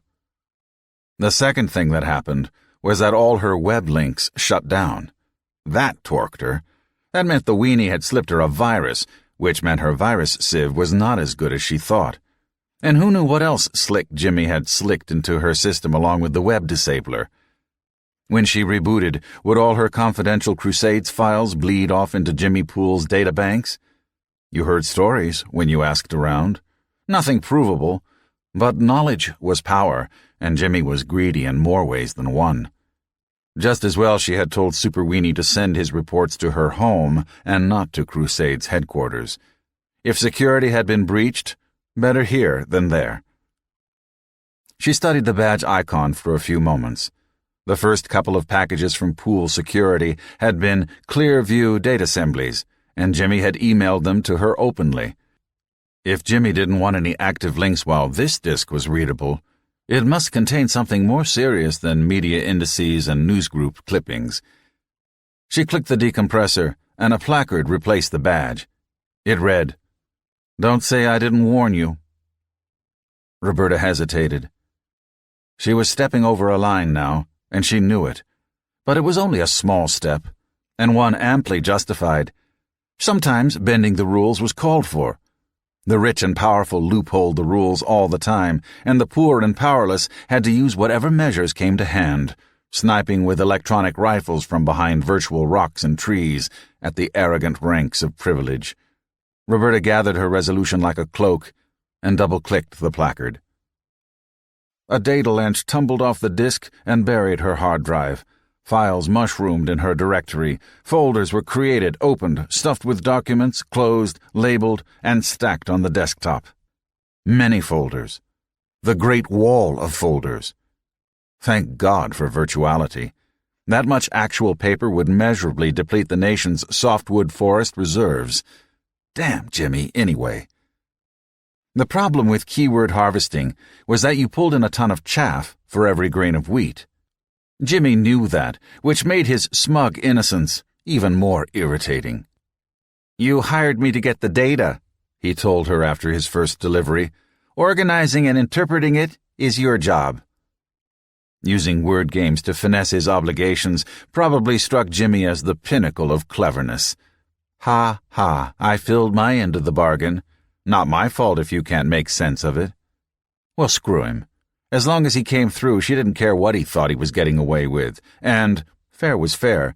Until she knew what she was looking for, she couldn't tell Jimmy what was important and what wasn't. Better that he deliver a ton of hay than a handful. There was a better chance that it contained needles. A few things she knew to look for. Asteroids, according to Barry Fast, a major phobia of Van Hoyten's. Prometheus, since it would do no good to strike any place but where the woman kept her heart. Any intersection with Donaldson, because she knew from the overheard conversation on the beach that something was going down between the rich lady and the president. And Roberta suspected that that something had to do with Star Wars. The timing was right. Marisa Van Hoyten had visited the White House in July. That was a public record from Jimmy's first package. Ostensibly, the purpose had been to invite the first poser to the asteroid rendezvous ceremony. But then the rich lady herself had skipped the ceremony. So what was the real purpose of the meeting? It was shortly afterwards, according to Deep Whistle's third cryptic email, that the president moved a secret Star Wars project to the front burner. Had Van Hoyten put him up to it? Maybe VHI stood to make big bucks building the weapons. Roberta watched the directory imitate a fungus on the popper window. Reports, letters, memoranda, databases. Jimmy had slipped his spiders and worms from the public net into the VHI system, and from there into Silver Pond itself, the rich lady's personal data sheen. Any system that suckled on the web could be entered, Jimmy had told her. She hadn't approached him yet about mousing the White House for Phil. She suspected that might spook the weenie, or at least jack his price up. Jimmy talked like a cyber tough, but he hadn't become successful by futtering the big boys. And if the collusion between Donaldson and Van Hoyten did involve Deep Whistle's warning, then her private probe into Van Hoyten's affairs just might forward her Crusaders project anyway. 2 birds, 1 stone. The file count on her screen had reached the thousands, and the little Vice icon had only relaxed about halfway. She left her computer running and went out to the kitchen, where she rummaged herself a bottle of spring water from the Niflheim magnetic refrigerator. Cold as hell was their motto. Totally ozone-friendly, the fridge used no coolants at all, let alone the toxic and explosive replacements industry had tried to force on the public in place of CFCs. It kept things cold with magnets. Something about the way the atoms in memory alloys lined up when a magnetic field was rapidly flipped on and off. Some of the Crusaders had worried about the effect of electromagnetic fields when the Magnafridges first came on the market, but science had disproven that theory long ago and, as Phil pointed out, it didn't help their credibility to holler giddy up to a dead horse. She took a swig and stood by the rear windows overlooking her postage stamp backyard. 25, maybe 30 feet from her back porch to the wooden fence at the alley. 15 feet from one neighbor's fence to the next. A big chunk of that was taken up by an old 1-car wooden garage that she used for storage. Not much open space back there. Hardly enough to play checkers, let alone frisbee. Not like the acres and acres behind Silver Pond. No place to ride your horses or shoot your grouse. There had been a shooting last year in the alleyway, though it was not a grouse that the emergency squad had lifted off the gravel. Sparse, straw-like grass was vanishing under a light blanket of patchy snow, through which the slate flagstones leading to the alley gate showed wet and black. I'm dreaming of a white Thanksgiving. She took another drink. One time in high school, when she had taken refuge at Silver Pond, she had pestered Marisa Van Hoyten into going out into the snow with her. That had been a February, she remembered. A month more traditionally winter-bound than November. Styx had made snow angels, flopping backwards into the soft, wet, scrunchy blanket that covered the mound on which the house was built, spreading her arms to make the wings. Van Hoyten watched with an amused smile on her lips, as if she had never seen the game before, and for one weird moment Styx thought the rich lady would plop down and join her in the snow. Afterwards, Van Hoyten had bundled Styx up warm with a blanket and a cup of hot chocolate, while Miss Whitmore cleaned and dried her clothes. It was the strangest memory. She could see the whole scene. The rich lady sitting by the mantelpiece under that absolutely ridiculous clock, her pale cheeks reddened just the slightest bit from the cold and the ozone-sharp air. Snow-reflected sunlight sifting through the floor-to-ceiling windows, lending everything a fairy, crystalline whiteness. Herself, on one of the pale antiqued chairs, with a red and yellow blanket wrapped around her, and the plain china mug steaming deliciously under her nose. And how could you see yourself in a memory? It was as if she was having a retroactive out-of-body experience, as if Styx was another person entirely. "Come outside, Mother, and make snow angels." A younger voice, that one, eager and pleading. "Please." But Beth, as always, too tired to play with her, and, running down a carton-crowded hallway into her room, past stacked, unopened boxes, residue from a larger house, now almost forgotten, and slamming the door behind her and throwing herself on the bed. "Spilt milk, Styxy," she told her former self. "Go back to sleep." The snow spread whitely, nowhere very thick. Just a light dusting, the Weather Channel had predicted. Gone by morning.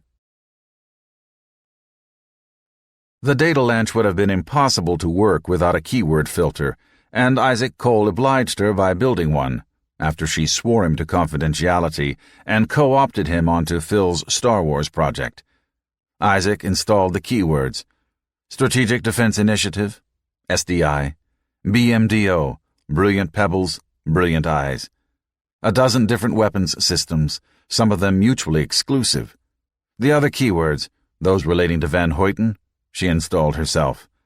As Simon Fell had rightly pointed out, it might someday be important to say Phil never knew. If she'd had any doubts in that direction, Jimmy's little badge had dissuaded her. Still, it was like pouring the Jersey Shore through a child's sand sifter. She let the system run all day while she worked at the Crusades, and at night she skimmed off the cream and read it. A god-awful load of dreck, long, rambling, jargonesque corporate newspeak. Once the sow has been set, a bod will be delivered per the PERT. Acronym City. Responsibility-shunning passive voices. It has been determined that... Stand up like a man, damn it. Who determined it? Mind-numbing petty details. Every now and then, a diamond in the rough, something that looked interesting or that piqued her curiosity. Those she flagged and wrote on a sheet of butcher paper she had hung on the wall of her home office. Whenever she saw a connection, she drew a line between the items involved, and gradually a web grew on her wall. By the third day, she was using different colors for highlight. It meant long nights after longer days, broken only on those evenings when Phil came over. On those occasions, they went out to dinner and discussed strategies and tactics, or just philosophy. And when they returned and went upstairs together, she kept her office door firmly closed. The hardest part was acting at headquarters as if nothing special had grown between Phil and her. She wanted to shout it. She wanted to dance. Truth demanded the light, and what she shared with Phil was true. Instead, they behaved with perfect correctness. It was Roberta and Phil, because they were co-workers in the struggle, and it was first names all around. But the other things they called each other in private remained unspoken. When they sat around the bunched tables in what they laughingly called the boardroom, Roberta made sure that she always sat at least 2 seats away from him. Melanie and Dottie would disapprove if they knew she was sleeping with Phil, though whether from feminist principles or personal jealousy would be hard to say. And only in the cartoon fantasies of the right were those two motives contradictory. Ellis would disapprove too. because he felt that personal emotions had no place on the barricades. Celibate for the cause, he liked to proclaim, and for him it might even have been true.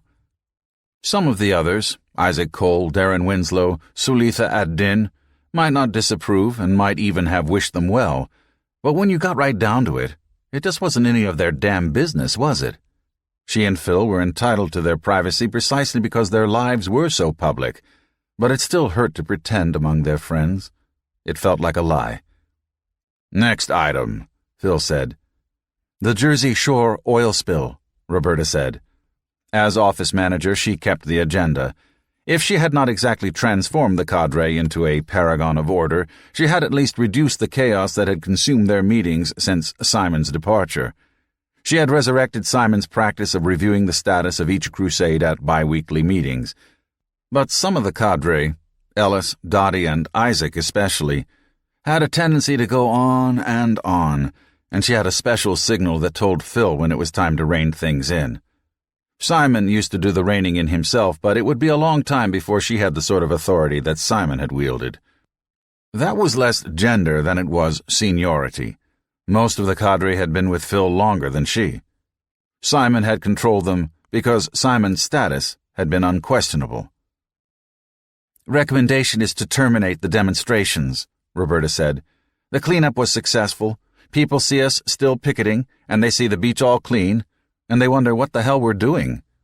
"The beach only looks clean," Dottie argued. "I bet if we dug down and took samples, we'd find a residue that those damn bugs didn't eat."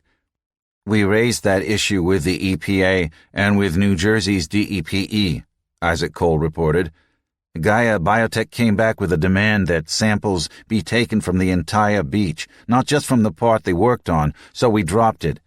I think we ought to be trumpeting the whole thing as a success. Even if there is some residual pollution underground, the worst was cleaned up. The whole crisis was handled quickly, without muss or fuss. We ought to celebrate." "Noted," said Roberta, jotting a few words in the margin. "As long as we celebrate the right half," Dottie insisted. "Our half of the beach looks just as clean as theirs, and we did it the right way, by mobilizing people who cared and putting our own time and sweat into the work. Celebrate that, not spraying artificial life forms all over the sand." "You're missing the point, Dottie," said Ellis. He leaned back in his chair and spread his arms. "You all are. The point isn't how well we clean up messes, it's that we make the messes in the first place. Would you congratulate a child who knocked over a glass of milk just because he mopped it up afterwards?" "Well, yes," said Melanie, "of course you would." "Okay, I picked a poor analogy," Ellis said cheerfully. "We wouldn't want to damage a child's self-esteem, but I don't think we have the same concern about Klondike American." There was general laughter around the table. "Sure, our volunteers did heroic work cleaning that beach," Harwood continued, "but we need to remind the public that the original spill was wrong. Do you know what the worst aspect of those oil-eating bugs really is?" He didn't wait for an answer. He seldom did. "Not that they were released into the wild, but that by making the cleanup easier, they make spills more forgivable." "Heading for a reef?" he said in a mocking voice. "Not to worry. We'll just sprinkle the magic pixie dust and everything will be fine." "I've captured your observation, Ellis," Roberta said. "We'll put it on the new business agenda for the Friday strategy session." Harwood paused with his arm still in the air. He looked at Phil. "We stop looking for ideas, Phil?" Albright shook his head. "Of course not, Ellis," Phil said smoothly. "But this meeting is for status review, not for planning. We can't pursue every suggestion or we'd never get through the list. You remember how meetings used to drag on into the night." Ellis Harwood, who was one of the major drags, shrugged. "I suppose some of us have better uses for our nights." He turned a smile on Roberta. "You certainly have put things on a more businesslike basis, Bertie." Roberta said, "Thank you," even though she knew he had not meant that as a compliment. Ellis was an academic. For him, the debate was everything. But the Crusades had to act, and act effectively, achieving the most results for their meager resources. If that meant something like cost-benefit ratios and watching the bottom line, that was simply a fact of life. Non-profits, they liked to say, but that wasn't quite true. If they failed to bring in more contributions, grants, dues, and donations than they spent on protecting and repairing America, the Crusades would simply fold. And then what? Who would tilt a lance for the defenseless then? Strictly speaking, the Crusades ran an 8% profit margin, but the 8% was plowed back into good works, not stuffed into the pockets of capitalists or the obscene paychecks of managers. As Phil had explained to her, income was like energy in a biosystem. An organization had to make a profit to continue operations, just as an animal had to eat to live. But eating was not the purpose of life. "Next item," said Phil. "Earth-safe solar," Roberta announced. "Status?" Isaac Cole answered, since he was the designated champion for that crusade.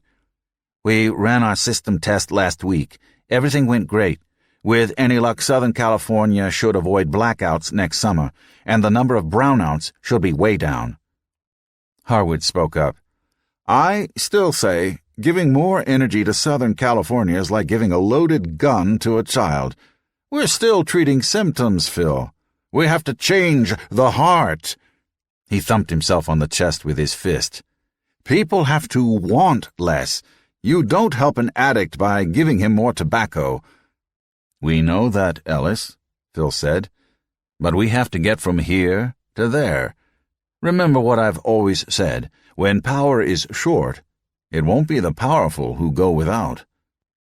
Roberta reflected that Ellis had twice now compared the American people to children. Darren Winslow was new to the cadre. He still raised his hand before he spoke. We have taken adequate measures to protect the ecology." "The ecosystem," Isaac said. "Of course we have. That was part of our mission. The PV farm was built on an especially barren stretch of desert.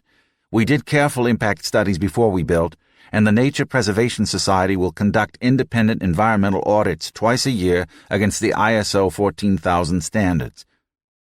Isaac thumped his finger on the table as he made his points. With his thick curly hair and black-rimmed glasses, Isaac definitely fell on the nerd side of the nerd-hunk axis, and the aggressiveness of his gestures always struck Roberta as a little absurd. The mouse that roared.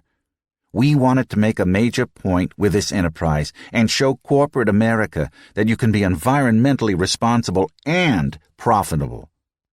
"Do you think it was wise to take such a chance?" asked Ellis. Isaac smiled. "Why, Ellis? Don't you think it is possible?" It wasn't easy to score off of Ellis Harwood, and it was uncommon enough that Ellis didn't like it when it happened. Roberta saw that in the tightening around his eyes and lips, and in the pause before he found a response. "It's not that, Ike," he said. "It's that we lack experience in running a utility. EarthSafe could fail for a host of reasons that have nothing to do with responsible behavior. But would Joe Sixpack think that deeply?" Alice might like the sound of his own voice, Roberta thought, but that didn't make him stupid. She made her own marginal note. "Professional management? Ask Art Kondo." She made the high sign to Phil Albright, and Phil said, "Let's keep moving, people." They were only 3 items into the list. Roberta kept the sigh to herself. Maybe Simon Fell had gone too far, but he had been by damn a man of action among the academics.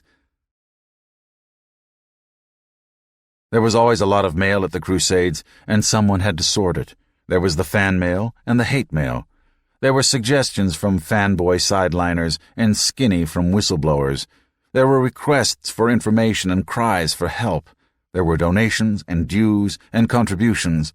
There were importunings and newspaper clippings and requests for interviews and iNet downloads and every conceivable form of human hard copy communication. There were even advertisements and come-ons for credit cards and invitations to sign up for group health. "Dear Mr. Crusades," one of them began. Sometimes they were good for a laugh. Roberta usually did the mail, Sometimes Darren or Sulitha helped. Less often Melanie or Isaac. Scut work. Boring. She had never seen Ellis or Dottie pick up a letter opener. But saving the world was not all big speeches or waving signs or pontificating for the true believers. If the Crusades had any strength, it lay in its network of dedicated supporters and sympathizers. Snail mail, email, fax, website hits, b-board posts, and telephone calls were the channels that kept them in touch with that base. You couldn't let those channels get clogged. Response, even a form response, was more than a warm fuzzy.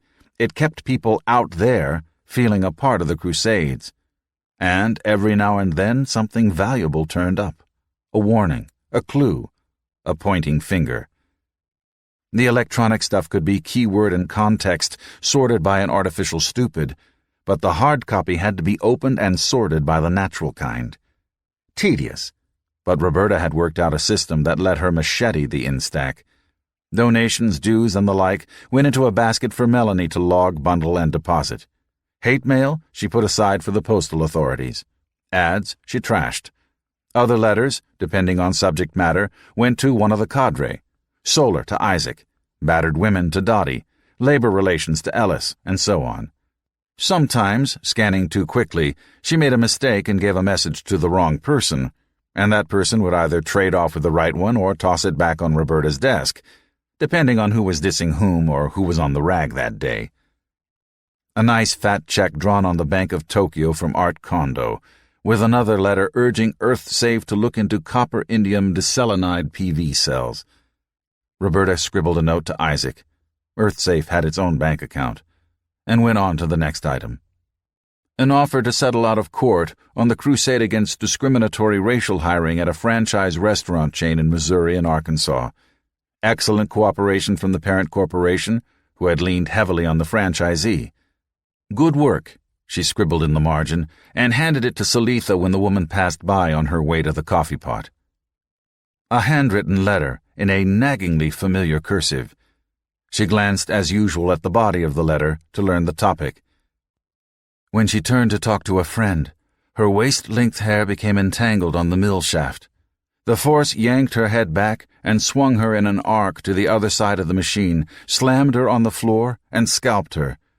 Jesus, Phil, you should have seen her in the hospital. Preventive action would have been so simple. Guardrails, hairnets, even an admittedly intrusive company haircut policy. Felix plans to pay the plant a little visit.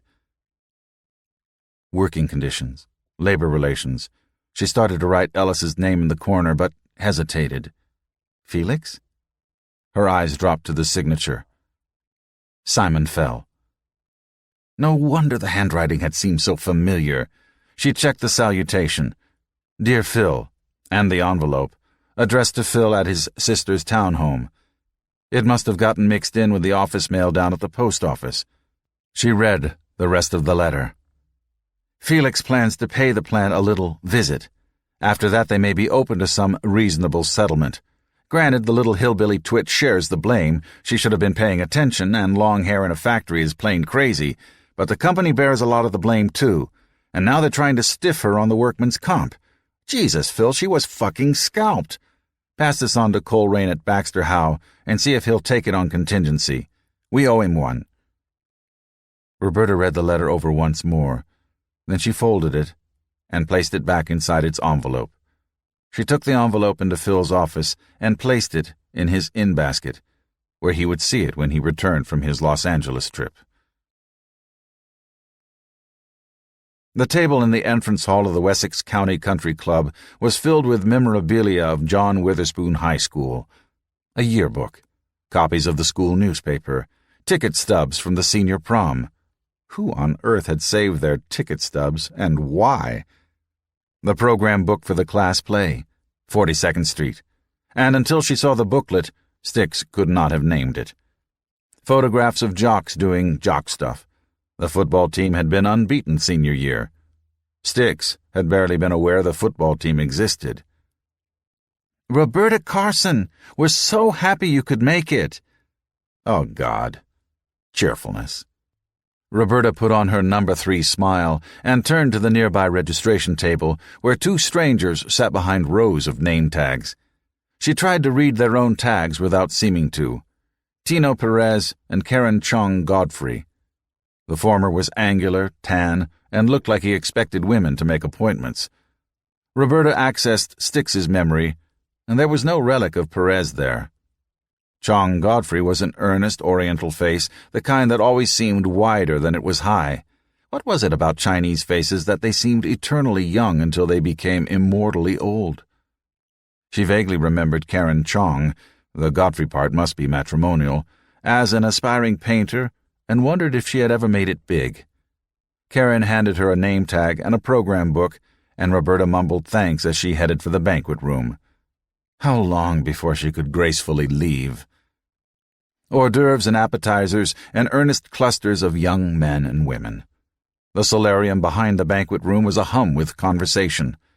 About 1/3 of the faces seemed to teeter on the brink of terminal boredom, and Roberta assigned those tentatively to non-Witherspoon spouses, dragged to this little soiree to display as trophies. Ouch. Chase Coughlin, that dickhead, still with the dangly earring and the shaven sidewalls. He was chatting easily, drink in hand, with 2 women Roberta did not recognize, rubbing them with his eyeballs, licking them with his smile. Still the old pelt hunter, still the trouser snake. She wondered if he still practiced petty larceny and extortion. Not a single kid off the number 9 bus had, in living memory, entered school with lunch money intact. They all became contributors to the Chase Coughlin Benevolent Society Loan Fund, which circulated at impressive interest rates. What is he now, banker, telephone solicitor, advertising pitchman? One time, at that big party that Van Hoyten threw for the high school kids, Chase had cornered her by the hedge maze in the backyard and, before she could do or say anything, had grabbed her. Copped a feel, giggling grandparents like to say, as if it were something innocent and playful. Maybe it was Chase's idea of dropping a subtle hint. If so, Styx's cryptic response had been Rosie Palm and her 5 sisters delivered at terminal velocity across the dental work. She found her way to the cash bar and ordered up a vodka and ice. The barman, his badge named him Julio, raised an eyebrow and a half-smile, as if to say he knew what kind of woman drank her vodka neat, and implied without even a change of stance that he got off work at 10. Styx gave him an eyeball stroke, because he was no foolin' buff as shit, and stuffed a deuce into his tip cup. Turning around, she noticed Greg Prescott at the other end of the solarium. Short-cut, straw-colored hair, with the indefinably flappy look of the ex-jock. If Chase had once assaulted her body, Greg had assaulted her soul, far more than once. All those oh-so-important, swaggering jocks and socials who had treated her like dirt. Prescott had a woman with him who smiled faintly and followed him as he circulated and glad-handed one and all. A wife, Roberta guessed. Quarterback Greg used to boink cheerleader Lila on a regular basis, and 3 others more or less at random. Back seats, locker rooms, the Bunny Wunny Motel, even under the bleachers on the athletic field, if Jimmy Poole's school bus whispers could be credited. A flute concerto, he had snickered. The difference between the Gregs and the Chases of the world, Roberta decided, was that Chase never acted like he was doing the girl the favor, and never pretended that anyone's pleasure but his own was foremost in his mind. There was at least a charming sort of honesty about that. Roberta tried to fade into the background like always, but standing alone at a reception seemed to bother too many people. They swooped by and insisted on overcoming her shyness, never dreaming it was distaste. A few of them, Roberta promptly forgot their names, went on about how they read all her poetry. That was like a big so what, but she couldn't help but feel flattered. One of the goals in the Prague Manifesto was to bring the new art to the common people, and they didn't get more common than North Orange, New Jersey. There was Azim Thomas, the hero of Skopje. He was wearing civilian clothes, but Roberta could see the oh-so-discreet lapel pin that represented the Congressional Medal of Honor. Well, Thomas had been a banger right up to the robbery and felony murder at Panja's In-N-Out, after which he had disappeared for 7 years. He'd found his niche, that was sure. The difference between packing 9s for the Lords of Victory and toting rifles for the U.S. Marines was mainly one of legitimacy. Roberta searched the room for Tani Pandya, but didn't see her. That girl better show up. It was half her fault that Roberta was here. "Hello." It was another woman, also insulated from the crowd, cradling a half-empty glass of soda. "You're Styx, aren't you?" "Roberta," she said. "I stopped being Styx a long time ago." She was still there, though. Styx was. Sometimes she popped out of her box and whispered nasty thoughts. The other woman chuckled. "I used to be someone else, too." Roberta checked the name tag. Jenny Ribbon. She locked eyes with the woman. "You vanished," she said. Another smile. "Half our class vanished. Azim, Lila, you. Technically speaking, we shouldn't be here. We never actually graduated, you know." That was what she remembered about Jenny Ribbon. Technicalities. One of the brains like Tani and Karen Chong, but a brain with a secret weapon. Her mother. If there was an advantage to be gained, if there was a loophole to be found, Mrs. Ribbon would find it, and swoop down on the school to wangle the angle, because winning on a technicality was still, by God, winning. Roberta took a swallow of her vodka, and the icy electricity sent her mind back to the secret bottle she had kept in her dresser and that her mother had never found. That sudden moment of déjà vu was why it was Styx who responded. "Why did you go milk carton?" That was straight, blunt, direct. The true Styx approach. Poke at the sore and see if it still hurts. "It's no secret. Everyone guessed. No one knew." Jenny looked at her drink. "I wish this was something stronger." "No." She waved off Styx's offer to pour some of her vodka into the glass. "No, I don't dare. I've been there and come back." She took a sip of the 7-Up, though how that would steady her nerves Roberta had not the slightest clue. "Look, I'll tell you how it was. You know how everyone went how lucky I was and I had everything? Well, everything was never enough. I was smart, I was a good swimmer, I danced decently, but it was never good enough. I always had to be first, prima ballerina, grand prize, first in the class. Once I placed second in the butterfly and you would have thought I had floundered and splashed like a Neo. Second to a girl who later won Olympic gold, but my mother took the ribbon and threw it in the trash." This time she did take Roberta's drink and pour some of it into hers. A pretty weak mix, but it seemed to brace the woman. The ice rattled as she drank. "I would have done anything to please my mother. I used to argue with the teachers over every little quiz grade, a point here, a point there. Who knew what would make the difference when they later chose the valedictorian? One day it hit me. Sooner or later, I would fail at something, and when I did, I would have a ton of excuses and quibbles and I would be my mother." "Yeah," said Roberta. "Escape. I know about that." Jenny drained her glass. "I shouldn't have done that. With your vodka, I mean. If you see me drinking anything strong later today, stop me, okay?" Roberta swallowed a mouthful of vodka. "Sure." She didn't ask why. "Where did you go?" "I climbed out of my bedroom window, and Chase met me with his car. He dropped me at the train station, and I headed west. I wound up on the street in Pittsburgh with a bottle for my friend, and I was this close to whoring.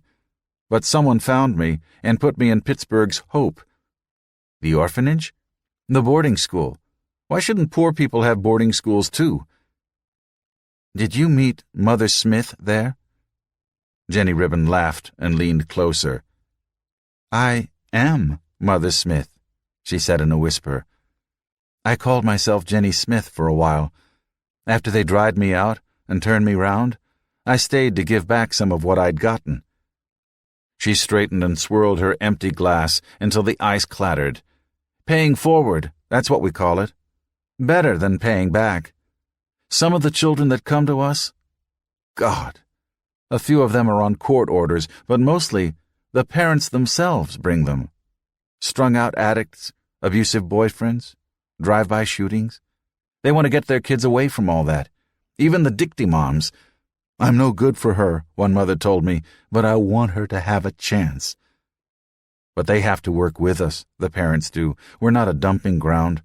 And little by little, one day at a time, we changed the look in their eyes. Jenny looked past Roberta's shoulder. At what? Styx couldn't imagine. God, Roberta, you don't know what it means to restore someone's hope. Roberta wasn't too sure about hope, but she did know what astonishment meant. That the school's most self-centered princess had grown up into Mother Smith was far more astonishing than that Azim Thomas had become a war hero. Have you seen your parents since you've been back? Jenny snorted. God, no. What would we say to each other? Hi, remember me? I'm the child you drove onto the streets because you wouldn't accept less than perfect. Yes, said Roberta seriously. You can say that. You can say anything. Apologize, brag, scream at them. But you ought to say something. Jenny looked uncertain. Why? Because someday you won't be able to. When Jimmy Poole arrived, a wave of conversation spread through the room, much as a toad arriving on a lily pad would cause ripples in the pond. And Roberta had to admit that the little weenie had duded up stupid. His hair was slicked back, raven-wing style, to reveal a skull-and-bones earring. His wrist flashed gold and silver. His suit had been tailored to fit. Nothing off the rack would ever drape that shape very well, and was cut in the kimono-like overbreast fashion popular these days in Rome and Singapore. His shoes were mirrors. Roberta watched a dozen pairs of eyes lock on and radar track. Some envious. Jimmy was by far the most financially successful member of the class, but some speculative. Roberta prayed that there would be one gold digger among the women, one classmate, or classmate's spouse, who would splork the weenie, who would splork anything, rich or famous. Because if Poole drilled a dry hole tonight, he would claim Roberta for his consolation prize. Had she promised that? Had she failed not to promise that? If she refused, Jimmy would stop mousing VHI for her. And if she didn't, Roberta shivered. Let it be Greg Prescott's wife, she prayed. The woman had looked a little tucked in at the corners. A little extracurricular ruffling of the sheets might be just what she needed. She remembered Meat Tucker as a dim-bulb metalhead. He still had the long hair, bound up into a neat ponytail, but he wore a retro knee-length black jacket over a pure white tieless shirt buttoned to the throat. Used to be when dressing up meant no holes in your jeans. He walked a little oddly, as if he were trying, and failing, to toe dance. A laughing voice over her shoulder said, "Looks like he doesn't have his land legs back yet." Roberta turned to see who had spoken, and it was Chase Coughlin. He focused on her and blinked. Hey. Uncertainty. The name tag eye dance. Roberta. Styx? What brings you back slumming? A smile and a hand extended. Hey, how are you? Just as if that same hand had not once squeezed her breasts. Roberta used the number 2 smile on him and wished for a moment that she still wore those metal-toed boots that had been so in back then. Talk about asteroid impact. His 2 planets would go spinning off in different orbits. Curiosity, Roberta told him. See if everyone's as herby as I remember. Chase laughed and waved. Hey, Meat, look who's here. Since when you friends with Meat? There had been a scene in school involving money owed, pushing and shoving, and a screwdriver yanked from a back pocket. Chase shrugged. That was then. This is now. Tucker joined them, along with a short, wide black man that Roberta remembered as some kind of jock god. The doorman, they had called him. You remember Styx Carson? Chase said. The poet queen of the new art? Roberta replayed the remark in her mind, looking for some hint of sarcasm, but found none. She shook hands with the others. What you drinking, Styx?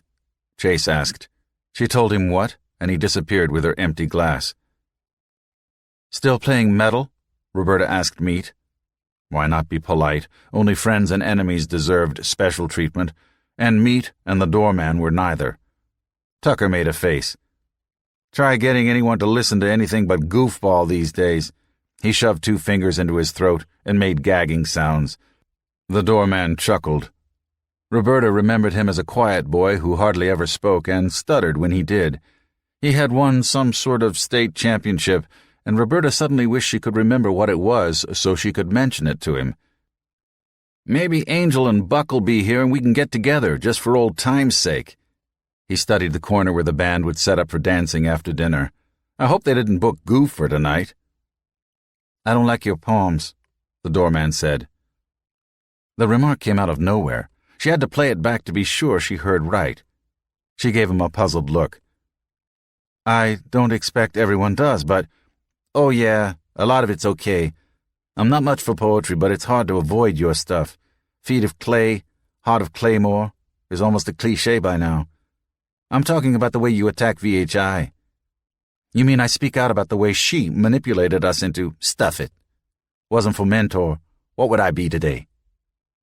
Which led to the fascinating question of what he actually was today.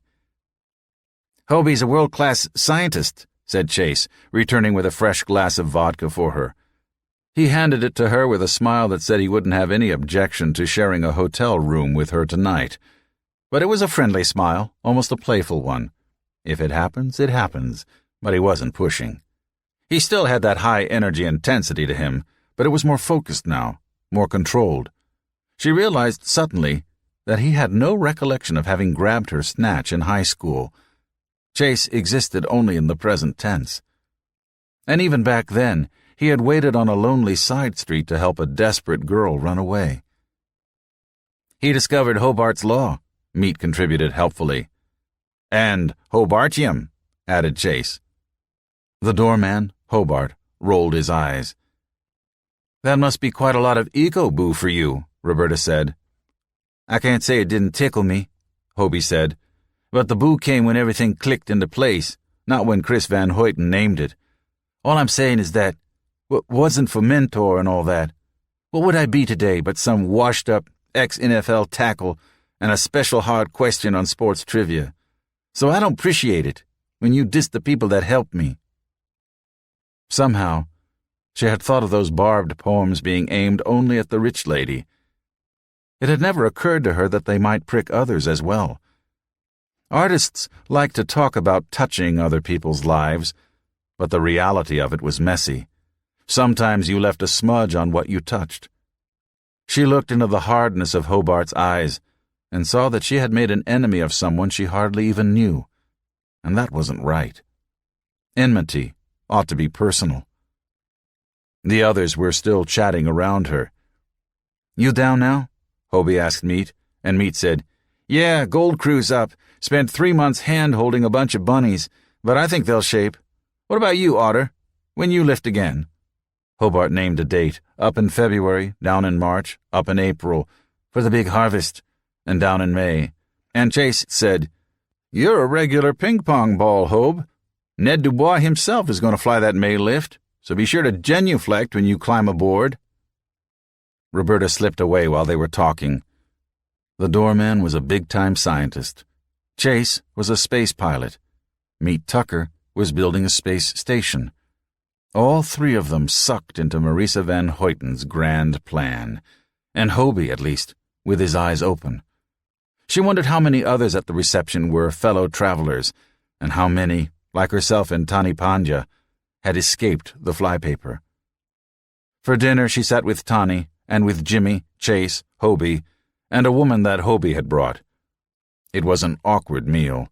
Hobie, Chase, and Hobie's fiancée formed a closed-loop conversational group. Jimmy talked too much, though at least he didn't embarrass himself, but it would have been awkward no matter who had been at the table. After dinner, Karen Chong gave out gag awards. One of them, for who had come the farthest to be at the reunion, she declared a tie between Morris Tucker and Leland Hobart, who had both come down from low Earth orbit. Roberta, thinking about the others and who they were and what they had been, thought it ought to have been a multi-way tie. A lot of them, Azim, Jenny, Chase, Tani, Jimmy, even herself, had come a long, long way to be here. Styx had promised Jimmy he could score at the reunion, but she hadn't imagined Tani as the basket. They stopped to say goodbye before they left. The band was still playing, and Jimmy bounced arrhythmically to the beat. He always did that when he was eager and impatient. Up and down on the balls of his feet. He was wound. He was pumped. He was, by God, going to get laid for the first time in his pathetic life. Tani seemed cheerful, too. But why on earth would a sensitive, intelligent woman like Tani jump into bed with Jimmy Poole? She was no fame and wealth groupie. But maybe she didn't know what Jimmy had in mind. He might have suggested a drive, a drink, a late-night movie, and Tani would have believed him. She was an innocent in many ways. Roberta opened her mouth to say something, a warning, a prohibition, but the words gagged her. What could she say that did not make her a pimp? What sort of excuse was it to say, "I thought he'd pick someone else"? Tani went out ahead, and Jimmy lingered for a few moments. "Thanks, Styx," he said. "I owe you big time." He held out a plump, clammy hand, but Roberta would not take it. "Don't hurt her." He looked genuinely puzzled. "I didn't know it hurt." "That's not what I meant. If Tani backs out at the last minute, you let her." Jimmy laughed like a horse. "You set this up, you know. You're the one told me how to behave. I watched movies, and I read books. I went to some high-class places, and I watched how people acted. I created a new Jimmy Poole. Rev 3.2. It was hard work. I deserve my reward." Hard work, learning how to act human. "She's not a reward. She's a person." "Yes, Dixie. And so am I." Roberta had no answer to that, and he turned toward the entrance hall, checked himself, and turned back. "But you know what else? I read Tani's book, and I'll bet anything you want to name that you haven't. I've been inside her head a little, and—" He flushed a deep red. "I liked what I saw. And tonight, I discovered something useful. This whole sex hack is easier if you like the person." Roberta said, "Just remember, the show's not over. And I'll be talking with Tani afterwards. If I don't like what I hear, well, I have those metal-toed boots in a closet someplace." He looked back at her. "You think I'm stupid? I'll run Rev 3.2 as long as I have to." He grinned and tapped his skull. "It's all in the grayware. The brain is just a neural net, and I create AS personas. Tonight's Jimmy Poole? Just a new persona." "Personas," she spat. "Is there a real Jimmy Poole in there? We all run personas when we interface with the world. Difference between you and me, Stixie, is I know I'm doing it." In the dark, it was a long time to find. No one lit graveyards at night, and she wasn't really sure where the plot was. So she circled the cinder track, playing the headlights across the ranks of tombstones. The ones outside the circle looked newer, and she concentrated on them. A couple of times, she parked the car with the engine running and the headlights on high and walked through the silent rows. When she found it at last, she repositioned the car so the lights were trained on it. Mary Elizabeth Carson, 1952 to 2005. May she rest in peace. A standardized sentiment. The stones were probably carved with the expression already in place, wanting only names and dates. There were no flowers. What did dead people need with flowers anyway? But the grass had grown over the mound in a thick, soft carpet. Roberta crouched and plucked a stem from the ground. There were weeds, dandelions and crabgrass. Did the dead gossip about each other's lawn care? Bullshit. There wasn't anything under there but what 4 years of decay would leave. "Hi, Beth," she said. "Remember me? The girl you drove out of your home?" "I'm back." She laughed aloud in the still of the night, and sobered instantly at the awful sound it made. The place was unearthly quiet. The Gray Horse Pike was a pale ribbon across the north face of Skunktown Mountain. Headlights slipped along it like pearls on a string, but no sound reached the graveyard. Skunktown itself loomed high and black, blacker than the sky above it, where stars and the background glow from North Orange created a softer gray. Silver Pond lay on the other side of that ridge. That was where Beth had driven her, frying pan to fire.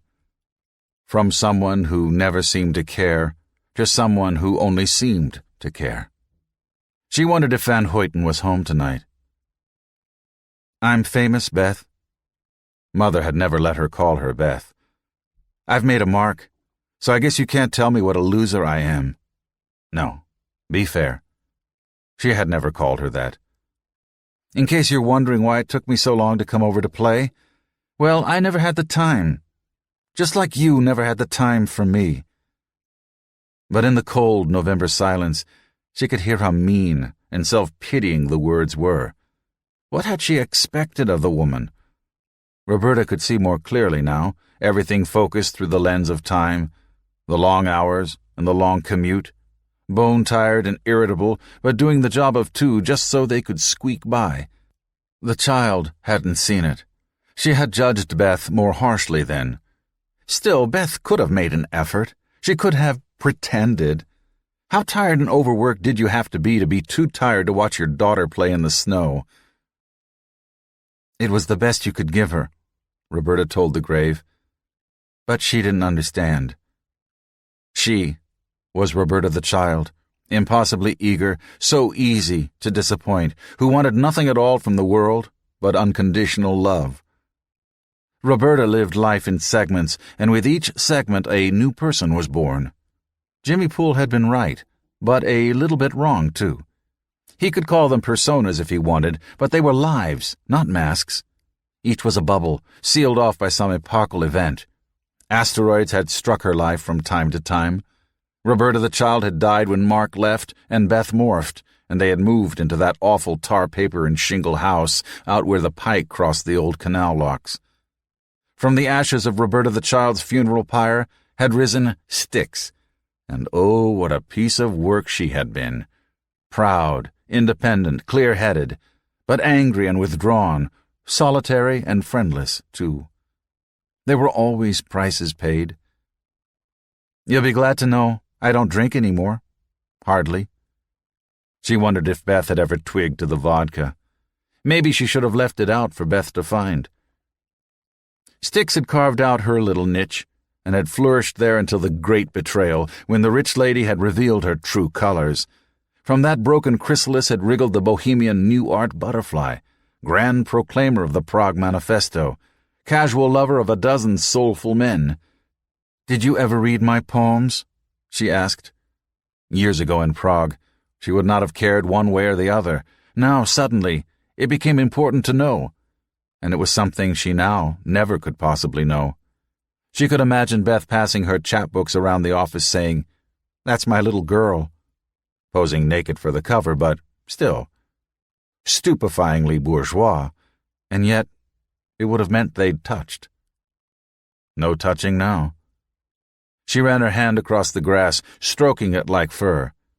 But the Prague scene fell apart in bickering and sniping and click-making. Transplanted from old world to new, the poet had become the activist, and now the consort of the finest man on the face of the earth. "Who's next?" asked Styx, whispering from her box. "And what rogue star will shatter your life this time?" She stood up and smoothed her skirt.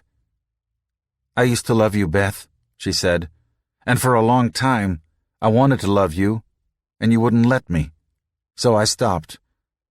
Now I want to again, but I can't." They were frozen in time, both of them. The cuts and the put-downs and the 1,000 petty defiances were all that were left, and there was nothing that would ever replace them.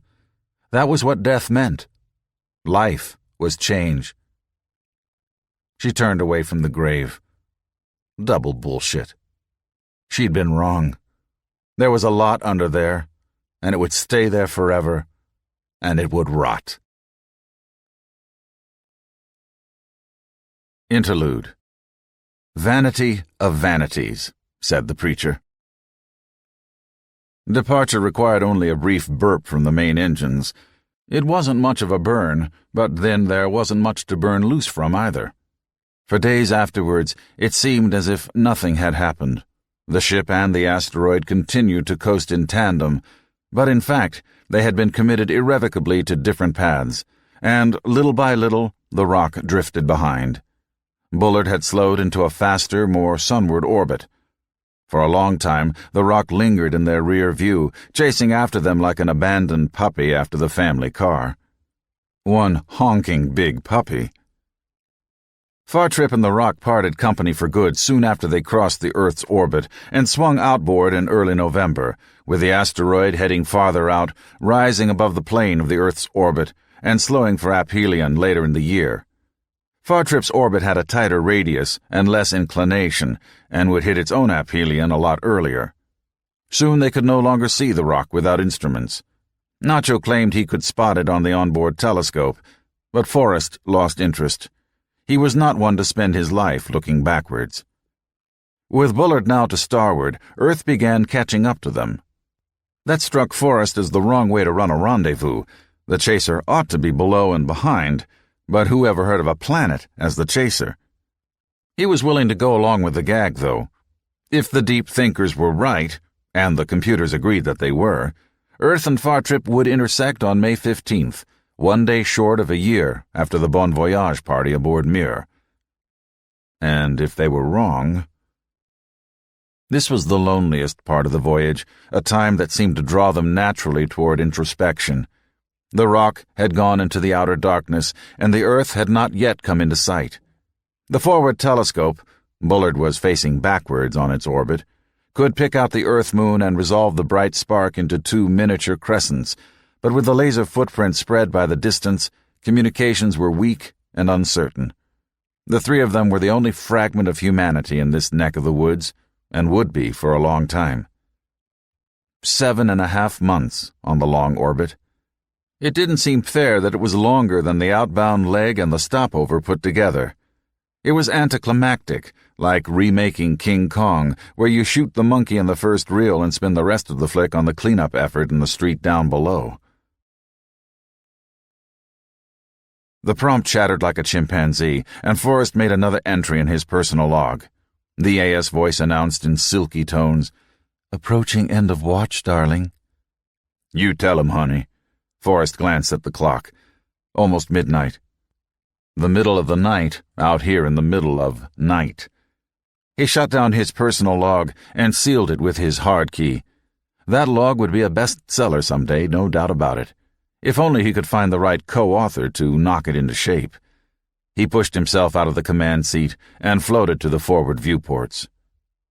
Sure is dark outside. Going to be a cold and lonely Thanksgiving. And the only turkey on board was Krasnarov. Forrest kicked away from the viewport. Ah, hell. What did midnight mean on the long orbit? It was always midnight outside the viewports. He pulled himself into the tunnel that led to Salyut. Time to go fetch Mikey. He wondered if things would seem less dreary if they had not left so much unresolved on the rock. Outbound, you could savor anticipation, all the more exciting for being undefined. Now, all the mysteries were behind them, and they had learned all they would ever learn about them. Nacho and Mike could recycle their opinions as endlessly as the scrubber system recycled the air and water, but there would be no new data for a long, long while.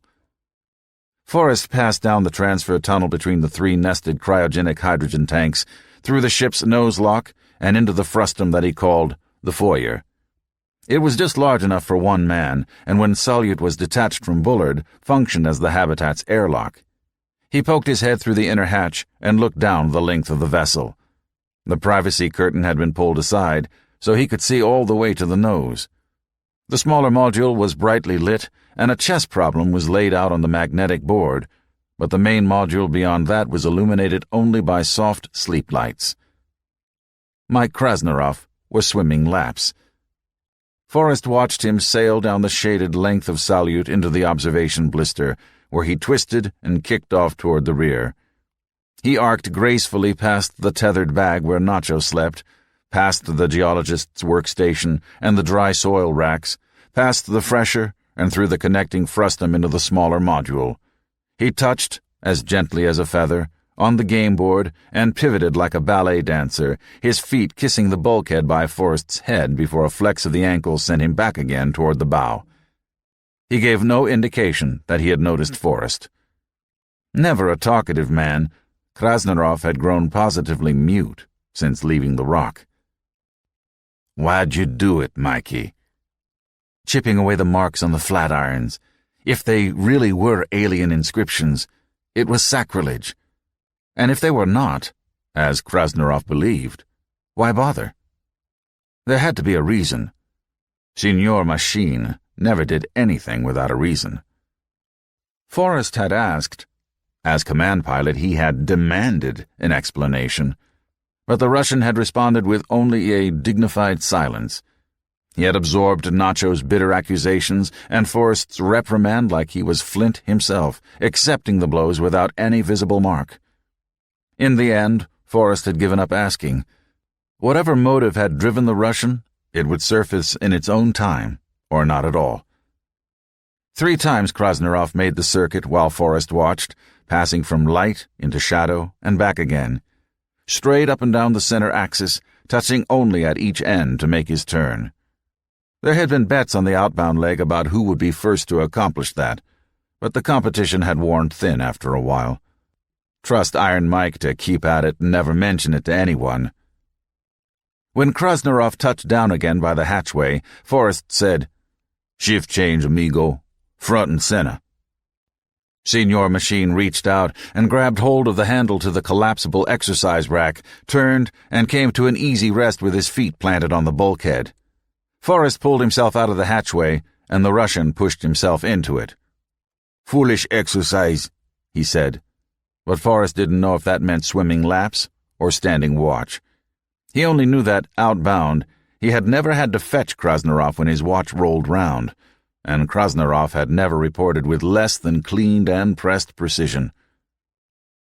After the engineer had gone, Forrest unlatched the exersheen and folded it out. He fastened the stays and set the mechanism for some upper body work. When he was seated, he shoved his feet into the straps, gripped the handlebars, and began pumping. There was no pull and release here.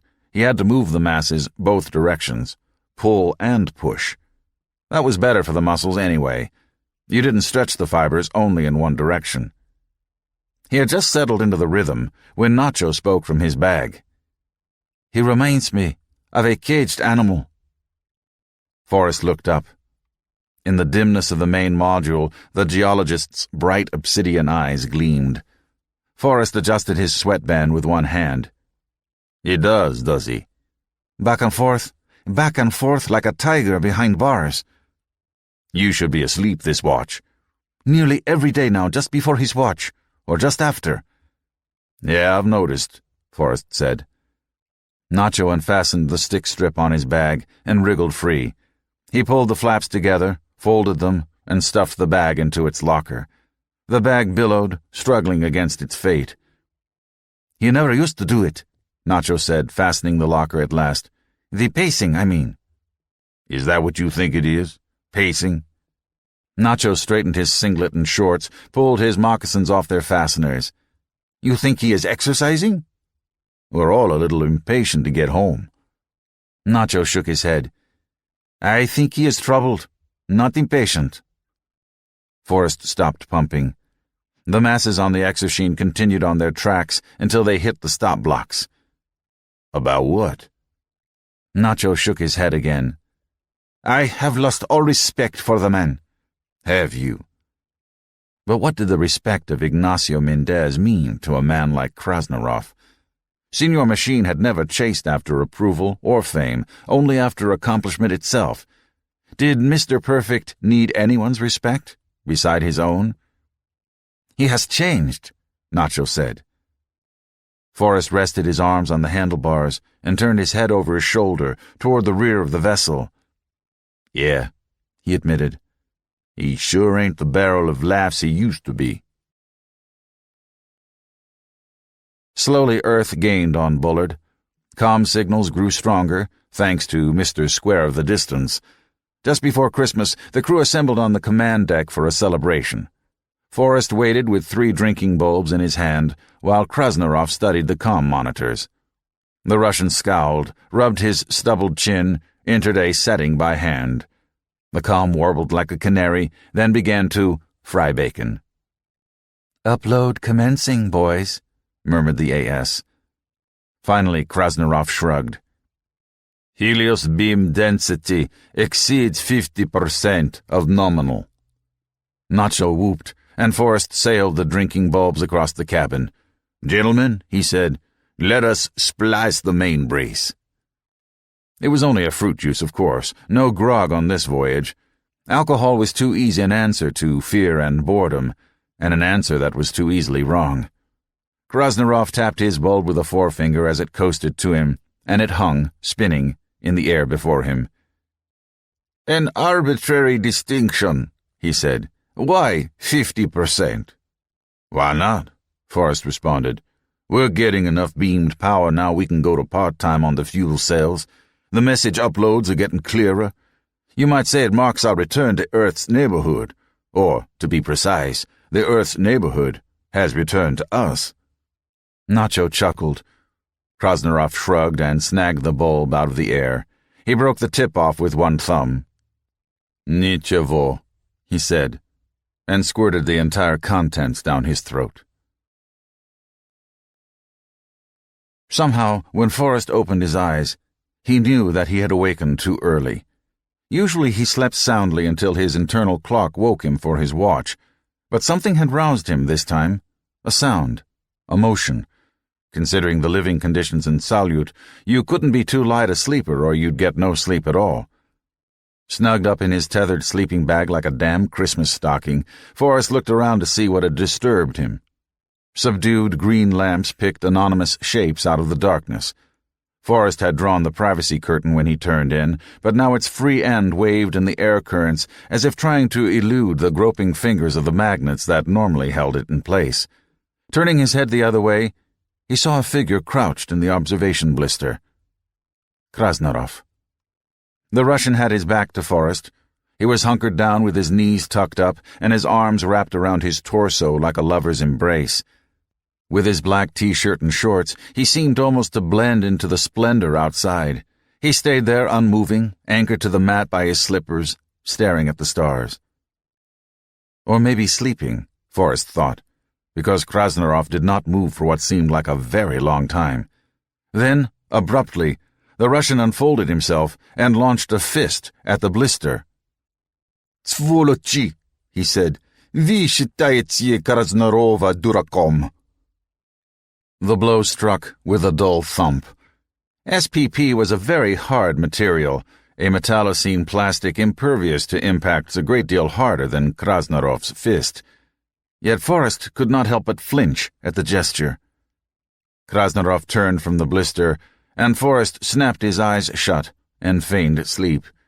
He felt, rather than saw, Krasnarov hover for a few moments by his sleeping bag. He could feel the heat of the man's body, hear his harsh breathing as he bent low over Forrest's face. Forrest resisted the impulse to turn in his sleep or to snore or to open his eyes and go boo, which was even more tempting. A moment later, he heard the brushing sound of the curtain flaps parting and the snap of the magnets grabbing the free end. Forrest lay awake, looking after the departed co-pilot and wondering. It had only been a glimpse, caught in the moment between Krasnarov's turn and Forrest's eyes snapping shut. But there was no doubt about the fierce anger that had burned on the Russian's face. When Forrest took the watch a few hours later, Nacho told him to expect a download. "Deep Space called to make sure when you would be available," he explained. "The message will be encrypted, so you will need your dongle." Forrest thanked him and did not address the obvious question in the Brazilian's eyes. "What's up, boss?" Forrest did not know himself. He fingered the hard slip of encoded plastic in his coverall pocket. Encrypted? Messages, they'd had aplenty. Earthside news loads, personal email, mission plans, software upgrades. Once, a set of blueprints when they'd had to machine a component from bar stock. But never before anything encrypted to a private key. He felt a sinking feeling in his heart. It was bad news, he was sure. His house had burned down. Someone he loved had died. But his caller turned out to be none other than Marisa Van Hoyten herself. On video, too, he saw, when he had inserted his dongle into the decryptor and the grayscale had coalesced into an image of the deep space communications room in Brussels. She was alone, which was unusual. At least, no one else was within range of the droid. In the background, Forrest saw the remnants of holiday decorations on the walls of the comm center. The image was washed out, the colors faded, and the picture fuzzed out now and then. They were still at the extreme range for Helios Light's targeting laser. An alarm bell rang in Forrest's head. Big bucks. The chairwoman of Van Hoyten Industries was not an official of Fartrip or UN Deep Space Command, so this was a private message, using bandwidth already committed somewhere else. Forrest wondered which facility had been switched to fuel cells so Helios could make this unscheduled narrowcast. Back in the old days, Van Hoyten used to drop in on the secret test field from time to time. Forrest hadn't known her near as well as Ned Dubois, who had ways of meeting women denied to ordinary mortals, but she was no stranger. He hadn't seen her since the reception at her mansion when the Fartrip crew was named. Still, she looked older and more tired than Forrest remembered. Her face seemed worn, and her eyes troubled. Unless that was the transmission quality. She was the richest woman in North America, or so they always said. What did she have to be worried about? Van Hoyten wasted no time in idle chit-chat. "I have some questions, Captain, if you have the time." "Well, no, I was really busy." "Of course. What is it you want to know? Over." "Can you hear me? Oh dear. Is this going through?" "Remember the time lag, ma'am. It takes a while for your signal to reach us and for our bounce back."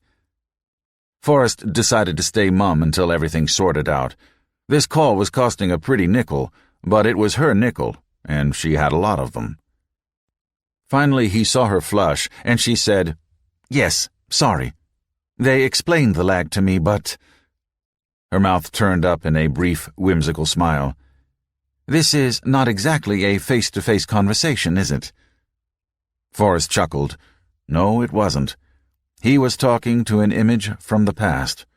At this moment down on Earth, the woman herself was waiting patiently for the answer, before Forrest had even heard the question. Though what, at this moment, meant under the circumstances was a question to tickle a physicist's funny bone. This image was a digital recreation of Van Hoyten's face and voice based on data from electronic sensors. He was not looking at a real image, nor hearing a real voice. "I suppose that's why most of Fartrip's communications are one-way," Van Hoyten continued. "Very well.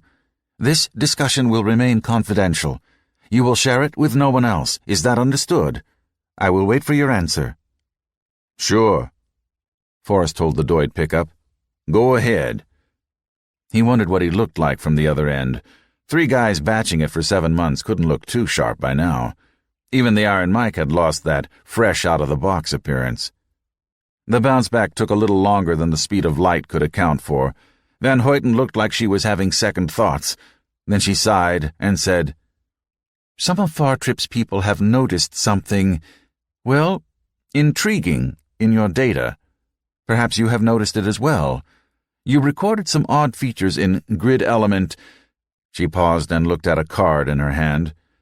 "Grid element Iota Nu 37. Records IN/37-120 through 159. Do you know the items I mean?" Forrest did not even have to call up the master records list. She meant Nacho's inscriptions. "Yes," Forrest said. "We call that grid element the Flatirons. What about them? Over." Another long silence while the woman seemed to make up her mind. "Some of Fartrip's analysts think those fracture patterns may not be natural." She stopped, and Forrest waited to see if she had finished. He was about to respond when she said, "You flagged those records as possibly interesting, Captain. I thought you 3 inspected the site personally. Perhaps you also drew conclusions?" She acted like someone poking into a hole with a stick, not sure about what might crawl out, or that she would like it when it did. This time there was a definite pause for a response. "There was some discussion, ma'am," Forrest said. "Our geologist, Dr. Mendez, believes they were, alien inscriptions. Engineer Krasnarov disagrees. Over." There. It had been said. But hell, if some dirt-side analysts had made the same guesses, he didn't see why Nacho should be deprived of the credit, or the ridicule, depending on how things turned out. "And what do you think, Captain Calhoun?" "Oh, over." "Me? I'm just a rocket jock. I know enough to know I don't know enough. That's why I left it off my report. I wanted to see if anyone else would reach Dr. Mendez's conclusion without being prompted." There, that should take care of Nacho's priority. "For what it's worth, I was skeptical at first. It could have been wishful thinking on Dr. Mendez's part. Now—" He hesitated for a long heartbeat. Then, with the feeling he was crawling out onto a very thin limb a long ways above the ground, he said, "Now, I think the marks were an inscription. A sort of Kilroy was here. Over." The advantage of the time lag was that it gave you time to think about what to say next. The disadvantage was that it gave you time to think about what you had just said. The words were irrevocably on their way, no way to call them back. Van Hoyten's response, when it finally came, was oddly restrained. Forrest had expected either excitement or skepticism. Instead, her countenance barely flickered. "I see," she said. "And so you inscribed the names of your own crew. Very well. It's not an unreasonable supposition. Astonishing, but not entirely unreasonable. There are some researchers down here, a minority to be sure, who share that opinion. The debate is quite lively, but I must know, for other reasons, was there any supporting evidence, anything at all?" She forgot to say over, realized it, and threw it in while Forrest was already responding. Forrest sensed worry, preoccupation, as if the possibility of ancient alien visitors was just one more straw on a weary camel's back. "Dr. Mendez thought the cavern was pretty peculiar. He thinks it's too cylindrical to be an impact crater, and that some of the gouges and other interior marks indicate excavations of some sort. He thinks it may be a mine or a habitat that was never finished. About that theory I am less convinced. It could also be, in Engineer Krasnarov's opinion, an unusual but perfectly natural formation. Nothing else, unless something's buried in the rubble underneath the head rock. That was the only place we weren't able to search, not without a honking big crowbar. Over." She smiled when the humor reached her. "But you did cover the entire surface and interior cave. You're certain? Over?" "Yes, the possibility was too enormous to ignore, so I directed a systematic search of the entire rock. Nacho, Dr. Mendez, took the back end and the cave. I took the center, and Engineer Krasnarov took the head rock and the area immediately around it. None of us found anything else, ambiguous or not. Maybe Pac Orbiter can map the surface with that interplanetary paparazzi of theirs. The high-res cameras might spot something we missed. Maybe something large-scale. Over." Van Hoyten smiled. "Like a carving of a face?" Forrest laughed. When it came to jokes, deep space communications was hell on your timing. "Yeah, like that." Van Hoyten made some notes on her card. "There was some speculation on the cave among the staff, but of course, everyone is being ultra-cautious. None of the data is absolutely unequivocal, is it?" Forrest shook his head. "No, ma'am. Some scratches at the very borderline of what might be writing. A cavern that might be no more than a geological curiosity. Over." "You are being cautious, too. I do not like equivocal answers, Captain Calhoun." Forrest stiffened in his seat. "I'm trying to give you the facts, ma'am, without a lot of theorizing. It ain't me that's equivocating. It's the universe. He waited a beat before adding, "Over." The lag crawled by, and Marisa Van Hoyten flushed a second time. "Oh no, I was not chiding you, Captain Calhoun. Please accept my apology. I was only irritated because— you phrased it quite well. The universe is equivocating." Forrest hesitated for a moment. "Now, would you answer a question of mine?" Again, the hesitation was longer than the speed of light could account for. "If I can, Captain Calhoun," she answered. "All right. You told me right up front that this was all confidential, right? But everybody here on board knows about the cave and the Flatirons, and from what you said, it's no big secret dirt side either. So just who am I keeping this secret from? Over." It was hard to tell when his question reached her. Her face barely changed expression. It grew only a shade more wary. "Ah, perhaps I was unclear, Captain. I asked you to keep the discussion confidential, not its subject matter. Do you understand? I would rather not have it bandied about that I called you over this matter. There are other issues which need not concern you at this point." Even deep space itself was out of that loop, he discovered when he asked. Deep games at high levels was not Forrest's natural habitat. What those other issues were, he was just as happy not to know. Afterwards, Forrest told Nacho and Mike that some experts on Earth had raised the same theories as Nacho, but he left out Van Hoyten's personal interest. The Brazilian took that as vindication, even though Forrest reminded him that it was a minority opinion. Nacho all but did an end-zone dance right in Krasnorov's face, but the Russian reacted stoically. Rather than the denials or objections Forrest expected, Krasnorov made no response at all. He simply listened to the announcement, shrugged, and returned to his tasks. Nacho thought he was a sore loser. Forrest was not so sure. An opportunity to speak to the Russian alone came after that same evening's meal. Forrest lingered, sorting the waste and utensils for recycling, until Nacho left to take the first watch. Krasnorov sat with his legs hooked around the retractable stay bar and his arms planted on the fold-down table, scowling at the drinking bulb in his fist, and looking as if he wished it held vodka. Forrest found a dessert bar in the larder and perched across the table from Krasnorov. The dessert bar had no wrapper, but its amalgam of nuts, honey, grain, and carob was enclosed in a wax envelope guaranteed to be both edible and tasteless. At least they got the tasteless part right, and come to think of it, the nut bar itself wasn't far behind in either category. But, hermetically sealed or not, what did you expect of year-old snack food? "Can I have a few words with you, Mike?" Krasnorov barely glanced at him. "Should you not be preparing for sleep? You have the middle watch tonight." "We need to talk about your performance lately." The engineer raised the bulb to his lips. "What does it matter?" "Could matter a lot, old son. Something's been bugging you lately and it's affecting your job performance. You've been letting too many tasks slide. You're way behind on your checklist. You mind telling me what's eating you?" "Yes."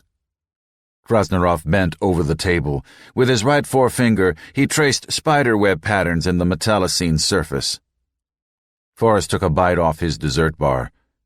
"Maybe you don't understand, amigo," he said when he had swallowed. "If you're falling behind, I may have to reassign some of your work to Nacho or myself." That pricked the Russian where it hurt.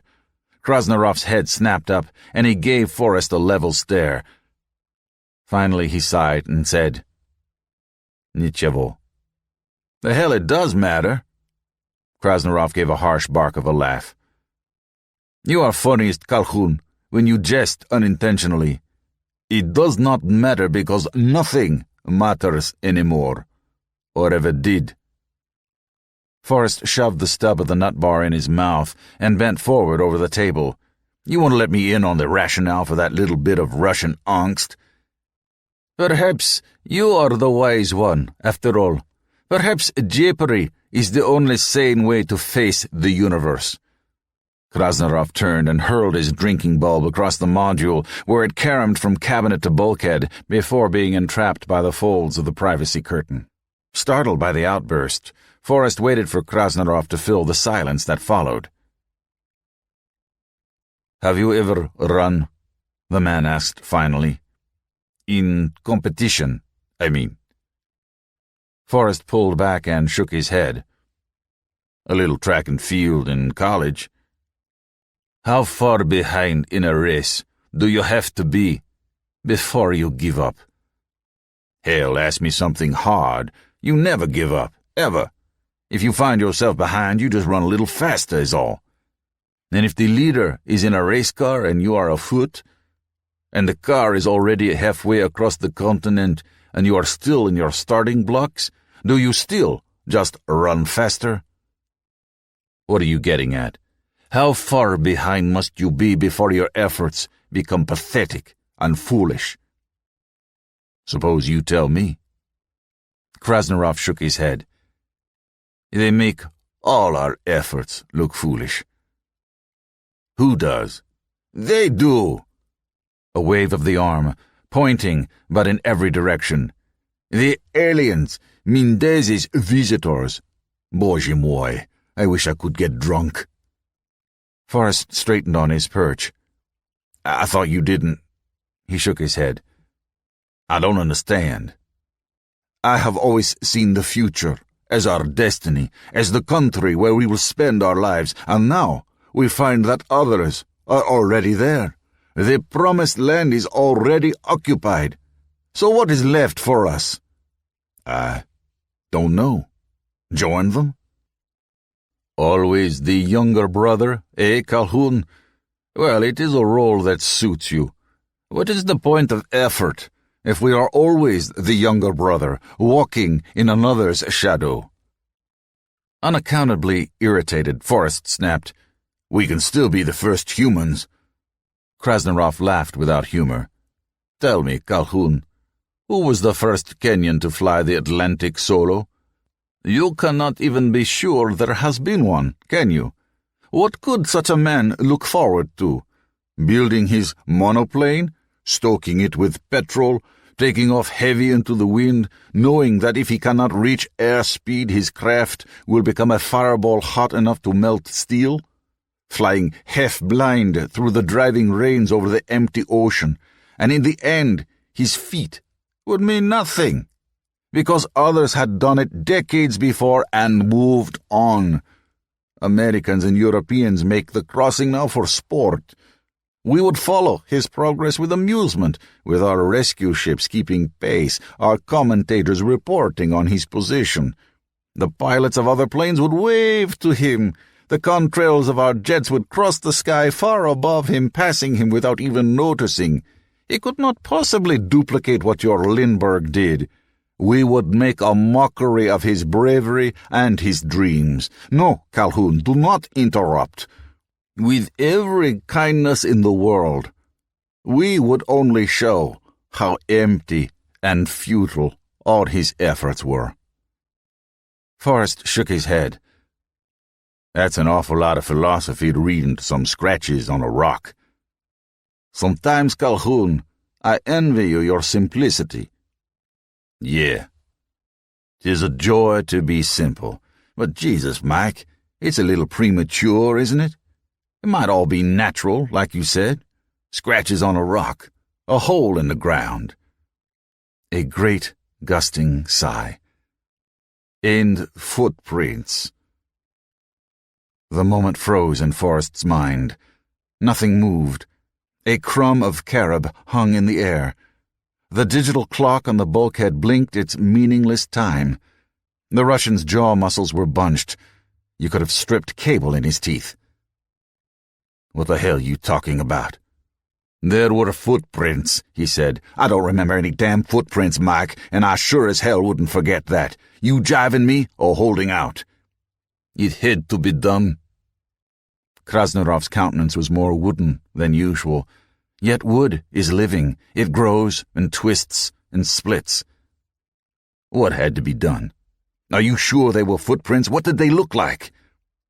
"I was looking for a suitable place to plant a footprint, symbolic of humanity's accomplishment," he said mechanically, as if replaying the scene in his mind. "I found a small crater where sufficient dust had accumulated to leave a clear imprint, but closer inspection revealed two and part of a third print, already there."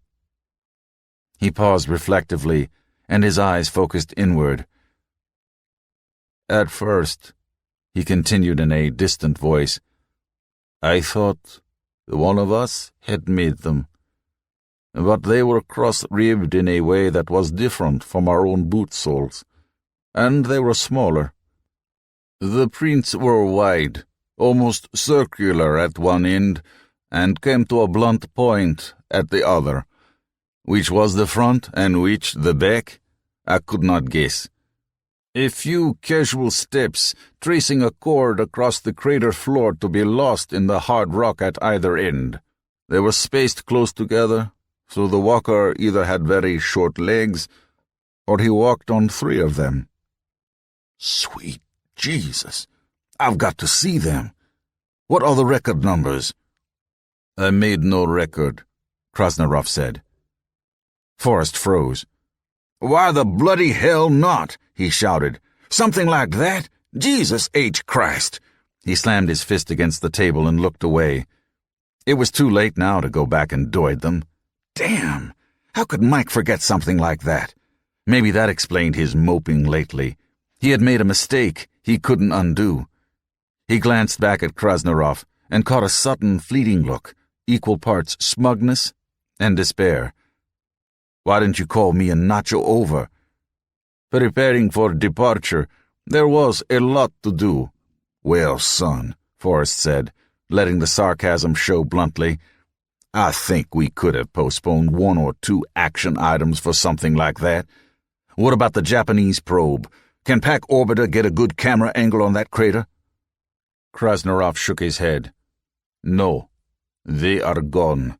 I obliterated them." Forrest suddenly remembered the weird shuffling dance he had seen Krasnarov perform, sweeping his feet back and forth, brushing out the footprints, and soon after, the next day, he had hopped over to the Flatirons to deface the inscriptions. In the silence, the equipment muttered to itself. Forrest leaned back and stared out the forward blister, visible over Krasnarov's shoulder.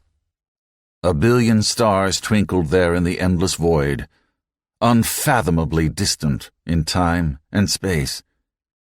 If he had spoken to a Marisa Van Hoyten who was minutes in the past, here he was looking at stars as they were hundreds, thousands, millions of years ago.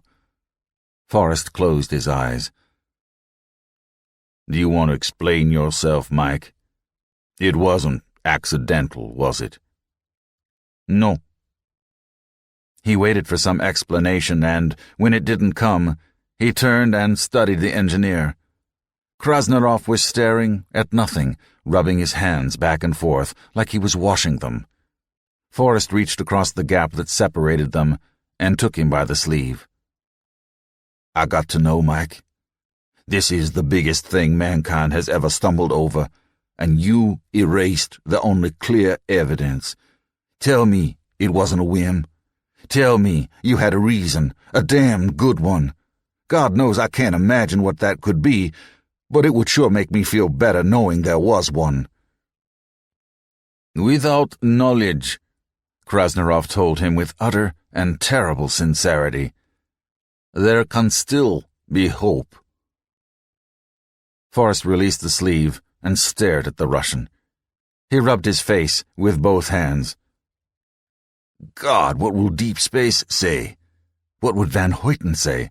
Here was the evidence she had been looking for, and it wasn't here anymore. He started to push away from the table. "I better make a report." There was no change in Krasnarov's expression. "Don't bother. There are no longer any prints, and it will be 18 years before anyone can go back to see if there are others.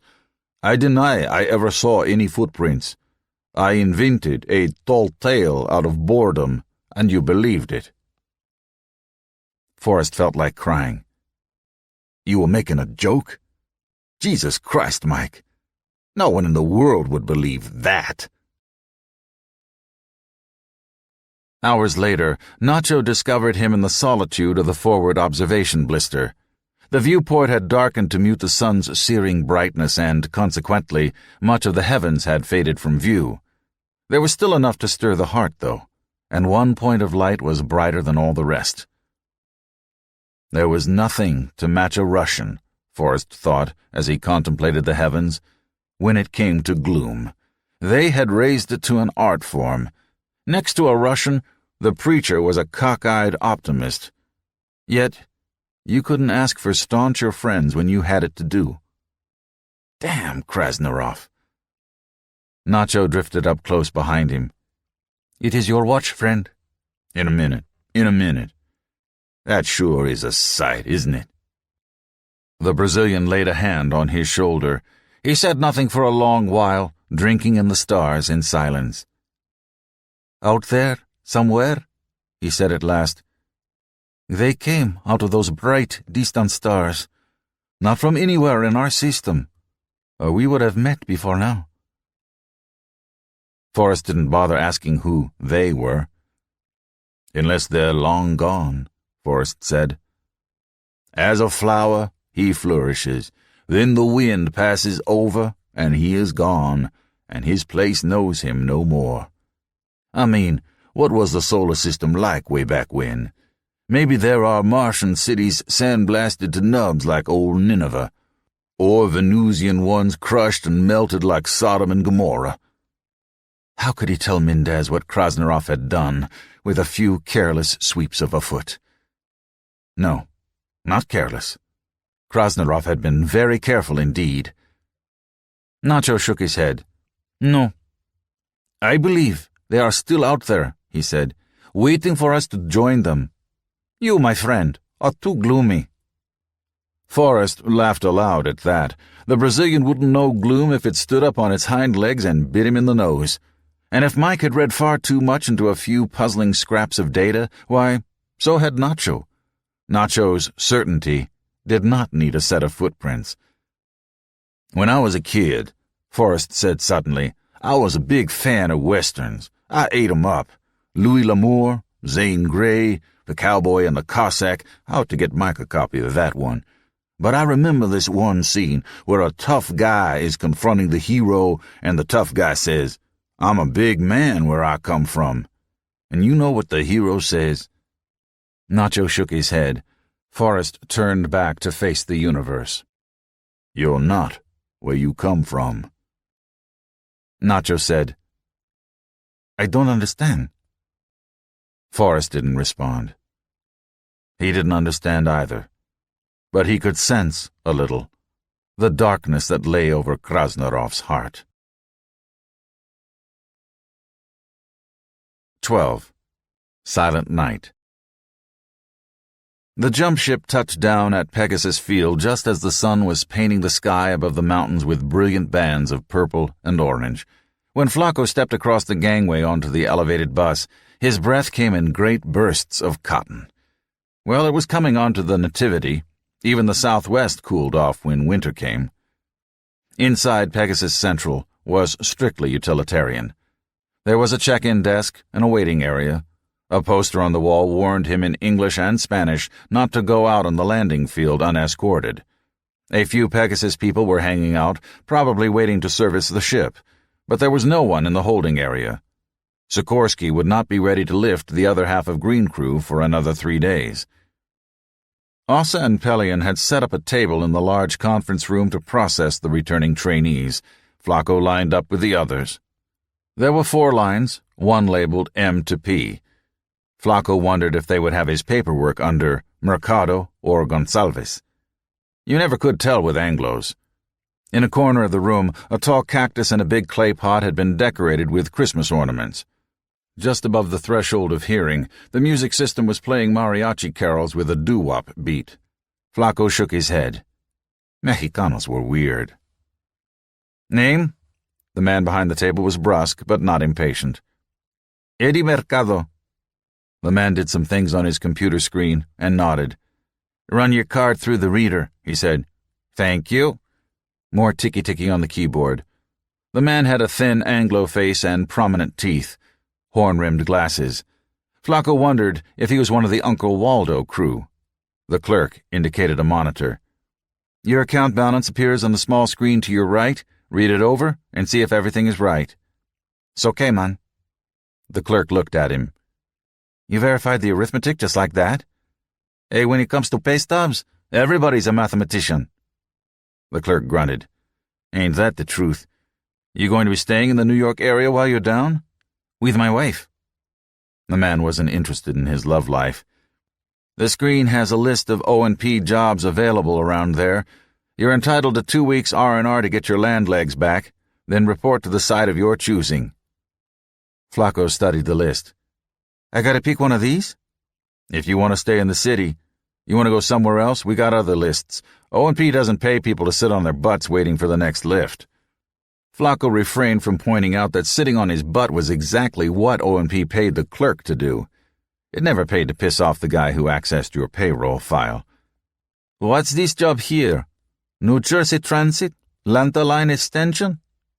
The clerk noodled a file off the hyperstack, and a window opened on Flacco's screen. Says here New Jersey Transit, the Lehigh and Northampton Transit Authority, and the Delaware River Joint Bridge Commission are fixing the old Jersey Central line. Plan is to run high-speed rail service between the city and the new jump port west of Allentown. O&P is prime contractor, site's an hour's drive west of the city. You from back there yourself, man? The clerk looked surprised. Bayonne. How'd you know? I thought I ditched the accent years ago. You called it the city. The clerk laughed. Yeah, like it's the only one. The company runs a one-car shuttle for New York area workers out of Penn Station 5:30 each morning, snow or sun. You interested? Flacco shrugged. Sure. Put me down. A few more flourishes on the keyboard, and the printer buzzed. The clerk handed him a pocket folder and a printout. Here's your job authorization and your plane ticket. Sky Harbor to LaGuardia. Next bus leaves in half an hour. Good luck. Sepp Bauer and Henry Littlebear were waiting for him in the lobby. A few minutes later, Tonio Portales joined them. The Cuban was all smiles. You guys feel like you got weights on your ankles too? Sepp nodded. A good thing they made us exercise each day with a giant rubber band yet. Any you guys sign up for the Chicago Sportsplex project? There were headshakes all around. It turned out none of them had signed up for the same groundside work. So, said Little Bear, guess we won't see each other till February. If we made the cut, Flacco said. Ah, I wouldn't worry about that, the Mohawk said. O&P has too much money in us already to scratch us off the list. They might keep us, Sepp pointed out, but keep us groundside. With the dust bunnies, said Flacco, and they all laughed. They exchanged grips, and Flacco wondered as they lined up to board the shuttle bus if he would see any of them again after tonight. When Serafina met him at the airport this time, her mother was with her, hovering in the background like a duenna. Serafina greeted him with kisses and hugs, but they were noticeably more restrained than before. Well, what woman acted wanton in front of her mother? Buenos dias, Mother Cruz, he said, when Serafina had led him to her mother. It is a terrible time of the morning for my daughter to be about. I took the red-eye, Flacco explained. I was anxious to get back. Senora Cruz nodded, but made no other comment. We will have dinner tonight. Your parents are coming over. She turned and led the way. Flacco exchanged a look with Serafina, who rolled her eyes and grinned at him. Her hand entwined his. You get a proper welcome home later, she said, squeezing his hand. After dinner. Mama Cruz served lechon asado with side dishes of mofongo and pigeon peas with coriander seasoning.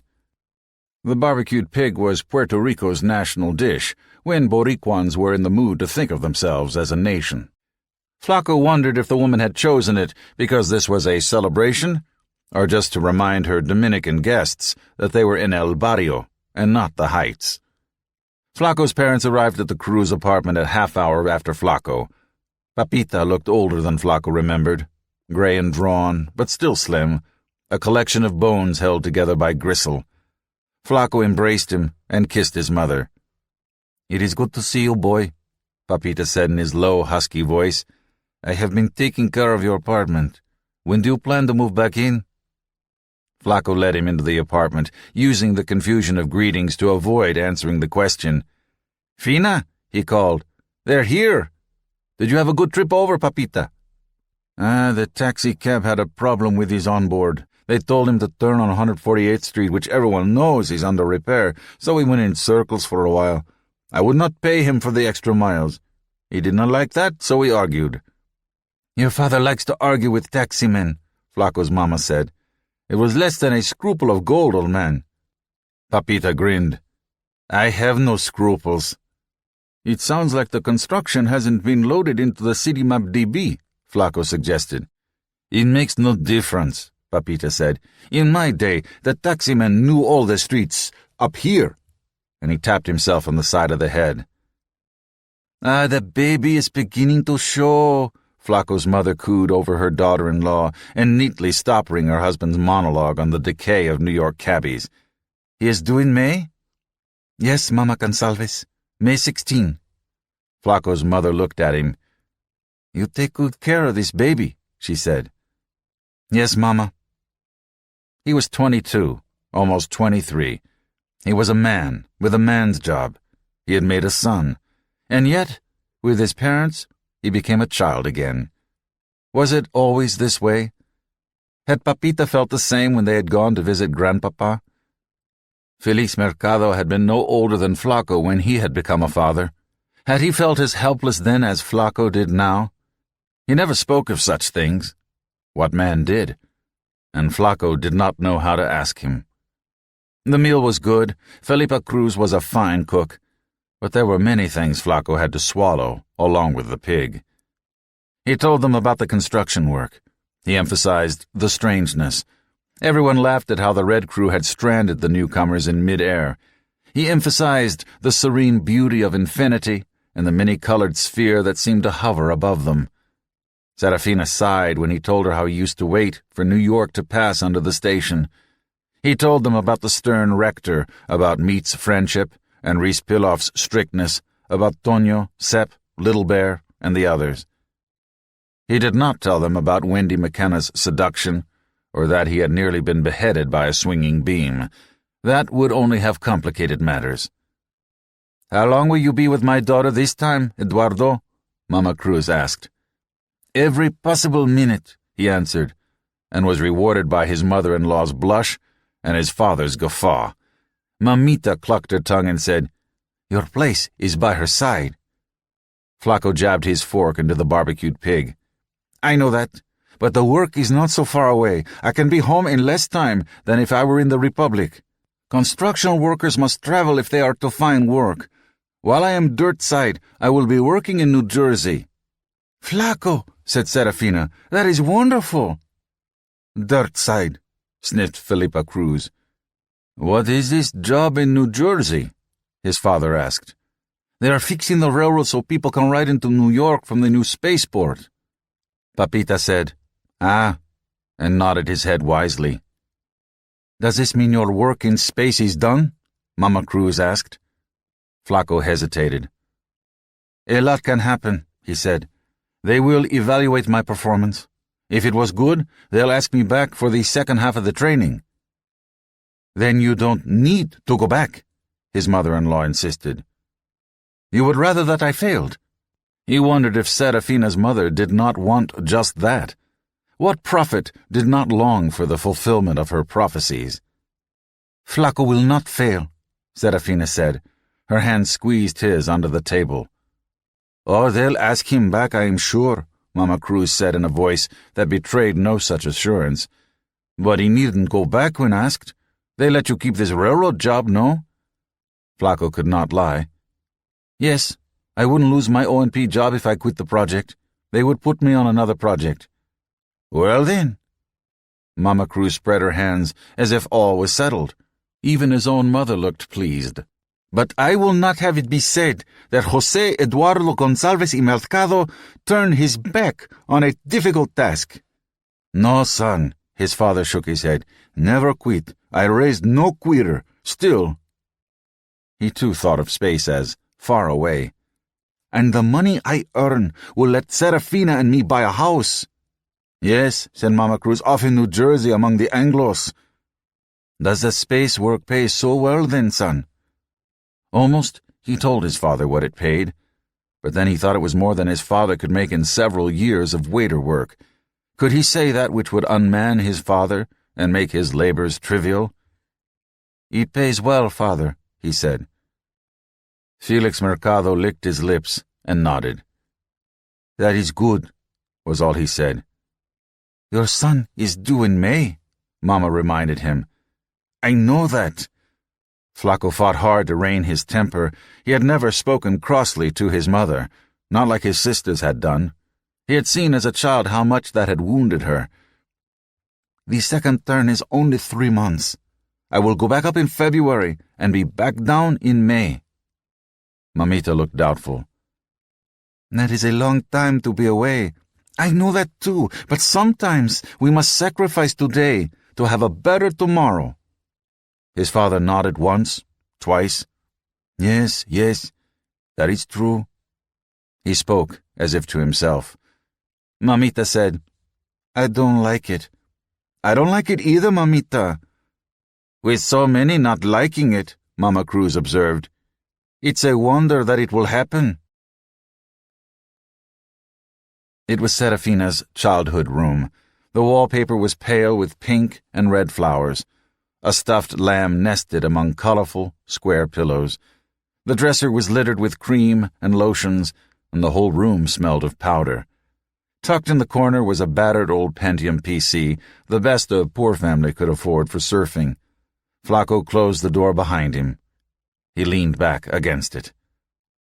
They're gone, he said, and your mother is watching television.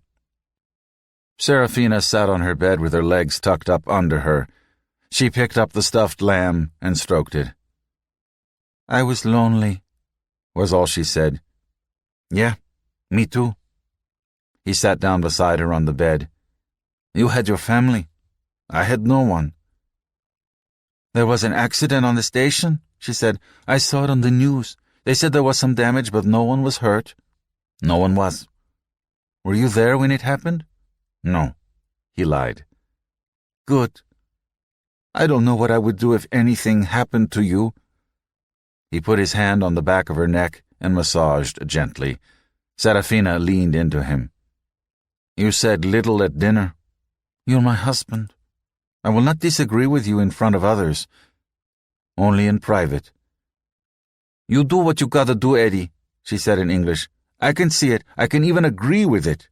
She stood up and laid the stuffed lamb aside. But that doesn't help me not be scared. She went to the dresser and stood before it with her arms hugging herself tightly. That's only because it's new. You'll get used to it. And your absence, will I get used to that too? She unfastened her blouse, button by button, lowered her arms, and let the blouse slide off. No more than I ever will, Flaco answered. He stood, too. On the station, one saw women half-dressed from time to time. Tantalizing glimpses, sometimes staged, sometimes not. Once he had even seen Millie Hess bare from the waist up, and that was something widely assumed to be unseeable by those still living. But this? Desire coursed through him, filled him up. Flaco placed his hands on Serafina's shoulders and let them slide down her arms and up her back. She arched her back like a cat. He fumbled with the hooks on her bra, his fingers trembling so in their eagerness, but he got it off. Bending down, he kissed her in the curve between her neck and shoulder, then, as she twisted her head, on her throat. His arms enfolded her from behind, one hand cupping her breast, the other flat against her belly. Their lips met, and her tongue probed his mouth. When they parted, he gasped for breath. It's been so long, he said. She placed a finger on his lips. Hush. Mama does not play the television so loud. Serafina undressed him with hands as eager as his own. Their breathing turned to hurried panting, broken now and then by stifled giggles when one of them made a noise a little too loud. Serafina backed against the dresser, and Flacco went to his knees and kissed her on the belly, kissed his son, little Memo, placed his palms on either side of the gentle swelling and caressed him, caressed her, traveled down to her thighs, around to her buttocks. Serafina curled her fingers in his hair, pulled his face against her, and made quiet, contented sounds. When he stood again, they joined eagerly, handling each other with quick, impatient touches. Her arms wrapped around him, gripped his back. Her moist, warm lips pressed against him as he probed inside her with his tongue. Through the mist of her hair, Flacco saw her reflection in the mirror, watched his own hands caressing the sweet curve of her hips. They rocked together against the dresser, and the dresser creaked, sparking another moment of half-guilty self-awareness. Then they resumed, slowly and more gently this time. In the mirror, Flacco saw the accusing stare of the stuffed lamb on the bed. What sort of madman was he to give this up? He could bid onto the railroad job instead. He'd have to leave early in the morning and would not return until late in the evening, but he would be home each night. He would be with Serafina each night, and she with him. All thought vanished eternally into feeling, and Flacco felt as if he were again in Ziggy, floating weightless over the void. In his ears, like the distant cry of a bird, he could hear Serafina's exclamations, "Flacco, oh, Flacco!" over and over. Her body swelled against him with her breathing. When he came to himself once more, Serafina gripped him fiercely around the waist and would not let him disengage. She rubbed the back of his leg with her foot. "You were gone too long," she said, when he ceased his mock struggle against her embrace. "I have you close now. I will not release you." "Never have I been held in a sweeter prison, nor by a kinder warden." "You sound so romantic when you talk Castilian." "And how do I sound when I talk Dominican?" She kissed him. "Wild and dangerous. And when I talk English? Sexy." They remained so, speaking nonsense to one another, telling each other how much they pleased, making promises, building futures. Presently, it may have been an hour, or it may have been a few phantom moments, romance surrendered to passion once more. It was a different sort of shuttle that took Flacco to his new job. No numbing, bone-shaking roar, no acceleration pressing you into your seat, no soaring, puking weightlessness. Just a gentle rattle-clack over rails whose path had been laid out a century and a half before. Once west of the Plainfields, the special car that Ossa and Pelion had chartered rolled through the farmlands of the Raritan Valley. Everything had a soft, subdued color. The dawn's early light. Flacco saw a cow, a real cow, standing out in a field. Every now and then, a flash of morning light revealed a high-tech, chrome and glass business campus, all angles and geometry, hidden among the trees. Past High Bridge, the tracks curved north around the end of Musconetcong Mountain and then down the Musconetcong Valley to the Delaware. The land here was different from what he was used to, different, too, from the arid splendor of the southwest desert. It was rumpled, set on edge.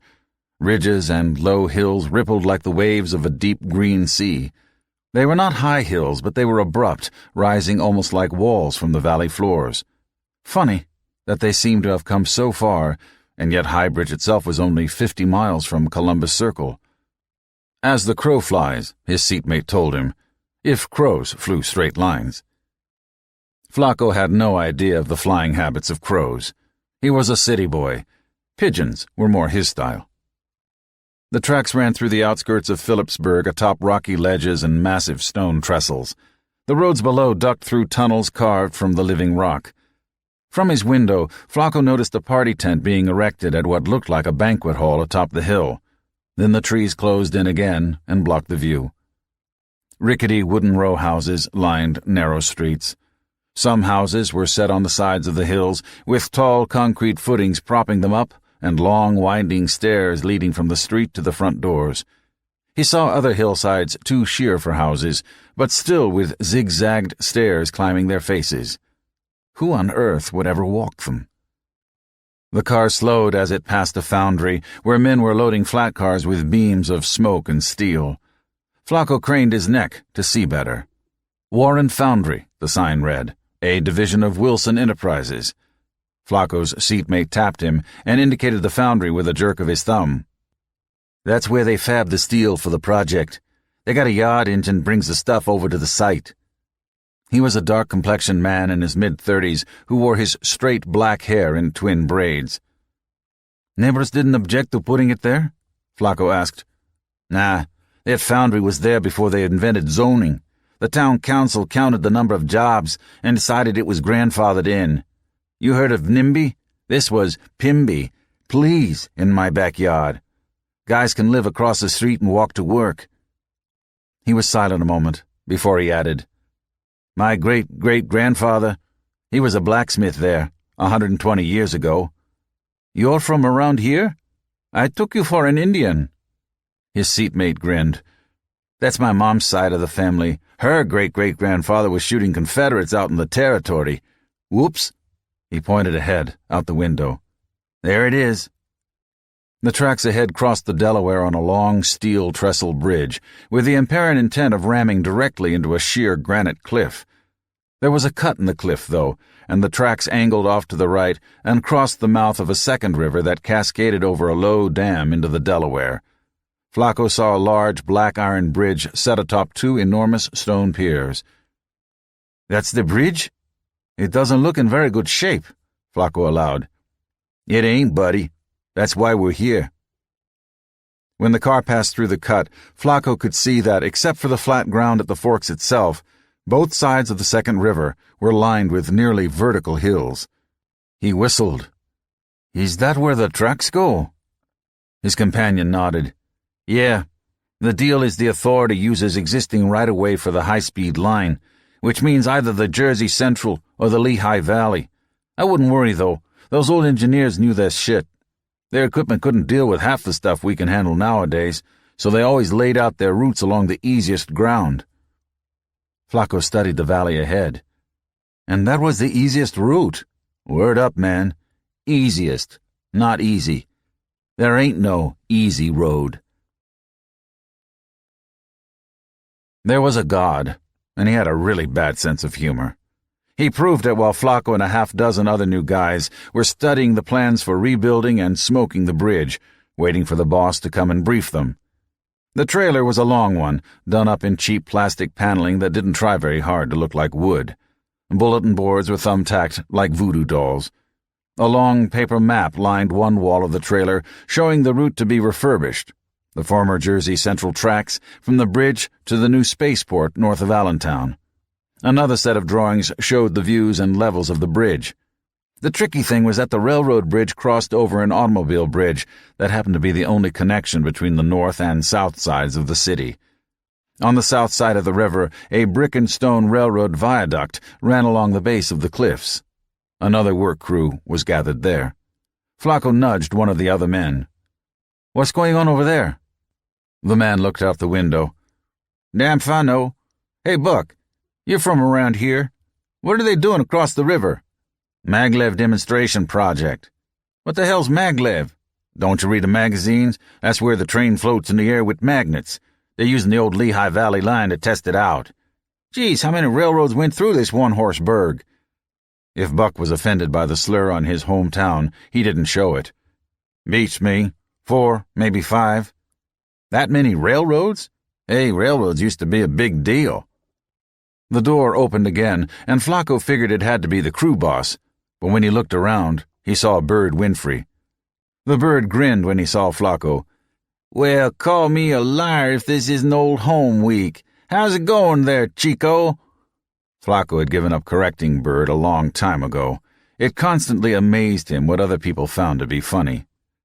What's the word, Bird? Winfrey took a seat among the other new arrivals. You just come in on the shuttle, right? I remember you said you were a New York boy. That's right. What about you? Oh, I moved up from Philly. Took me an apartment up on the hill." He wiggled his thumb over his shoulder, but that didn't narrow it down. Flacco could see about 6 hills from the windows of the trailer. "Well, I figure, if we get as much snow as we got last year, there'll be a lot of days we get to sit on our keisters and goof. Not like those guys who took gigs in the sunny South." He turned and looked at the others. "Any of you guys local? You get much snow up here?" "Not much to speak of," said one man. "Though you gotta watch you don't break through the crust when you walk on it." "Break through the crust?" said Bird. "Remember Johnny Holzenbeck?" said a second man to the first.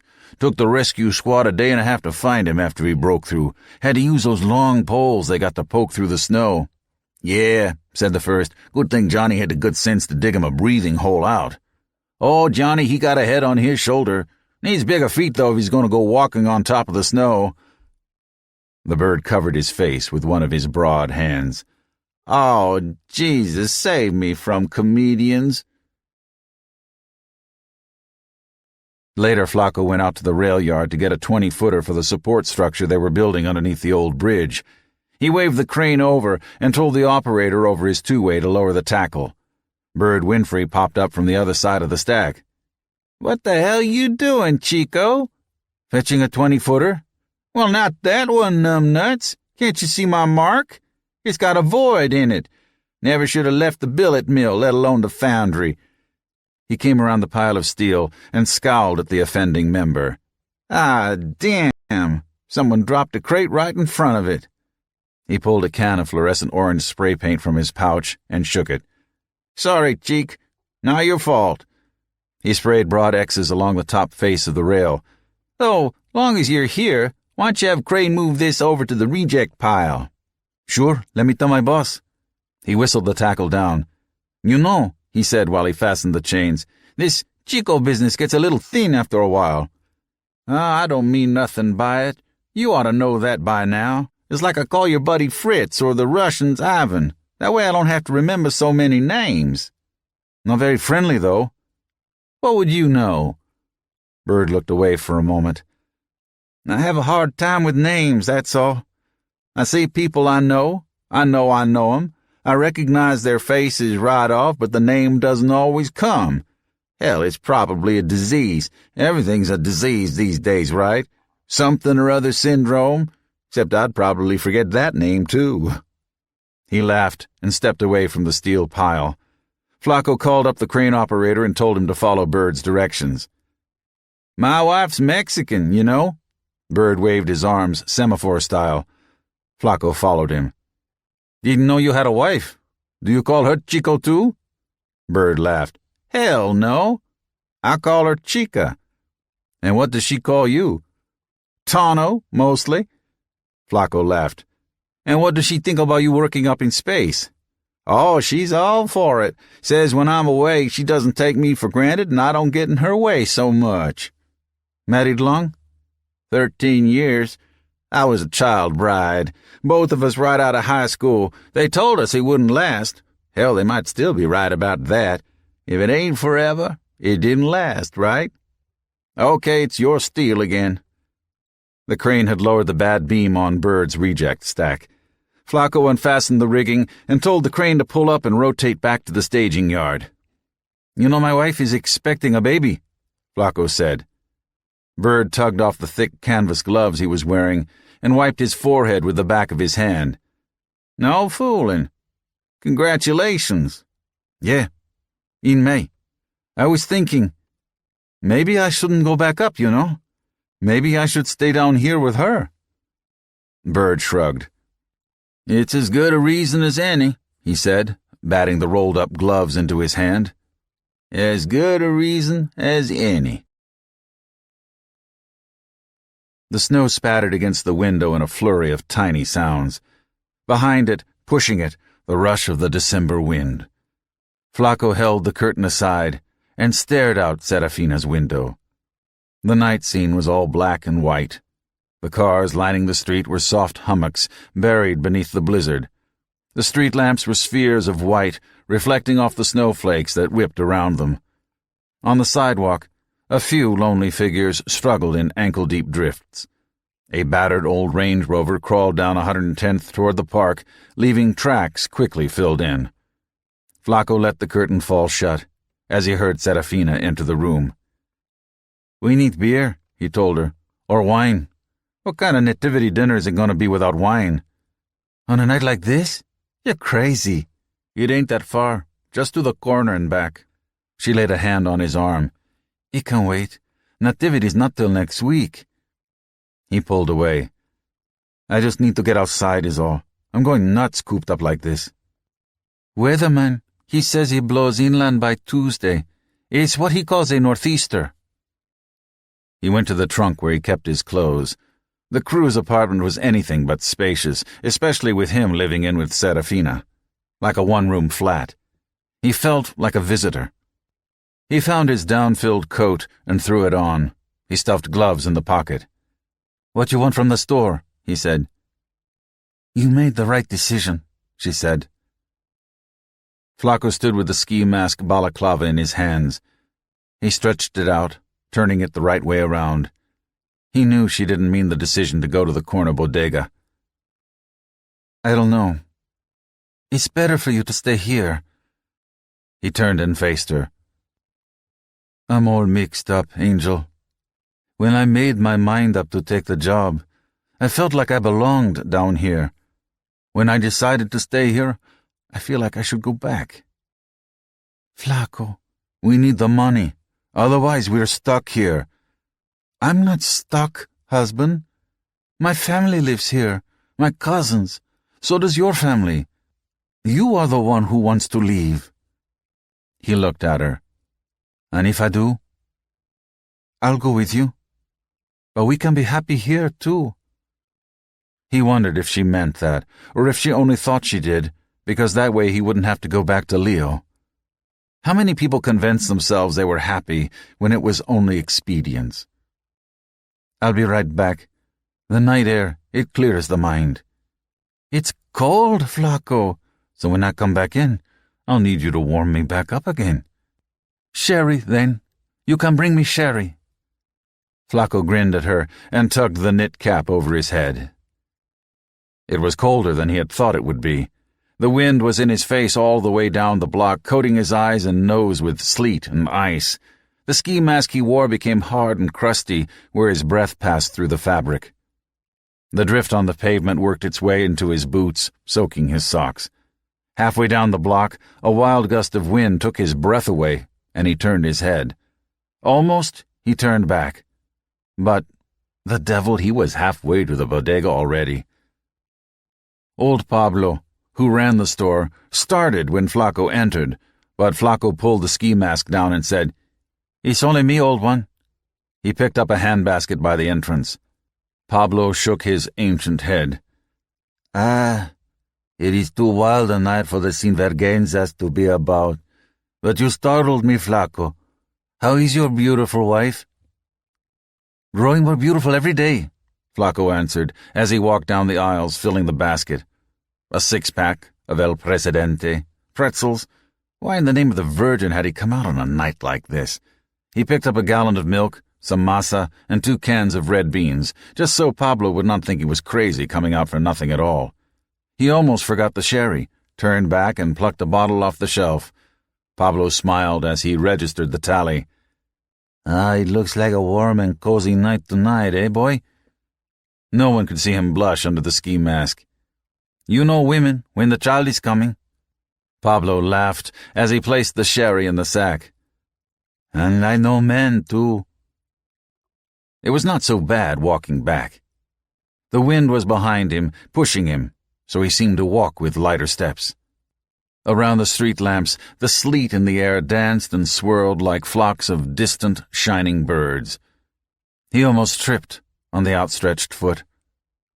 When he looked, he saw a small, black felt ankle boot protruding from the snow that had piled up against the anonymous cars.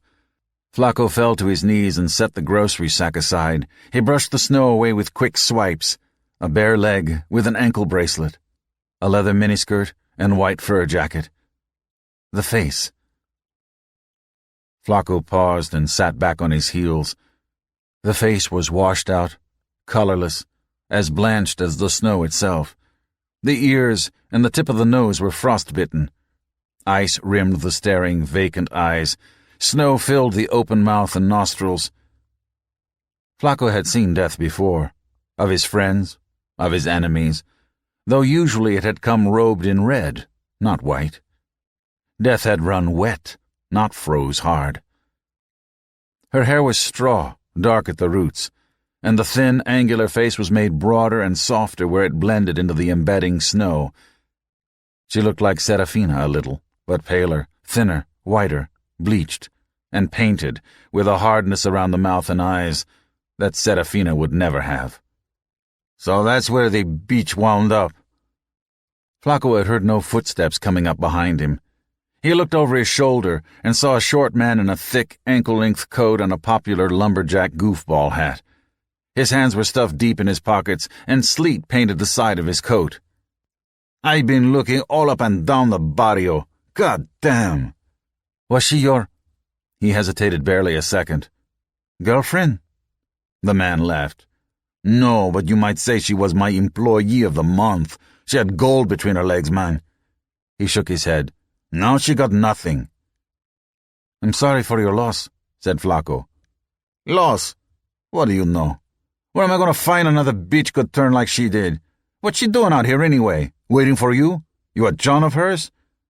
Flacco shook his head. "I only just found her." The pimp looked at the frozen face. "I sunk a lot in that stupid hole, and this is the way she pays me back." Abruptly he lashed out and kicked the body. "You stupid cunt!" Snow flew, and the body slid away from the car it had been sitting against and slumped into the drift. "God damn!" Flacco swung his grocery bag as he rose and caught the man on the side of the head. He staggered and slipped in the snow. "What the fuck?" His right hand came out of his coat pocket, and a knife gleamed silver in the winter night. Flacco swung again, and the blade sliced the bag open. The groceries scattered in the snow. The sherry bottle, marvelously intact, landed at Flacco's feet. He stepped under the pimp's swipe and scooped the bottle up. Without breaking stride, he smashed it against the lamppost and turned and caught the man's wrist with the broken neck. The pimp howled and dropped the knife. When he doubled over, clenching the wrist with his left hand, Flacco cut him across the face. He shrieked like a woman, and both hands went to his eyes. Flacco grabbed him by the lapels and pulled him hard into the lamppost. "You got no right," he told the man. "You gave her the pearls, and she was so damned happy that she didn't care shit about anything. Not the snow, and not the cold, and not the sleep, when it finally took her." "I can see," the man blubbered. "You blinded me. I should cut you down at the other end. She was just a hole, man. What do you care? Oh, God! Oh, God!" Flacco rammed the man's head into the lamppost again, and his knees bucked, and he fell to the reddened snow. Blood streamed from his broken nose and froze on his lips. "That's what she was," Flacco told him. "That's not what she could have been." "Oh, God, don't hurt me anymore." The words were slurred by broken teeth, by lips split and broken. "You thought you were tough as long as you could kick women." Flacco threw the shard of the bottle as hard as he could across the street. He watched it arc and vanish into the thick layered snow. He bent over the groveling man. "I won't hurt you no more. I can't answer for God." He turned away and stood frozen for a moment. His hand twitched, and his knees began to shake. His breath was ragged streamers in the winter air. "We don't need his kind here." Flacco saw the old man from the bodega, shivering in his store apron, with a shotgun cradled in his arms. He stepped over to the moaning man and spit in his face. Then he lifted his shotgun and broke open the breach, covering it against the howling snow. Flacco looked around at the scattered groceries. The bag of pretzels was smashed. The El Presidente had vanished into the snow. He stooped and began to gather the cans of red beans. "Get back inside, old one. You'll die of the cold." The bodeguero waded through the snow toward the corner. He paused and looked back. It was a man in a ski mask who bought the groceries. He was a big man, Perhaps 200 pounds. I did not know him. Flacco watched the man walk away. Thank you, he said. The old man shrugged. I know what he was, he said with a gesture toward the fallen pimp. And I know what you and Serafina are. I will not throw the good after the bad. As for what you know about street fighting, I will not ask what you once were. Back once more in the crew's apartment, Flacco studied his down jacket for any sign of blood before he hung it in the closet. He checked his pants, too, and his gloves and cap. The cap, he discovered, had been sliced at the scalp line, but when he placed his hand to his forehead, it came away clean. The gloves he bundled into a plastic bag and stuffed them deep inside the kitchen trash. Serafina emerged from their room, dressed in woolen pajamas and rubbing sleep from her eyes. Flacco? What took so long? I fell asleep. Flacco glanced at his mother-in-law's bedroom door. The snow was too bad, he whispered. I walked the other way around the block to stay out of the wind, but it was too deep. I was slipping and sliding, so I gave up and came back. He followed her into their room. You're shivering, she said. It was very cold. Your clothes are wet. Take them off this minute. Hush, I will get a towel and rub you dry. Flacco began unfastening his shirt buttons. I should have gone walking in the snow sooner. Serafina giggled. A moment later she returned with the towel. Flacco was already stripped. He wrapped his arms around her and she swallowed a shriek. Flacco, you're as cold as ice. Warm me then. She snuggled against him, wrapping the towel around the both of them. You're trembling still. Slowly, her heat sank into him, and feeling returned to his tingling limbs. The numbness began to leave him. He began to hurt. It wasn't the cold, he said, but softly. What did you say? Nothing. He held her in arms of steel. Serafina was life. Serafina was hope. Serafina was an oasis of light and warmth, surrounded by a desert of forgotten lives and nameless bodies lying on hopeless streets. In the distance, muffled by the snow, a police siren broke the stillness of the night. 13. The Ghosts in the Machinations. A bright spark of light in the heavens, growing brighter and brighter until it casts shadows. A searing purple line scarring her retinas. A fountain of earth and water tossed skyward by a playful god-child. Soot and ash and dirt filling the air, blotting out the sun forever. Marisa stood dumbstruck on the patio behind Silver Pond, while a boiling cloud of dust and vapors, black and evil, writhed skyward from the place where North Orange had been. Too late. We were too late, after all. A sound, a roar, the devil's laughter, as the tower of smoke climbed toward the tropopause, where the top anviled out and lightnings played across its angry face. And then a rain of debris striking her, rocks, clumps of earth, pieces of buildings, leaving welts, beating her onto flagstones that rippled from the breaking of long-forgotten faults. Harriet stepped onto the patio, tugging on a pair of white cotton gloves. Really, Marisa, why are you rolling about on the ground like that? I'm sorry, Mother. But it was the end of civilization. A few rules could be relaxed. The last shard of sunlight fled as the dust clouds overwhelmed the sky. Harriet faded into shadows. Cold gripped the world, and Marisa began to shiver as she crawled toward the shelter of Silver Pond. Barry stood in the doorway, shaking his head. He smiled ruefully. Looks like you were right all along. He bent over and stretched out a hand. Let me help you. No, not his hand. But she took it anyway. Seized by the wrist, pulled easily, light as a feather, into the building, she landed effacée in front of Ned Dubois.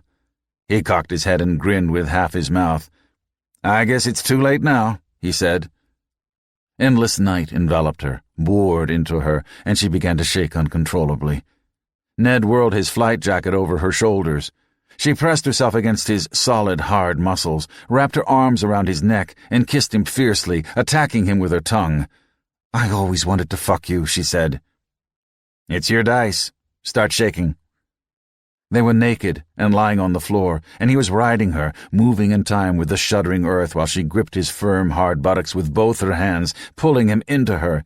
She felt herself building, until the impact shock wave reached them, lifted them, and tossed them, still coupled, across the meadow, up the flanks of the mountain. As they coasted through the caressing air, Ned morphed. His face melted and ran, changed back. He was Ned, he was Barry, he was Wayne, he was Belinda. For a brief moment, he was even Pete. Finally, he was Harriet, stroking her face and making soothing sounds as they spun toward the cratered earth far below. "What's wrong, dear?" Harriet asked. Marisa turned and buried her face in her pillow. She could feel Harriet's fingers in her hair, combing it. "You had a nightmare." Marisa pressed her face deeper into the feathery softness. She embraced the pillow in her arms, hugged it to her. I know. Thank God it hadn't lasted. The last part, alone in the dark and the cold, she could never bear. "There, dear, it was only a dream." Marisa emerged from the pillow, propped herself up on her forearms, and let her head hang. "Only a dream." That part with Ned was new. Such brazen behavior, even in a dream. Did she want Ned that badly? She had found him intriguing, but she had never consciously lusted after him. He had gone back to his wife, had given up Far Trip to stay with her, and Marisa had hardly spoken to the man in the last few years. Whatever might have been, now could never be. "Only a dream," she said bitterly. "What do you know?" "Very little, I am sure. I only know that my little girl is frightened." Marisa rolled on her side to face Harriet. Her mother was sitting on the bedside, wrapped in a Japanese-style robe all bright cherry and snow. Her face, in contrast, was gray and worn, her lips pale. She looked old. Sleep was the great betrayer. "Your little girl," Marisa said. Harriet pursed her lips. "Always," she said. "Some fates cannot be fled, nor burdens ever lifted." Unless it was not Ned. Unless Ned was only a convenient image tossed up at random by her subconscious. But an image meaning what? "I can take care of myself, Mother." "Certainly. But why should you have to?" Harriet brushed a curl from Marisa's forehead, and Marisa stopped herself from brushing it back. "You're working yourself into a breakdown, you know." "It's only until May. I'll vacation after May. We'll go to Prague together in June." She didn't know why she said that. She could imagine nothing more numbing than Prague in June with Mother.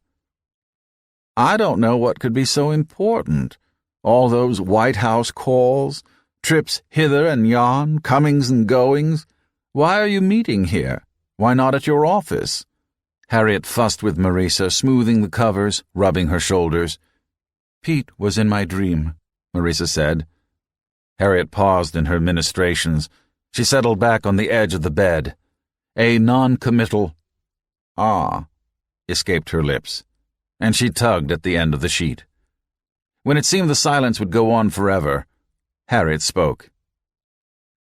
"He was drunk. In the hallway, all these doors looked the same. Nothing happened." "He was always drunk. Every day of my life that I remember." "Not always. It only seemed that way because those occasions were more dramatic." "Dramatic? Oh, God." Marisa turned away again and lay with her head resting on the pillow. She stared at the sitting area, the vanity. What time was it anyway? The curtained windows were dark. Outside, the dull glow of distant city lights showed above the treetops. "He cared about you," He never wanted to hurt you. Oh, he was a good-hearted drunk, he was. Harriet stiffened. He had his reasons. Sober, he and Willem would argue. Drunk? Well, they argued when he was drunk too, but at least then he didn't care. Willem found fault with everything he ever did. Pete was a good man in the clubs or on the tour. Good with a joke or conversation. He was fun to be with. He knew the theater and liked acting folk. He would have made a damn fine playboy, but your grandfather insisted he learn the business. He didn't like it, and it showed, but he tried, though that didn't show so well. If Willem had chosen Christian, or even Beatrice instead of Pete, things might have turned out very different. Uncle Chris would have been a stolid, unimaginative steward. Aunt Bee would have lost it all. What a choice Grandpa had been faced with when he looked for an heir among his offspring.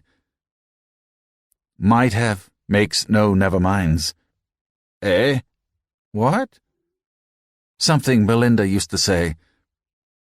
Harriet stood. I'll let you get your sleep now. It's early yet. She gathered her housecoat around herself and pushed off the bed.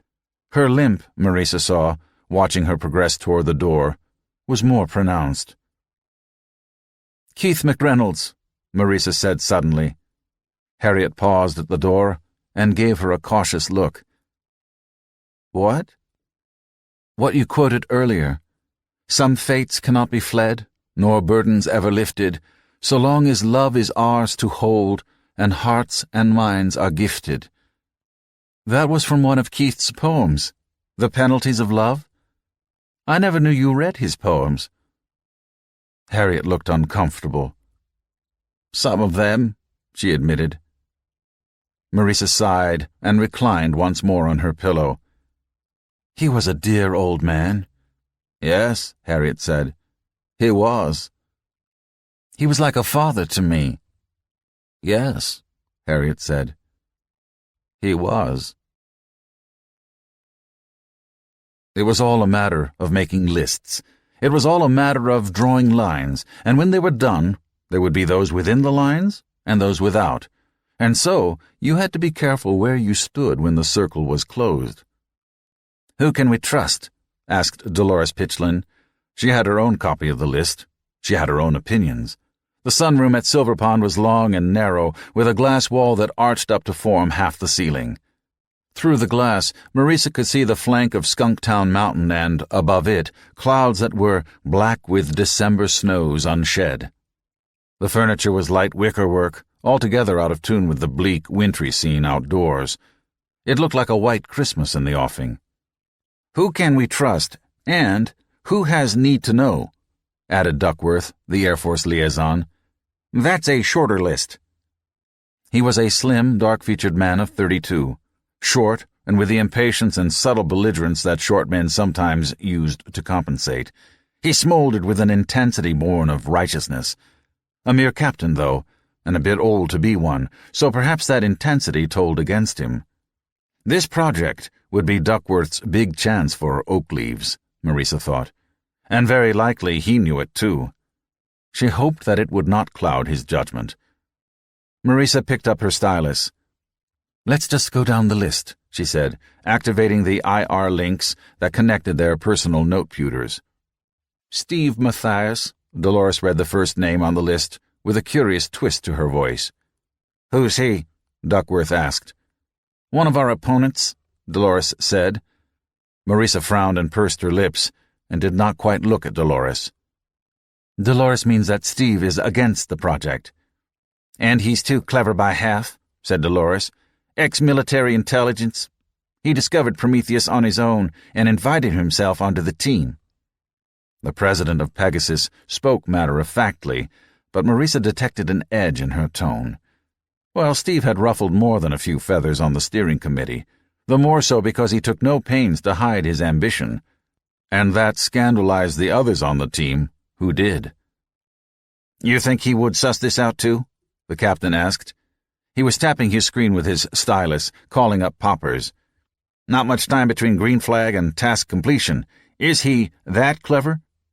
He doesn't have to be, said Marisa. He's the Prometheus program manager, and we plan to co-opt assets and redirect tasks on the Prometheus schedule. That will accelerate some threads and delay others. Think of a spider sitting in the center of a web. He'll know. He can't help but know. Duckworth placed the stylus between his lips and thought a moment. "Okay," he said at last. "3 things." He used the stylus to tally on his fingers. A. Do we need him? B. Can you convince him? C. If not, can we neutralize him? Marissa leaned over the table. A, she replied. Yes, at least we need his silence. B. Not a chance. C. Are you seriously proposing to assassinate one of my presidents? Duckworth blinked and pulled away from her. Jesus, no. Where do you get your ideas? From Hollywood? You said he was ex-military. He tapped his screen again with his stylus. My dossier says he's a reservist. If all you need is his silence, he can be activated and placed under orders. He studied the screen, wrapping the stylus against his teeth, until Marissa wanted to scream, leap across the table, and grab the instrument from him. People with tics got under her skin. It says here he's a Jew. Frostily. So? So the Jews in the Balkans have been getting the short end of things, like always. You hear the joke? This guy's walking down a road in Thrace when a soldier stops him and asks his religion. Well, if he says Muslim and the soldier's Greek or Serb, he's dead. But if he says Orthodox and the soldier's a Turk, he's just as dead. So he says, I'm a Jew. Well, the soldier thinks this over for a moment, then asks, Okay, but are you a Muslim Jew or an Orthodox Christian Jew?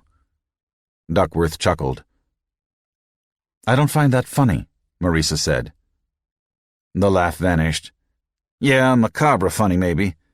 When God's on your side, no one's allowed to be neutral. All I'm saying is your man Matthias may have no reason to support Steel Rain, but maybe he has reason to keep quiet about it. He worked his stylus and a note. Recall to active duty, ?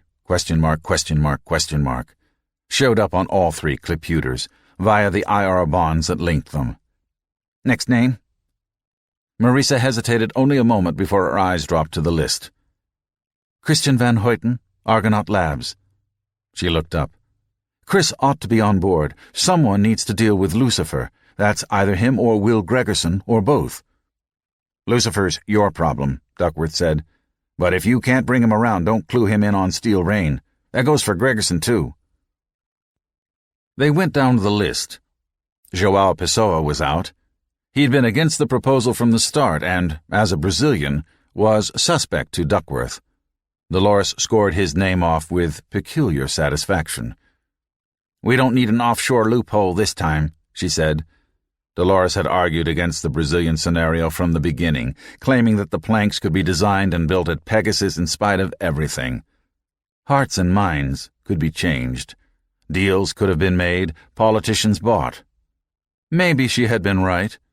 But something about her attitude reminded Marissa of Nixon or Clinton compiling their enemies lists. Payback time for long-nursed grievances. Con Gagrat and John E. Redmond were unenthusiastic about Steel Rain, but they would put shoulder to wheel and juggle the dollars and the laws. They were yeomen. They were in. Corey and Wallace were supporters, but could bring nothing to the table. They were out. This isn't a fan club, Duckworth said. It's a functional project team. No one is in unless they pull an oar. Ham Pie is in then. He owns the oars. Nothing could happen on orbit without Ham's construction people knowing. It was his schedule they were diddling. Agreed, said Duckworth, but no one below him. There are too many damn Odinists in his construction crew. The project manager would have to know. Christensen, or Ben Salem, or Jackson, or Tiny Larson, whichever crew was up when the equipment was installed. What's an Odinist? She asked. Someone who worships a one-eyed god? Duckworth's puzzlement was genuine. What? No. Odin is Russian for one. An Odinist is a Russian who wants to reassemble the old Soviet Union, the Slavic parts for sure, and maybe a few odds and ends just to tidy up around the edges. A lot of Russians feel that way. Sure, but Odinists don't believe that the Ukrainians or the Lithuanians have any say in the matter. He held his hands up. Word is Moscow will stay mum on this op. But the Odinists think Moscow is sissy. I'm just saying this mustn't go below the top level at Ossa and Pelion. Who's next on your list? Belinda Carr. Even saying the name aloud, she could feel the slice of the knife across her heart. Assessment? A dear friend, a dreamer, a lover of children, a hand to hold on to when decisions come hard. A no-brainer, said Dolores, dead set against, and no need to know. Marisa parted her lips, but Dolores was ready. No question, Marisa. I have nothing against Belinda, but even if she could be convinced, Mentor has no contribution to make. She's out. Duckworth glanced from one to the other, but said nothing. After a silence that was longer than it should have been, Marisa crossed the name off the list. After they had hammered out a rough schedule of activities and Duckworth had departed, Marisa and Dolores retired to the library, where Sykes met them with a perfect Manhattan and a margarita. The library was a large, dark-paneled room lined with floor-to-ceiling bookshelves and furnished with high, comfortable chairs. There was a faint whiff of ancient pipe tobaccos, even these many years after Gramper's death. One bay window, in an alcove framed by two of the high-backed chairs, opened on the same vista as the sunroom. You could sit in those two chairs, as she and Barry often had, and never quite face each other. Francis says that dinner will be ready in half an hour, Sykes told them. Your butler makes a fine margarita, Dolores said when they were alone. Or do you keep a bartender somewhere? No, said Marisa. Sykes is a man of parts. To replace him, I would need a half-dozen others. I don't keep servants. Anything needs doing, my hands do it. Her ranch hands, she meant. But a glance showed that the woman herself was no stranger to manual labor. Dolores raised her glass. Here's to Steel Rain, she said. To Lucifer, Marisa replied. Dolores took a generous sip. That's not a good name. You ought to pick something more auspicious. It means Lightbringer. But Dolores was right. Images of fallen angels, the father of lies. Her enemies would have a field day. A demon's name might be well for a battlefield weapon, but not for a power generator that might someday double as an asteroid defense. Michael, she thought. The loyal angel, the defender of heaven. At least things are moving now, Dolores said. Marisa gazed out the bay window at the naked forest and the lowering sky. Yes, but in which direction? You got everything you wanted. Rent for the facilities, compensation for ham pies, redesign work, a head start on long-range power transmission. Everything she wanted. Marisa shook her head. I don't like picking who is in and who is out. Dolores's laugh was short and sharp. No? How did you organize Prometheus? I don't recollect Brad Zimmerman or Jimmy Undershot at any of our meetings. Marisa turned and faced her. That was different. We chose people back then because they believed. Is there anyone on today's list who is not passively acquiescent, lukewarm, or mercenary? You sound like those are pejoratives. Marisa looked at her. Are they not? It depends. Dolores smiled in bitter triumph, but looked to the side. Do you want to accomplish a goal, or do you want to stroke one another?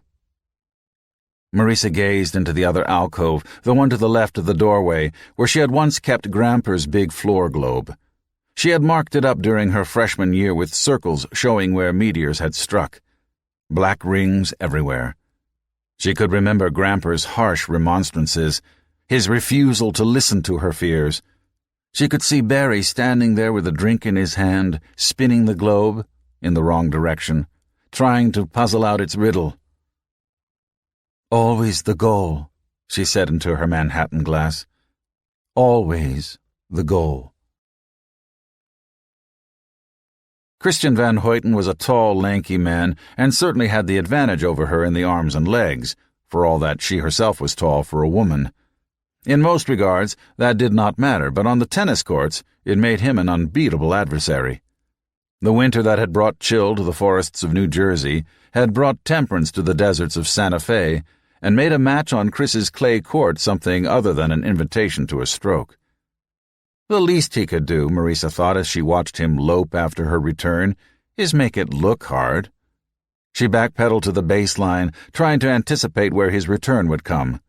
Left court, she decided, close to the net. Her judgment was sound, her legs less so. She started forward in anticipation but barely made it in time, and his next return was a hard spike in the opposite court that might as well have been in Arizona for all her chance to reach it. "Game and match," Chris announced. Grateful for the reprieve, Marisa crossed to the sideline where she plumped down on the wooden bench. Chris joined her and tossed her a bottle of water from the cooler. "Drink up," he told her. "You've lost more liquid than you think." Her clothes were barely damp, but that was a consequence of the dryness of the air. It's a dry heat, New Mexicans like to say, as if that excused the rotisserie they called a climate. She drank the water gratefully. Darby handed them towels, and Marisa draped hers around her neck. Chris inserted his racket into a vise and snugged the screws. "So," she said, mopping at her face with the towel, "how goes the photovoltaic research?" Chris glanced at her, handed both rackets to Darby, and straddled the bench facing her. "I thought this was my birthday." "Oh well, you know." He grinned. "Business never stops, but really, the situation tomorrow will be remarkably like that today. Relax, Reese. This is not a short-term project." "According to your most recent reports, you haven't chosen the PV materials to be used on the solar power stations." Chris sighed and capitulated.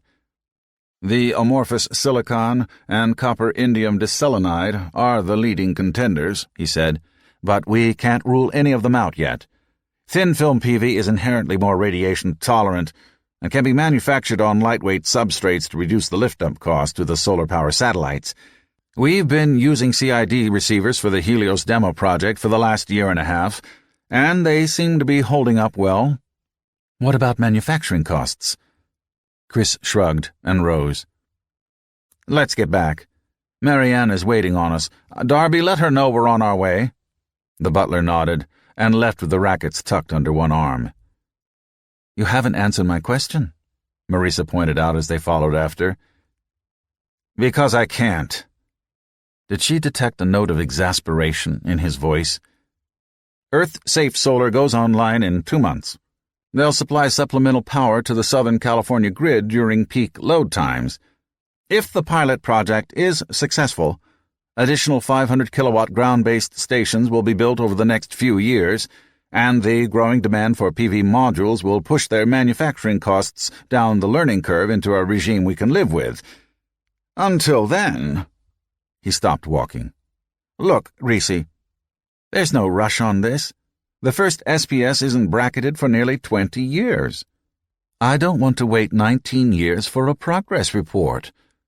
She would be an old woman by then, in her late 60s, but still young enough to hold the helm, still able to hold the course. The Van Hoytens were long-lived stock, barring cutlass, train wreck, or jealous husband. Or drink. Chris gave her an irritated look. "You won't have to wait that long." He did not understand her anxiety. He did not know she had plans for those SPSs that went beyond power generation. Marisa shook her head. "I'm sorry, Chris. I never meant to imply that. But you know what the issue is. The SPS program sits on 4 legs, but the work on the other 3 will be meaningless if ground-based solar plants do not fasten on a PV technology that space-based stations can also use." Chris listened with a patient look on his face. "The Crusades direct Earth-safe, not us," he reminded her, "but Japan-America Friends of Solar invested enough in the project to have a voice on their board, so Arthur Kondo is nudging them toward materials compatible with our long-range plans. I just don't like a key thread being outside my immediate control," Marisa said. "I know." Chris turned and resumed his progress toward the house. But we don't have to run the show as long as we can harvest the fruits. VHI's purse strings will only stretch so far. Kickstarting the Plank program on our own was an awful gamble. Marisa laid a hand on his arm, stopping him. Chris, how long have you run Argonaut? 20 years. Longer than I've been chairman. Chris nodded, but said nothing. They climbed the low, flat stairs toward the house in silence. After a few steps, she broke the silence.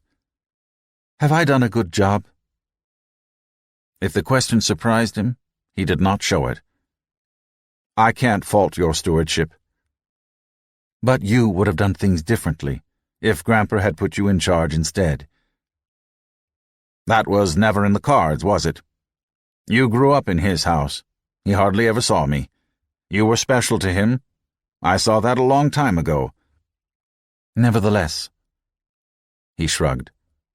Oh, sure. Some things, of course. Some things I think you would do differently if you could hit reset and replay the game. I doubt I would ever have conceived of Prometheus on my own. What a cat's cradle of interlocking projects. She spared him a wan smile. You were a hard sell. I wasn't about to allocate funds just because Keith liked to read science fiction.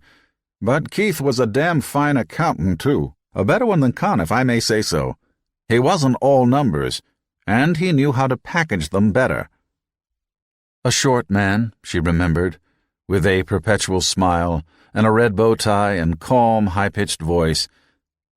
I always treasured his advice. Chris was silent a moment. So did I. I think we miss his voice more than we may realize, but, he gathered himself, he's the one who convinced me that the solar power satellites were doable. He showed how to create separate, profitable ventures with achievable ROIs for each of those 4 legs. Inexpensive orbital transport, through the Planck program, power beaming, from Torch and Helios and Far Trip, on-orbit construction capabilities courtesy of LEO, and space-survivable photovoltaics developed and proven in ground-based stations. He shook his head. By 2029, when ground-based solar saturates and utilities start looking for continuous output solar to produce baseload power, the infrastructure will all be proven off-the-shelf technologies, and the step up to solar power satellites will be a small, low-risk investment. The beauty of it is that each step can be profitable in itself.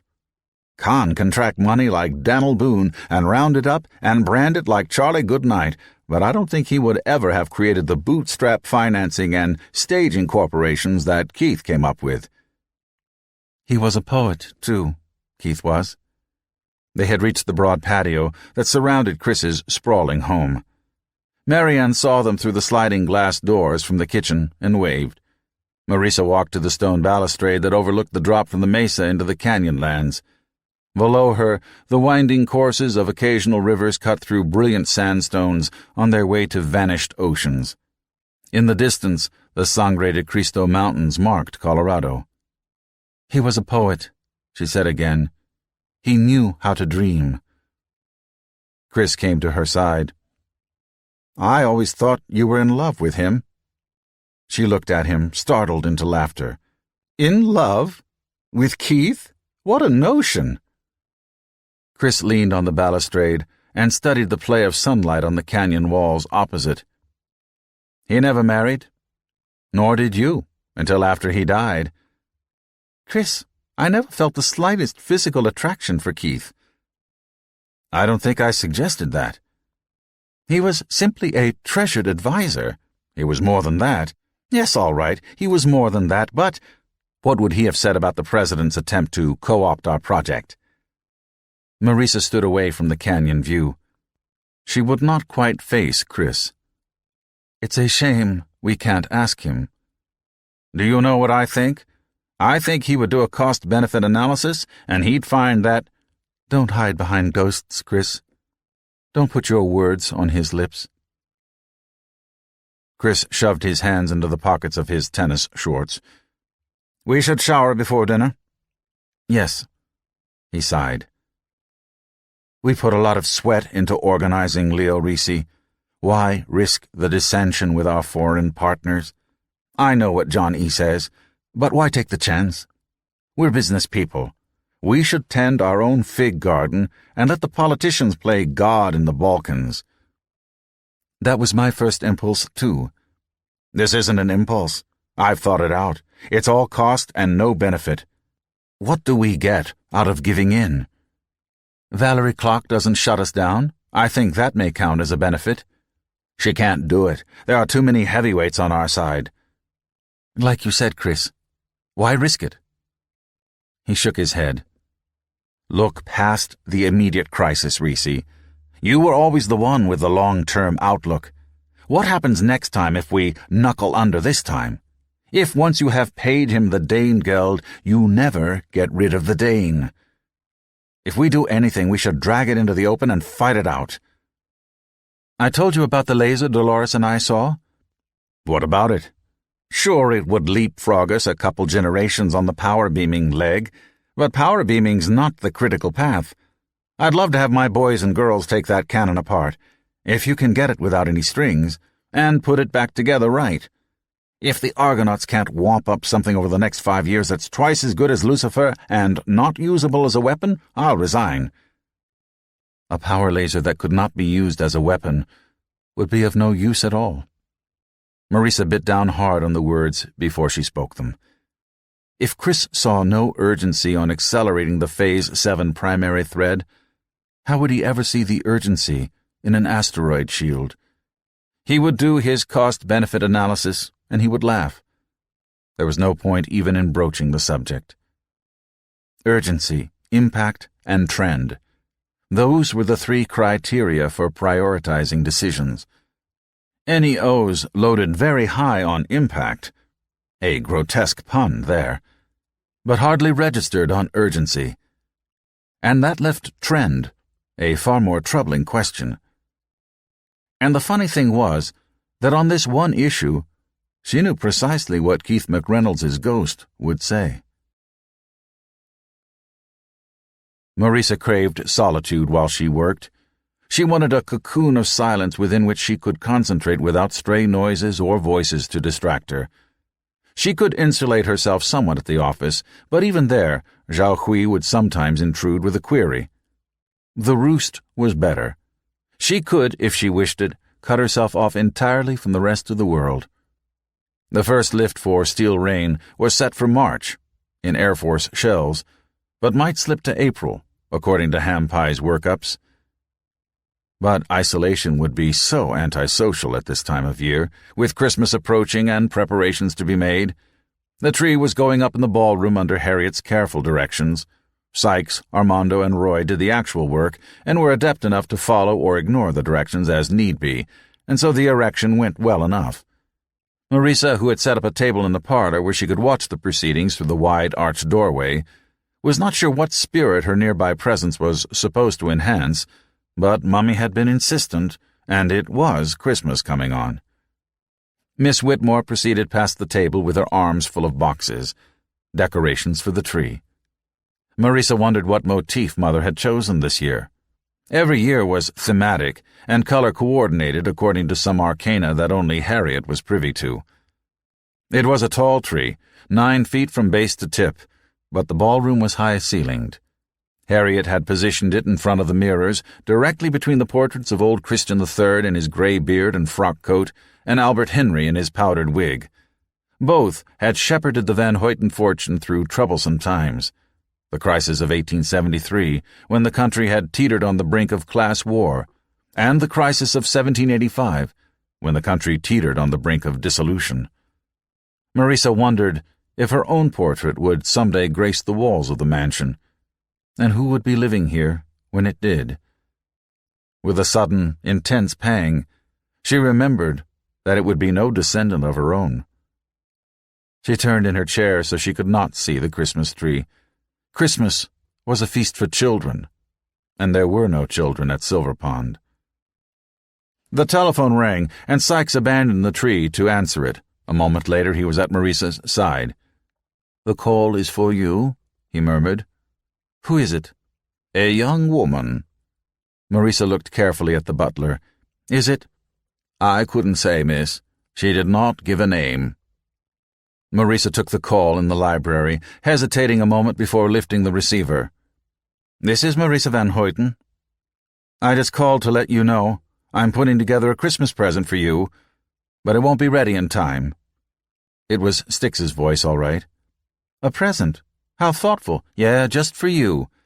And you won't like it one bit. Roberta." But the line was dead. Marisa cradled the receiver slowly. What possessed the woman to call and taunt her like this? Did she define her entire life by a single disappointment in high school? What a sad life, if its voyage were impeded by an anchor fixed in the mud of adolescence. If Marisa Van Hoyten was such an abomination in her eyes, why not simply cease all contact? Why keep picking at it? Marisa might accept the loss of Styx's affection more easily had it meant loss of contact as well. She glanced at the readout on the phone set and saw that the call had come from the same Washington number as the others.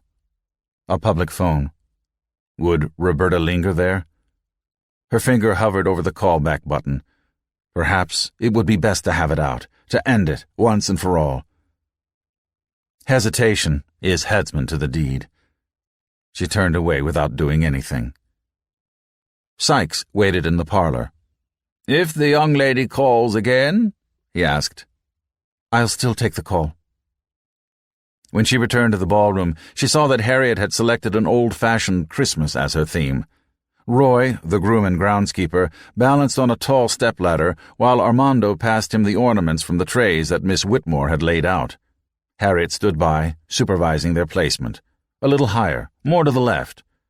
Papier-mâché angels and children, small, cunning figurines of carolers, all very Currier and Ives.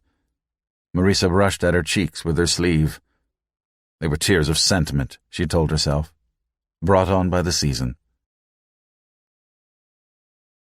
The scene beyond the window was one of crystalline beauty. Gleaming snow, melted and refrozen into shiny, smooth crust, shrouded the parkland along the river.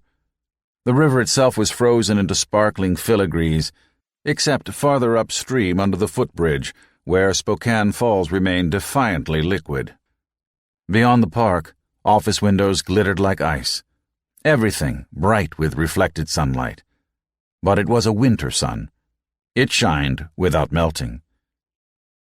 Marisa studied the vista in silence. Of the modestly tall buildings that comprised the downtown, there was little to remark. The anonymous look of urban mid-America. At first glance, who could tell Topeka from Des Moines from Spokane? You had to get closer to sense their individuality, to find that each was deliciously different. She could see what looked like a clock tower, probably the university, and another structure that looked like a giant maypole. She turned away from the window as Belinda hung up the telephone. "They said the airport would be open by tomorrow morning," Belinda said. Marisa folded her arms across her chest and nodded. "I hope you like the suite," Belinda went on. "The hotels fill up pretty quick when the airport shuts down." Yes, it has a marvelous view. "Oh, you should be here in the spring for the Lilac Festival," Belinda said, "or during the Royal Fireworks. I like Spokane. It's a quiet town, away from the hectic bustle of Seattle and Portland." Hectic bustle? Marisa, who lived a helicopter hop from Manhattan, made no response other than a companionable nod. Belinda's voice had held a note of forced cheerfulness, as if she didn't quite know what to do or say. There was something indefinably awkward in this delayed parting. Memories of the past, expectations of the future. "It looks like a scene from an old science fiction pulp," Marisa said, returning her gaze to the scene outside. Second-floor skywalks crisscrossed the streets below. Within them, people moved in comfortable shirt sleeves from building to building, despite the sub-zero weather. There were few destinations in the downtown that required going out of doors. On the frozen river, brightly clad skaters proved that some still dared the cold. Belinda played with the necklace of shells and beads that dangled from her throat. "Our skywalks have been around for ages," she said. "They keep growing when new buildings go up or old ones get renovated. In a way, the whole town has become a single, interconnected structure," An arcology designed by Topsy. The zippers are new, though, within the past 2 years. Marisa had been startled on the way to the hotel from the parking garage to find battery-powered AGVs cruising the skywalks and intra-building commons. Automatically guided vehicles had been used in manufacturing plants for decades to transport parts and assemblies. Why not people? They don't get in the way of the pedestrians, do they? Belinda shook her head. Avoidance sensors. The carts stop when an unprogrammed obstacle is in their way. There's a fine for deliberately standing in the path of one, but you know what kids are like.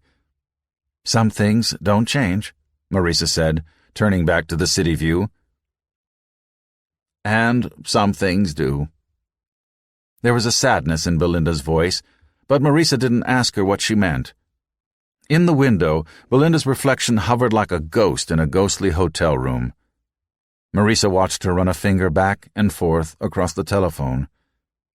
Why are they called zippers? Marisa asked. Neutral topics were best. With them, you could simulate a conversation. The ghost Belinda looked up. Originally, they were supposed to zip on over when you ran your transit card through the pylon reader, and zip you to whatever destination you entered. The barcodes on the routing pylons tell them where to turn and when to stop. But they were slowed up after opponents spread scare stories of runaway AGVs mowing down defenseless women and children. She laughed without humor. It's an interesting system, Marisa commented. I wonder why it hasn't spread. Minneapolis is experimenting with a pilot program. Calgary is thinking about it. The problem is you need a multiply connected skywalk system to make it work, and that's a big investment. If you like, we'll take a sipper later, over to Patsy Clark's mansion. I'll treat you to their duckling amaretto. Marisa turned away from the window and fetched her briefcase from the chair where she had dropped it earlier. A typical upscale hotel suite, decorated with simple, pleasant furniture, a sitting room with sofa, chair, microwave, kitchenette, and table, a separate bedroom, anonymous, worn, inoffensive. Not a place to spend too much life. She set the briefcase on the broad, blonde wood table and extracted several folders. Yes, she said, if you like. A silence of hesitation. Marisa looked at Belinda a moment before the woman spoke. Marisa. What? Why are you avoiding me?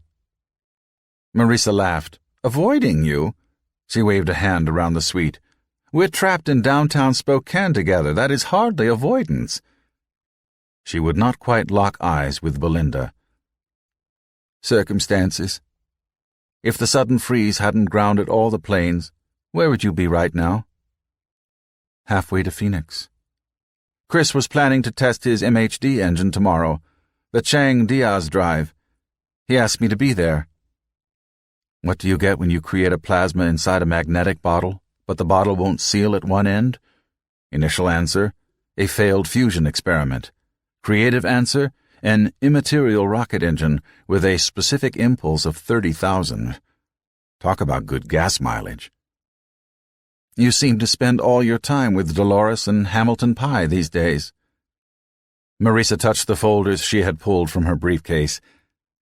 Perhaps we can spend the evening reviewing the dossiers on the children from this year's baseline evaluation. Some of them seem very promising. Jacinta Rosario, Welton Cameraman, Sanjeev Chetnani. There are other ways we could spend the evening. Belinda, you have always said that I should take more of an interest in the children. Do you know that whenever you're stressed, you grow excessively grammatical? Marisa picked up the folders and stuffed them back in her briefcase. If you do not wish to discuss these, Marisa, I always thought we had a special bond between us.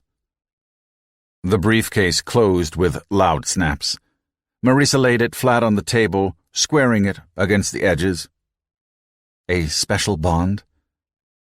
She remembered long evenings snuggled together with cream sherry and a starry sky. The two of them had spent many hours shaping school curricula, discussing pros and cons, hammering out presentations. If Wallace and Corey had helped her see what the future must be, and Keith had discovered how to finance it, It was Belinda who had shown her how to people it. What use wonders if no one wondered? Hope is the most precious gift, she had said one time in the sunroom at Silver Pond, long after the sun was fled, when the night was old and they had slumped together on the divan, too tired to make their way upstairs. To take away hope is the cruelest theft of all. Children will bounce back from anything short of that. Marisa could remember that evening with the same crystalline clarity as the icy afternoon now outside the hotel windows. The sight of the night-blackened windows, the sounds of nocturnal creatures waiting for dawn, Belinda in her khaki shorts and top. "Well, yes," she said. "There is. A bond." She smoothed her skirt, tugged her jacket. "Perhaps I should change out of this business suit," she added quickly. "Unless your restaurant enforces a dress code?" Belinda snorted. "In the West." Marisa carried her travel bag into the bedroom, where she laid it on the bed. Belinda followed and sat on the other side of the bed. Marisa noticed how stiffly she moved, how visibly pleased she was to take the weight off her legs. How that weakness must distress a woman like Belinda.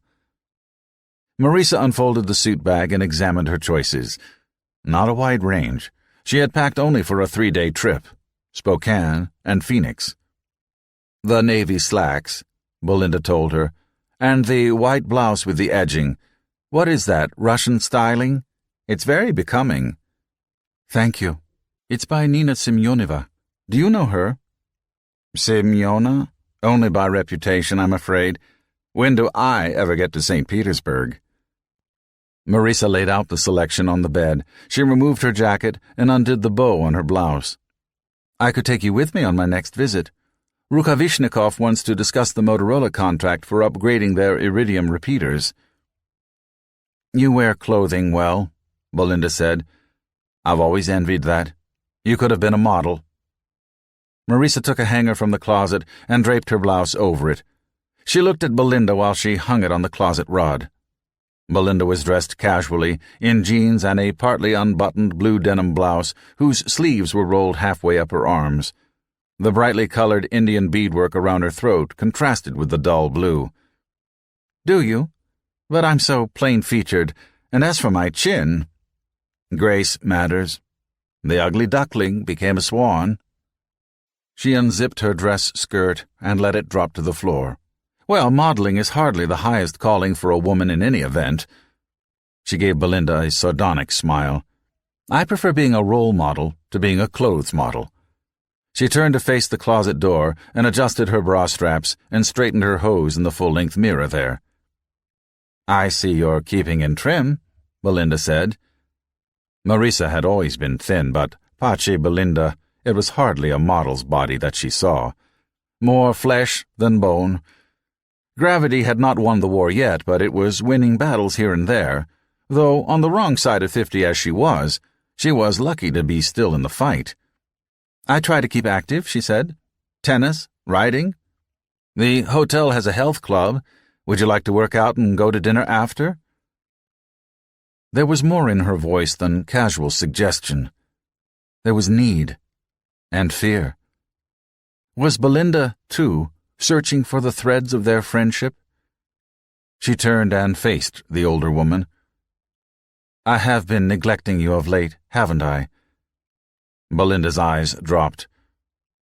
"I've been feeling marginalized. Prometheus's school thread has taken a back seat. Far Trip, Helios, Torch, Leo, especially Leo. Not much room among all that hardware for a few children." Marisa crossed the room and sat beside her on the bed. "It's like breathing, Belinda. It's absolutely vital, but it's easy to forget you're doing it."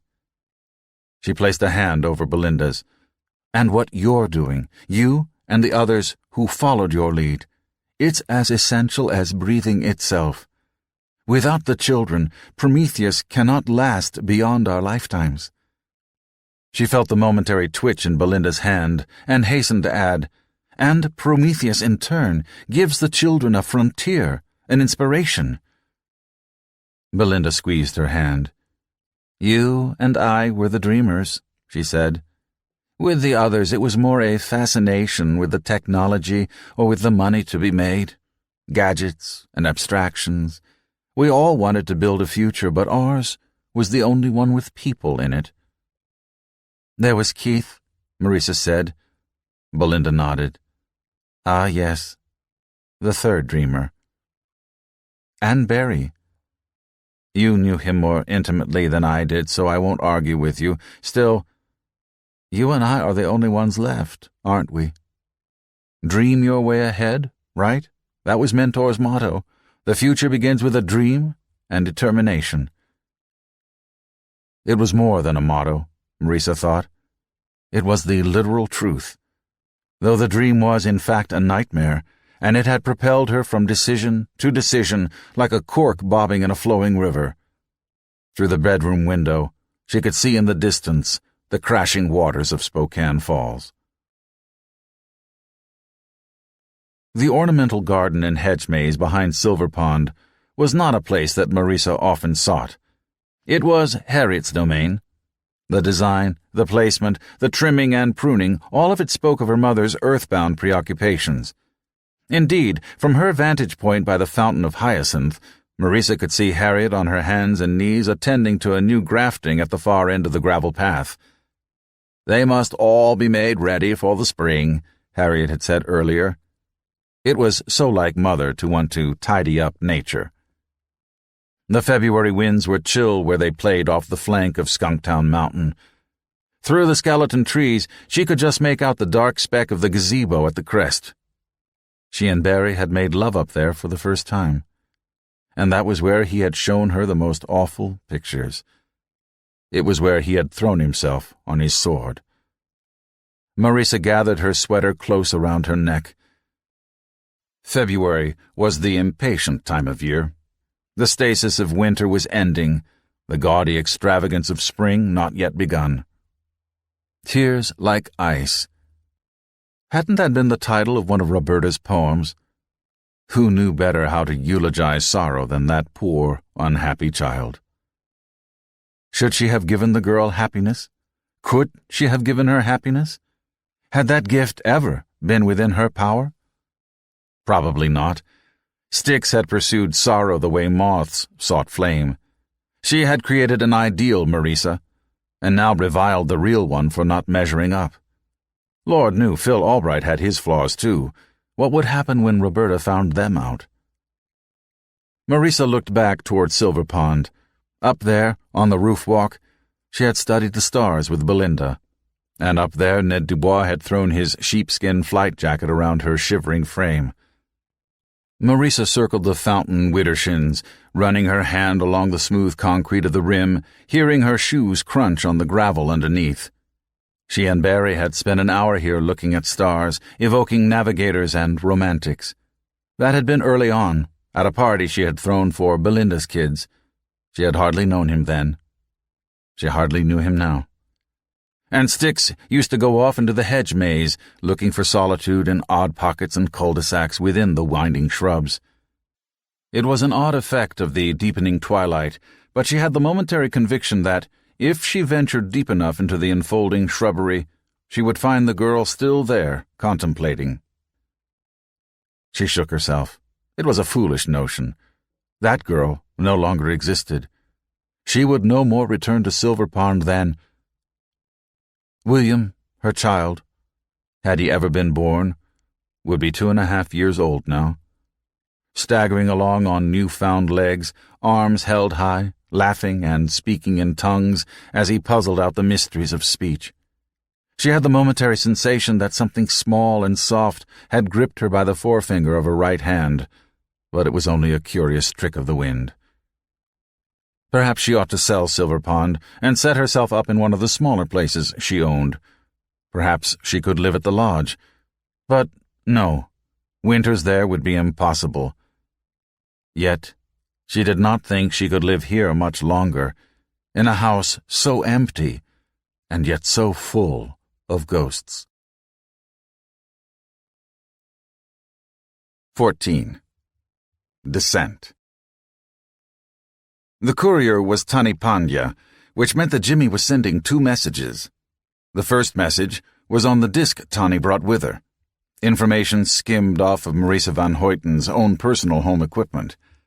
The second was more subtle. Tani still hung out with Jimmy Poole. That knowledge disturbed Roberta more than Mr. Ear did. Tani held out a padded brown envelope.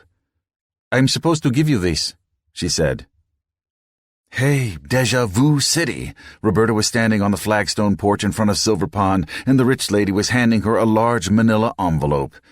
"Take this. I had intended only to show you its contents, but you may take it and decide for yourself what to do about it." And Roberta pulled a sheet out at random and saw that it was a bank statement on a secret account that Simon Fell had kept. "Why are you giving me this?" But the answer was obvious. To break up the Crusades by driving a wedge between Simon and Phil. "Are you going to take it or not?" Tani asked.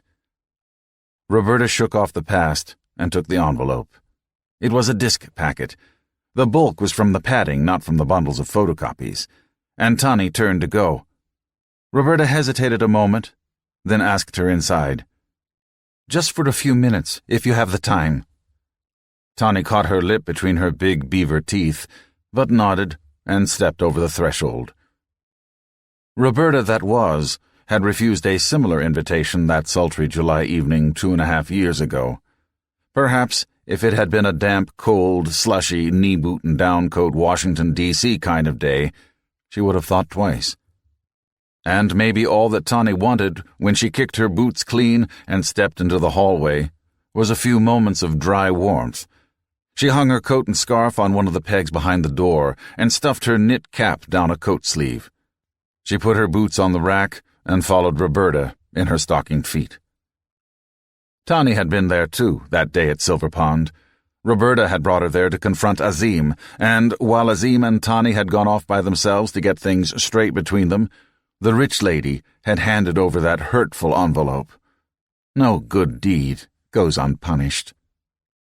The living room was halfway to tidied up. Phil was coming over tomorrow, and Roberta liked her place to be presentable.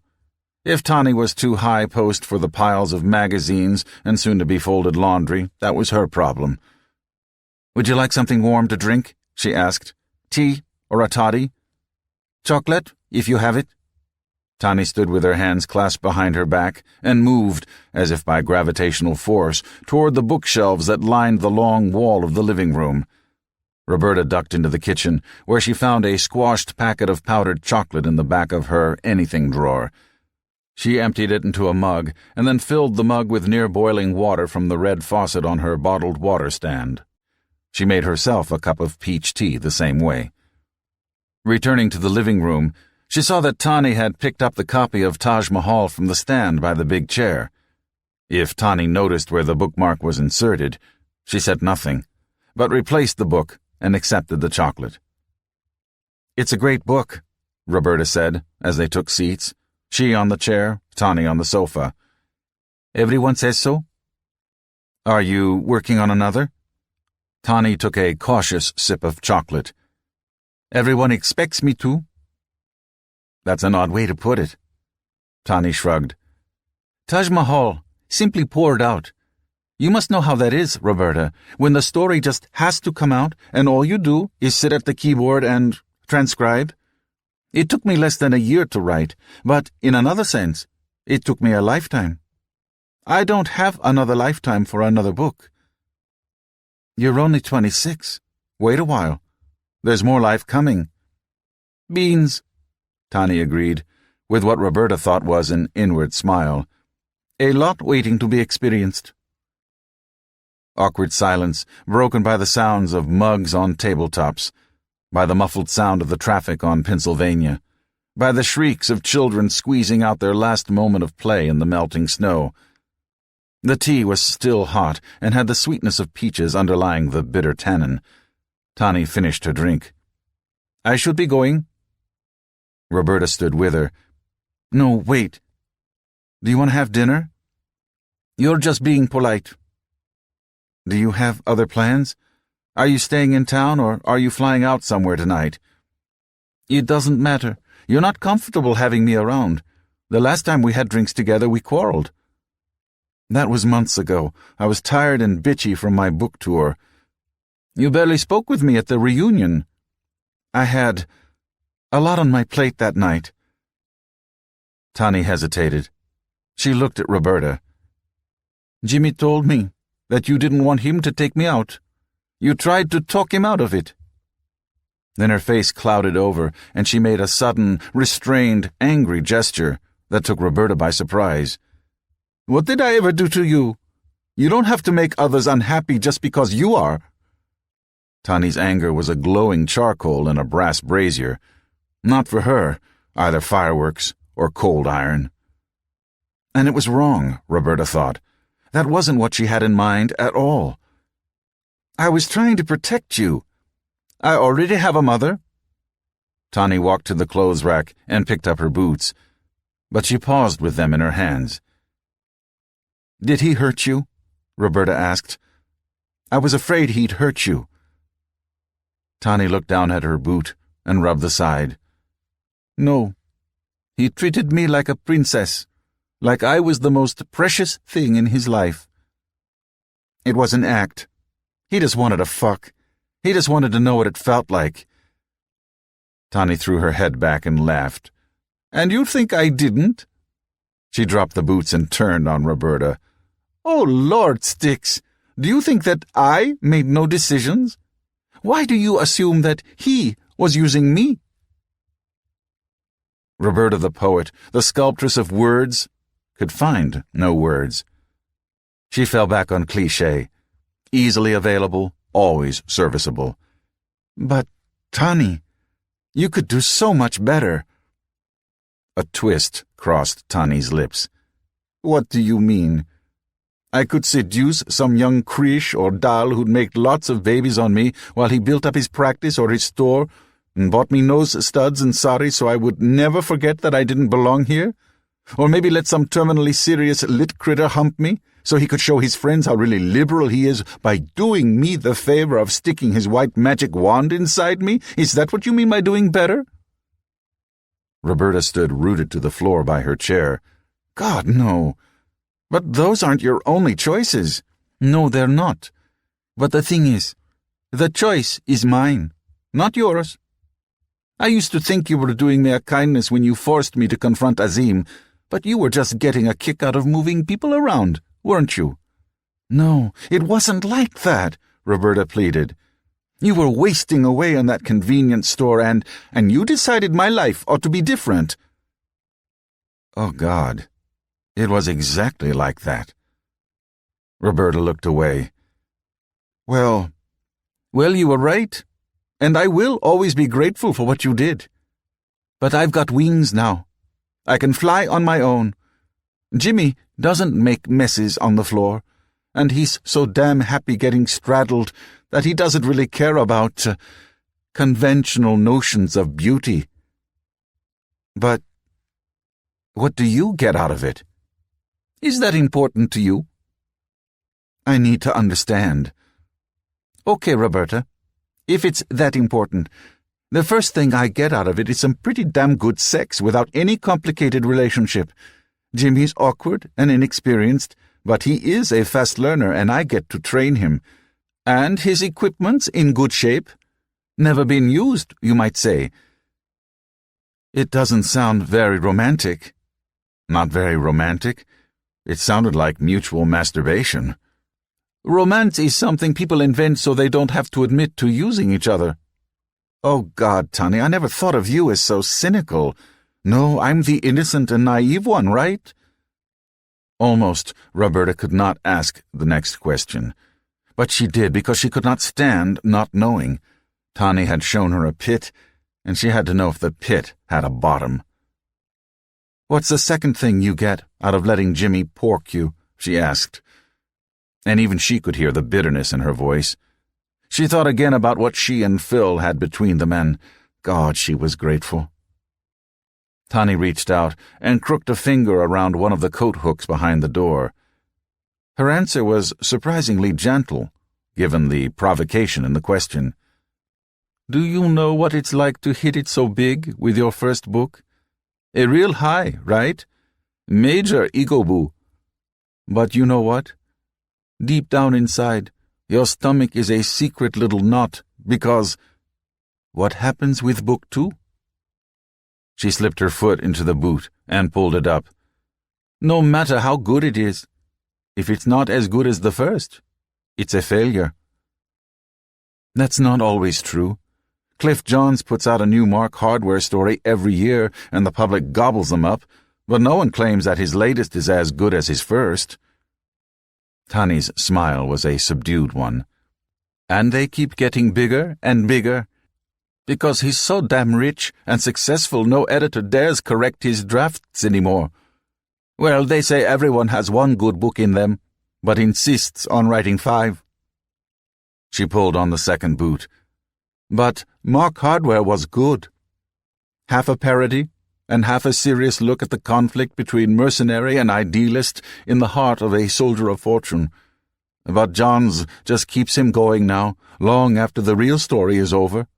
The critics stopped taking him seriously long ago, but more importantly, he did too. I don't want that to be me. Then don't write another book. Do something else with your life. But don't you see the trap? I have to know if the first one was a fluke. I have to know if it was my talent or just a happy coincidence of time and the zeitgeist. And Jimmy Poole will help you do that? I told you. I poured my entire life into Taj Mahal. There is nothing left to cobble into another. With Jimmy, I can create a new life, live new experiences. Jimmy can be raw material. Roberta shook her head. That's cold. And she almost felt sorry for Jimmy in the exchange. If you don't feel anything, there'll be no feeling on the page. What made Taj Mahal work was the genuineness of its feelings. Tani took her coat off the wall and put it on. She pulled the knit cap low over her head. Roberta, how would you know? Some of the sandbags that Tani had dropped on Roberta's heart must have been there still the next evening, because Phil asked far more often than usual about her tranquility. Obsessed with making her happy, and there, Tanuja Pandya, scoffer at romance, he inquired after it with earnest persistence. Roberta assured him that she was cheerful with his company, contented with his loving. Dinner was delicious. She hardly tasted it. His latest plans were clever and right on. She barely heard them. His caresses sent thrills of ecstasy through her. She scarcely felt them.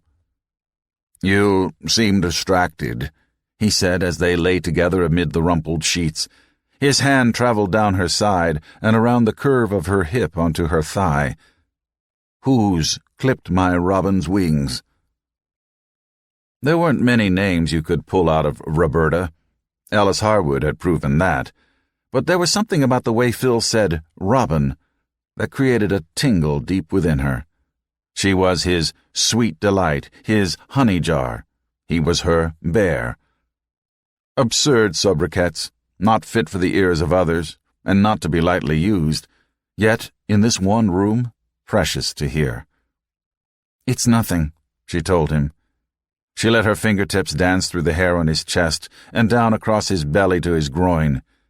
He was an older man, though she never said so, and, as the bard had said, and before him the evangelist and the emperor, if it were done, 'twere best done quickly. That was something they acknowledged. He was an honest man, and not obsessed with his wand like some macho bullshitter. But it was not something they discussed openly. Society placed too much baggage on the subject. There was a man inside that body, even if the too solid flesh did melt a little sooner than it ought. By trial and error, they had come to an unspoken accommodation, cultivating patience and foreplay, finding in the end an ecstasy unknown to those who plunged too quickly. She had once thought Vaclav and Karl superior lovers, men who put the boy Emmett to shame, and yet, lying beside Phil in her own quiet room, she knew them for the callow youths they were. We were so earnest then, she thought, contemplating her time in Prague. So impatient. And yet, when the time came, You struck while the iron glowed. She knew the moment from his pulse and from the tempo of his breath. Rolling atop him, she guided him, enveloped him, embraced him. "Oh," he said, and he sucked in his breath. His hands stroked her flanks, rode up, found her nipples. This time his touch did send its signals through her, and she shivered. "My Robin Redbreast," he said.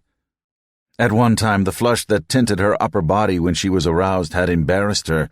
Now it was erotic, and she flaunted it with pride. "Fly away with me."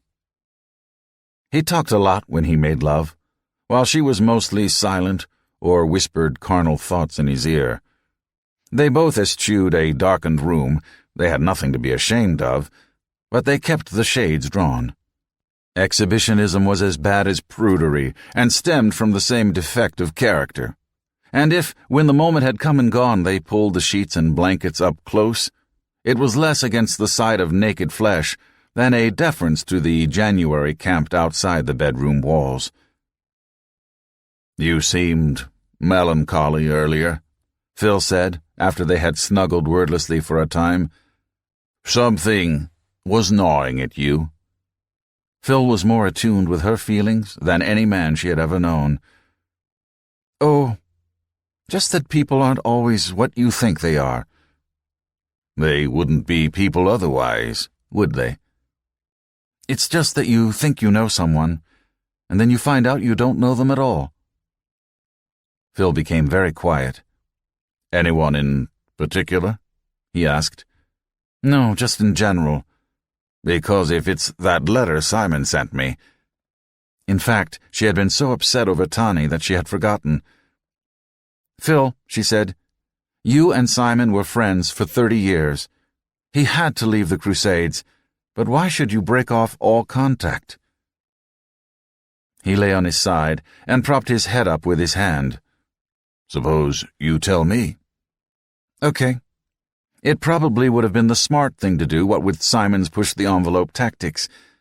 But you're not the sort to sacrifice friendship on the altar of expediency." "You know, I don't agree with a lot of what Simon does. The ecotage, the phone threats, the direct harassment. What does he get out of it? A news bite of the direct action faction screaming at women in fur coats, or the spray paint on St. Patrick's Cathedral, or the "this could have been a bomb" bricks mailed to big-time polluters. Antics like that put the whole movement in a bad light. And maybe—" this he said more thoughtfully, "maybe I ought to speak out against them more often." "He certainly makes our positions look more reasonable." Phil turned and pushed himself to a sitting position. Good cop, bad cop. You think that's what Simon and I are up to?" "Sorry. No collusion. But we aim at the same targets. When Simon goes over the top and we don't, of course people see that we're more reasonable. We are." "And his suggestion about putting a lawyer on that industrial accident case?" Phil snorted. "Simon's no fool. He knows direct action has limits. It doesn't win lawsuits, at least not since trial by combat was dropped." He grinned, and she couldn't help laughing. "So he alerts me to cases he comes across where Crusades' tactics would pay off." "And does it work the other way? Do you alert him?" "No," said Phil Albright. "Of course not, Robin." He opened his arms, and Roberta slid within them. There was comfort in that circle, enclosed in strong but loving arms. The butcher paper on Roberta's office wall looked like a dozen mad copy editors had had at it. The original block affinity diagram had been supplemented with colored sticky notes, with markups and annotations in blue and green and red. The damn thing had metastasized. Roberta paced back and forth in front of the diagram, studying it, trying to comprehend its totality. The picture was coming clearer, but it was still not clear what it was a picture of. She had lots of data, thanks to Jimmy, But data was not information until it had been organized. Some order or pattern had to be found, and that was where the danger lay, because the eagerness to find a pattern may lead to imposing one. Any random collection of facts could be built into a conspiracy theory, and often was. But facts were like bricks. You could stack them into different shapes. The Latin root of fact meant to build or make. To squeeze meaning out of the jumble, Roberta had prepared several summaries, which had spread across other sheets hung on the remaining walls, crowding out photographs of friends and nature, evicting Phil's secret admirer Valentine card, along with the corkboard it had hung on. Each summarized the data in a different way. Always look at the situation from more than one angle, Onwuka Egbo had told Styx during the dark ages at Witherspoon High. She shook her head in annoyance even as she studied the timeline summary. Problem-solving. Latin roots. Little shards of Mentor still rattling in her brain like broken glass. They'd done a good job. Fast, Egbo, Glendower, and the other teachers. Or as good a job as they could manage, given the zeitgeist of the late 90s. She could admit that, privately. Witherspoon had been, along with a sergeant's guard of other private charter and public schools, a light shining in the darkness. Why had they spoiled it with their hidden agendas? She brushed her eyes with her shirt sleeve and scowled at the timeline, willing it to make sense. Then she ran both hands through her hair. "Okay, let's try a scenario," she said aloud. Talking helped, even when there was no one to talk to. July of 9, the rich lady visits the White House, and Donaldson asks her if he can pretty please borrow her space station so he can threaten the world. Or else she tells him she has a fat weapons platform and would he like to put some death on it? Then she does nothing about it for almost 4 months.